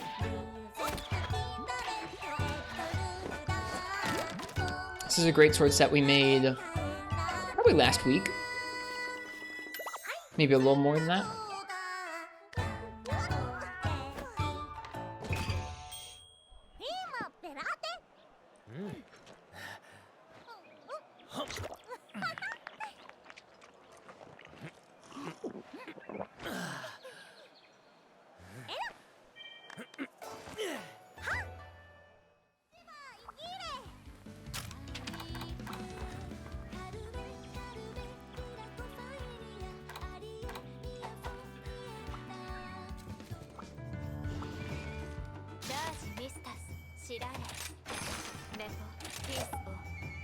Wind Serpent Ibushi.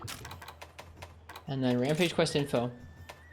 Repel using machine cannon. Set up hunting installations. That's always a really good one to get when you're solo. Gather drop materials. We probably won't get that one. Repel using ballista. We might be able to get. And inflict a status ailment.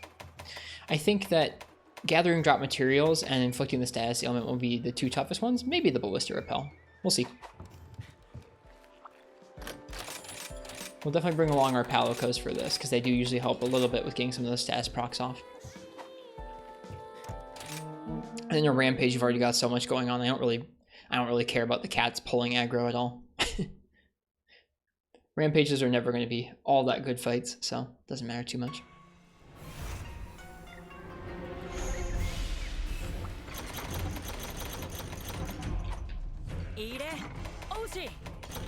Hey. Ooh, we got a good layout. I like these.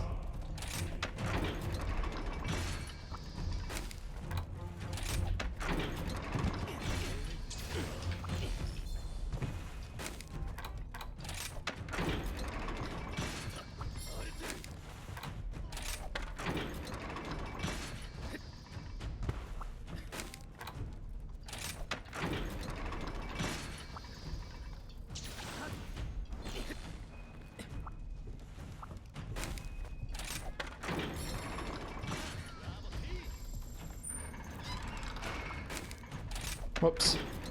Screw that up a little bit. Whatever. Doesn't matter. You got this? Thanks. We will certainly try our best. For right now, we're just going to go ahead and get that hunting installations one done. It's kind of funny you can do this where you just remove and replace them over and over to finish that objective. If we unlock cannons early, that'll be nice. We can technically get status ailments from the cannons if we stun something with the thunder and then get a KO, which happens fairly frequently.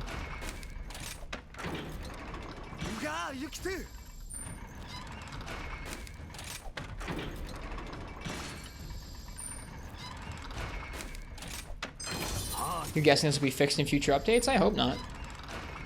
Alright, cool. Free cannon.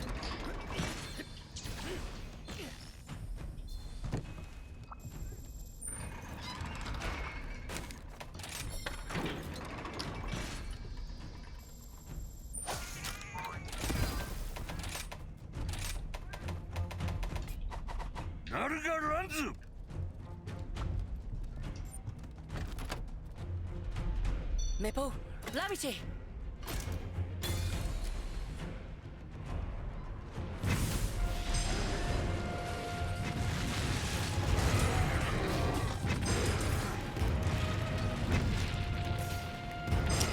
Oh, that didn't count as a status ailment.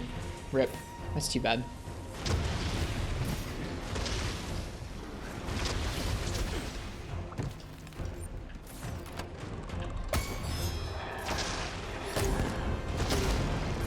Well, that didn't last very long, did it?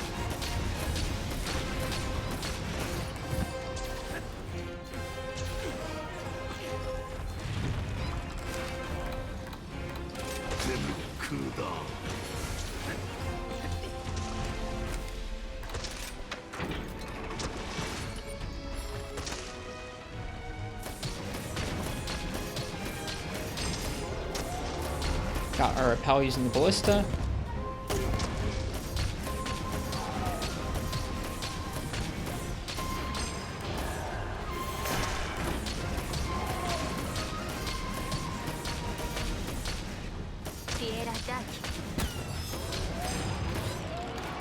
Got 2 repels using the ballista, that's not bad.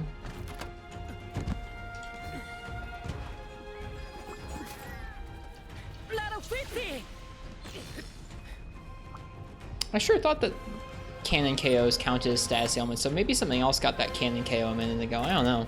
It's kind of weird.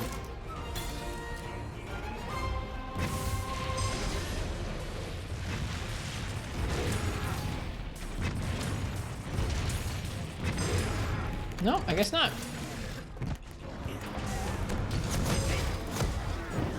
Alright, we're gonna have to start doing combo greatsword if we want to get these statuses off.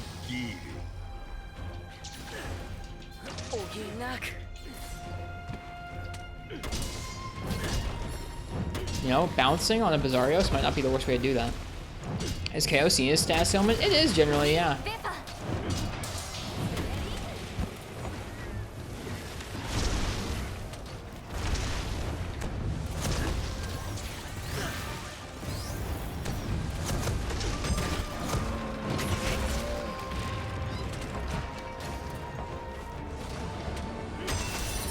Oh, I got a poison proc on something there. I think the ballistic crag KOs count? No, they don't. Nope. Those count as KOs, but they don't count as getting status stealth. Oddly enough.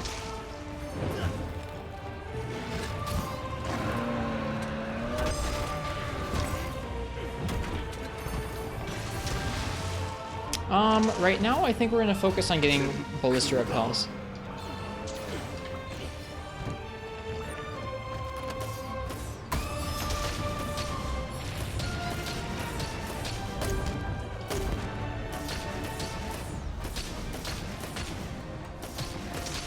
This isn't looking super good. That's okay. Greatsword's kind of a rough one to apply status with, for obvious reasons.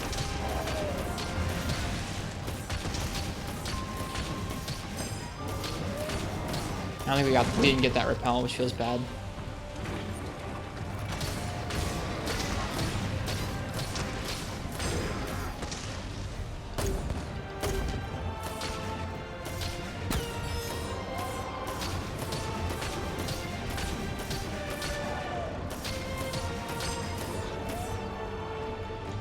I'm doing okay with the ballista repels, which is good. The number for them isn't too high, so I think we can probably finish it. Especially as the ballista gets upgraded.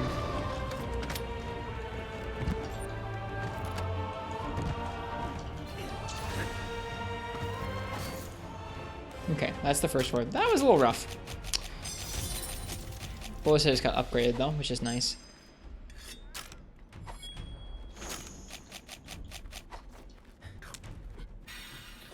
Any other drop materials we can grab? Probably not. Nope. Okay. Did we get defender cannons yet?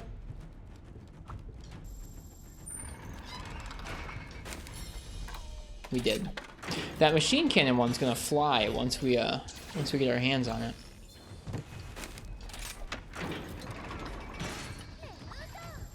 At least haven't gotten access to it yet.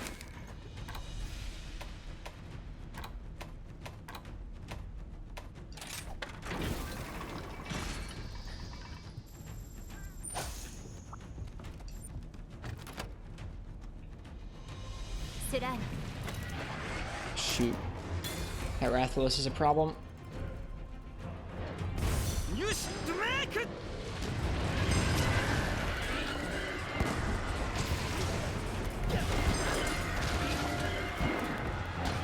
Yeah, see, that didn't count as status ailments, unfortunately.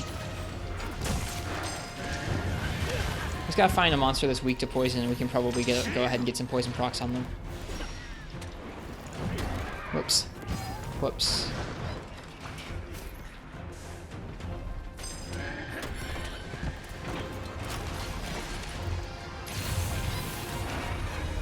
Let's focus on getting those ballista repels. I think that's the next easily attainable objective. Sometimes in kind of rough rampages, it can be easy to get sidetracked with like all the different poor objectives you're trying to fulfill. Yeah, okay, this is poor.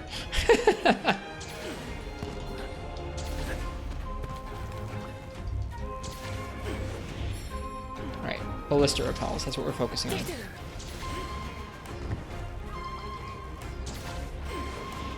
Ah, this layout.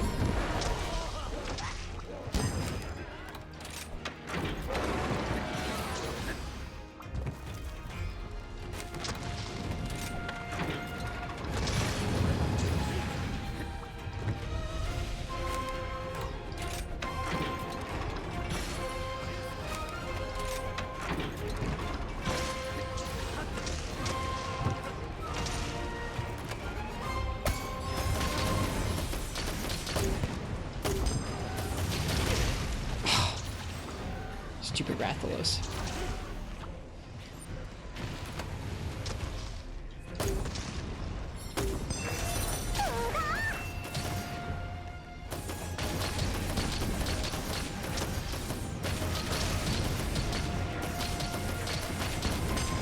Aren't rampages supposed to be played with multiple people? You can do them with multiple people. There are some in the village that are designed to be done single player, so they're not all like that. But yeah, a large number of them, I would say, are designed to be done solo.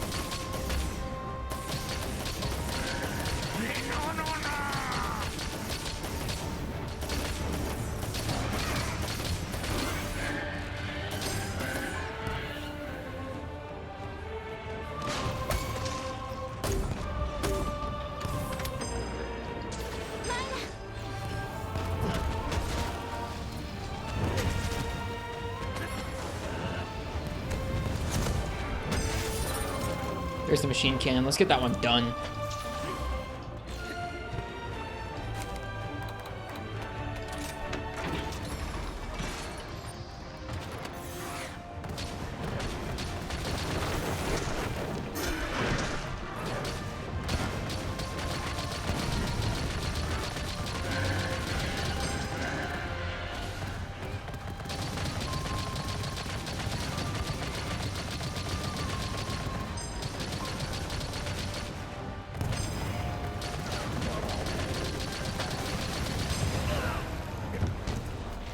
close.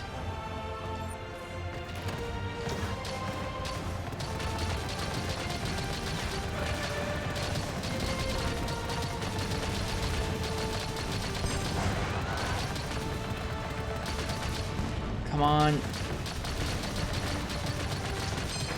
Got it. Whew. Got it right before that horde got repelled. That's good. Okay, let's set this up like we're gonna actually finish this rampage in it with Ibushi. Alright, so I think our goal should be repelling with a ballista.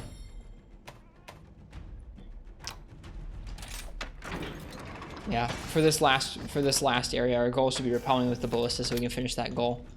And then I guess just going for status ailment, if we can. Okay, so as strong as this thing is, we don't need it here. Let's go ahead and put a defender thing down here. And okay, we got ballista here.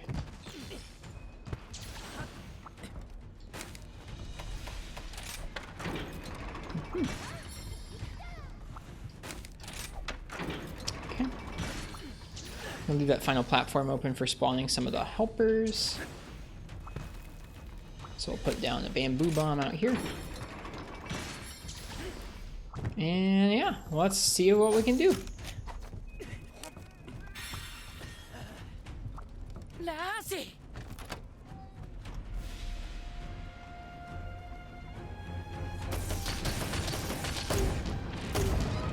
Right, I don't have heads.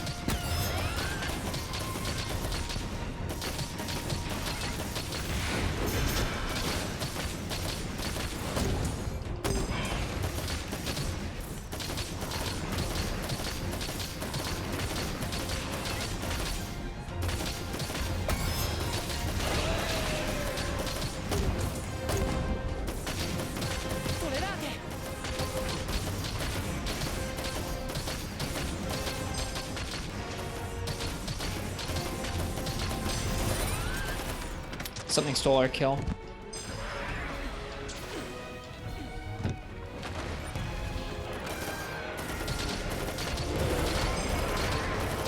Something stole another one of our kills.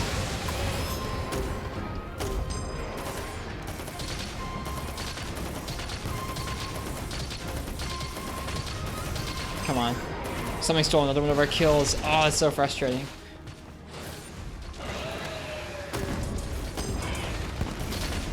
How are the hunts going tonight? Super duper. It's been a fun night. We've practiced a bit of Insect Wave on some tough monsters like Narwa and Diablos and Tigrex. Got a little bit better at some of them. Give me this kill, please. Okay, we just need one more ballista repel. We're not gonna get it. We were so close. Bummer. Oh well, whatever. If any other monsters spawn, we have to kill them with the ballista, but I don't think any other monsters are going to spawn, so it's okay.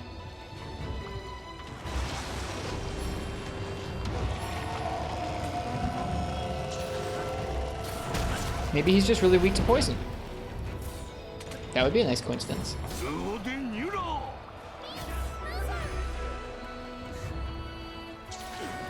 Propel Ibushi with a ballista? I mean, I guess we could. That would count, wouldn't it?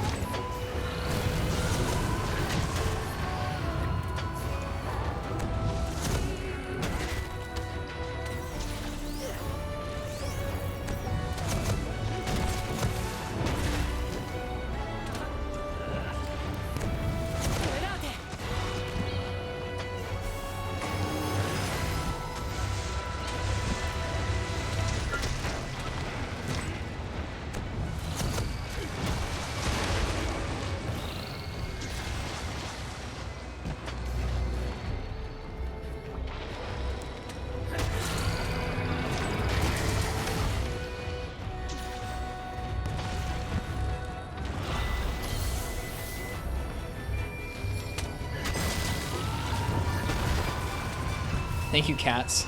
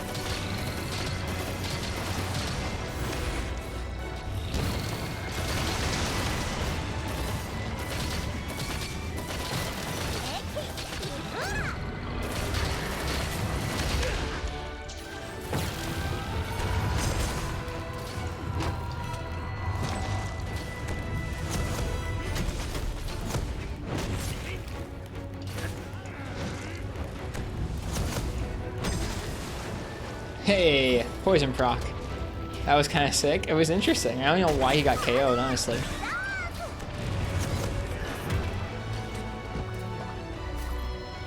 Hey, we got the blue spike we needed. That's nice.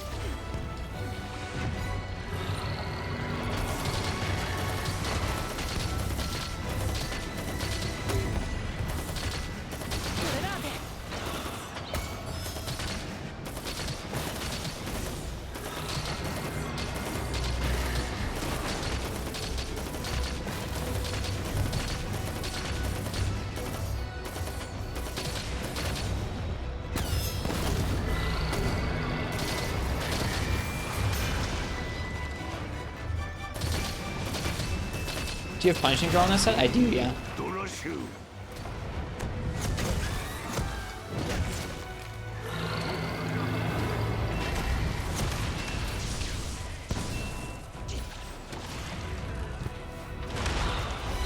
So I guess that's why I got KO'd. It was just kind of surprising. You drop apart? Nope.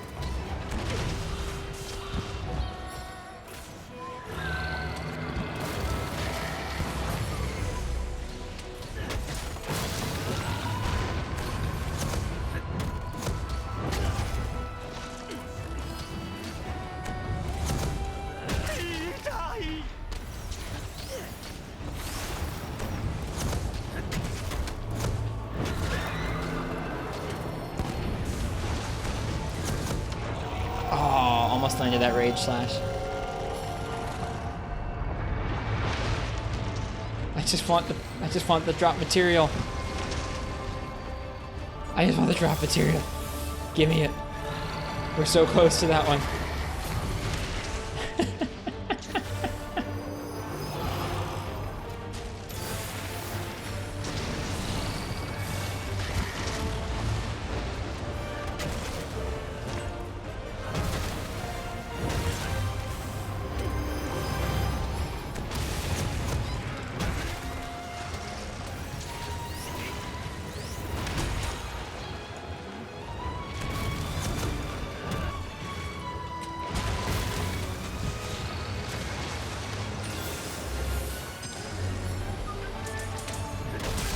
And there it is.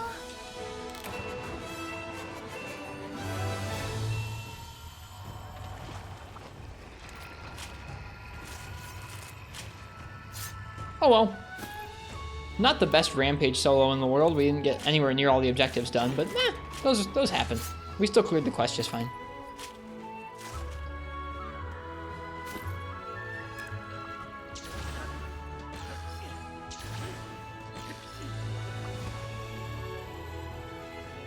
What does completing the objectives gives you? It gives you extra tickets at the end. The tickets are used for melding or for upgrading your weapons. And it's kind of fun. I mean, coming up with, like, looking at the objectives at the beginning of the Rampage and kind of planning out, okay, first at the beginning I'm going to go and I'm going to do these 3 because I can do those without upgraded installations. Then later on I'm going to use these upgraded installations to kind of complete these 3 objectives, or I'm going to use my status weapon to do these. Greatsword's just in a rough spot for status application. We could have spammed combo Greatsword on the monsters if we really wanted to finish that one. We just didn't do that. Oh well.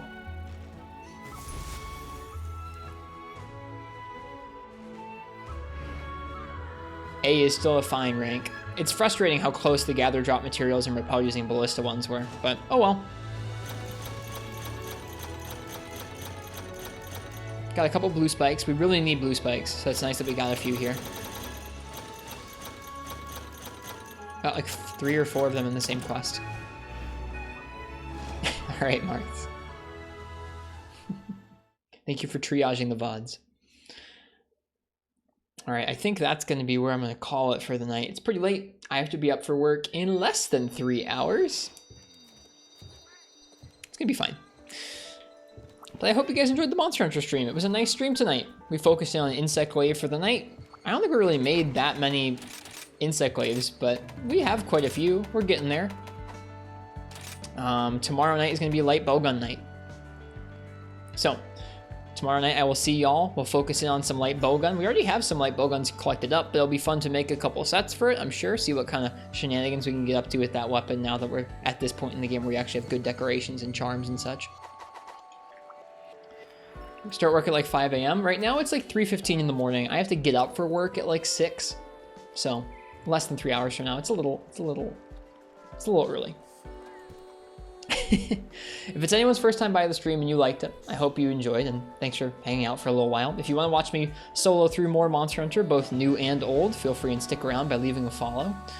Off stream, we have a Discord where folks hang out and talk about all kinds of Monster Hunter stuff, so if you're looking for a cozy spot like that, feel free and check it out. We have a YouTube where I post highlights, and we have a Twitter where I tweet about Monster Hunter stuff, including kind of notifications when I go live, that kind of thing. Anyways, as for tonight, what we're going to do is I'm going to find somebody else who's streaming Monster Hunter. I'm going to give them a raid, and then I'm going to go to bed. I think we're going to raid our friend Karata-sama. They're streaming Monster Hunter Rise. It's been a little while since I've gotten to raid them, so we're going to go ahead and give them a raid. Their stream's always a party. All right, so hope you guys enjoyed tonight. Enjoy your time over at Karata's stream. I'll see you guys all next time. Have a good night or a good day, whatever time it is where you guys are. I'm tired. My sentences aren't finishing properly. Cheers. Happy hunting. I'll see you guys again sometime soon. Bye-bye now.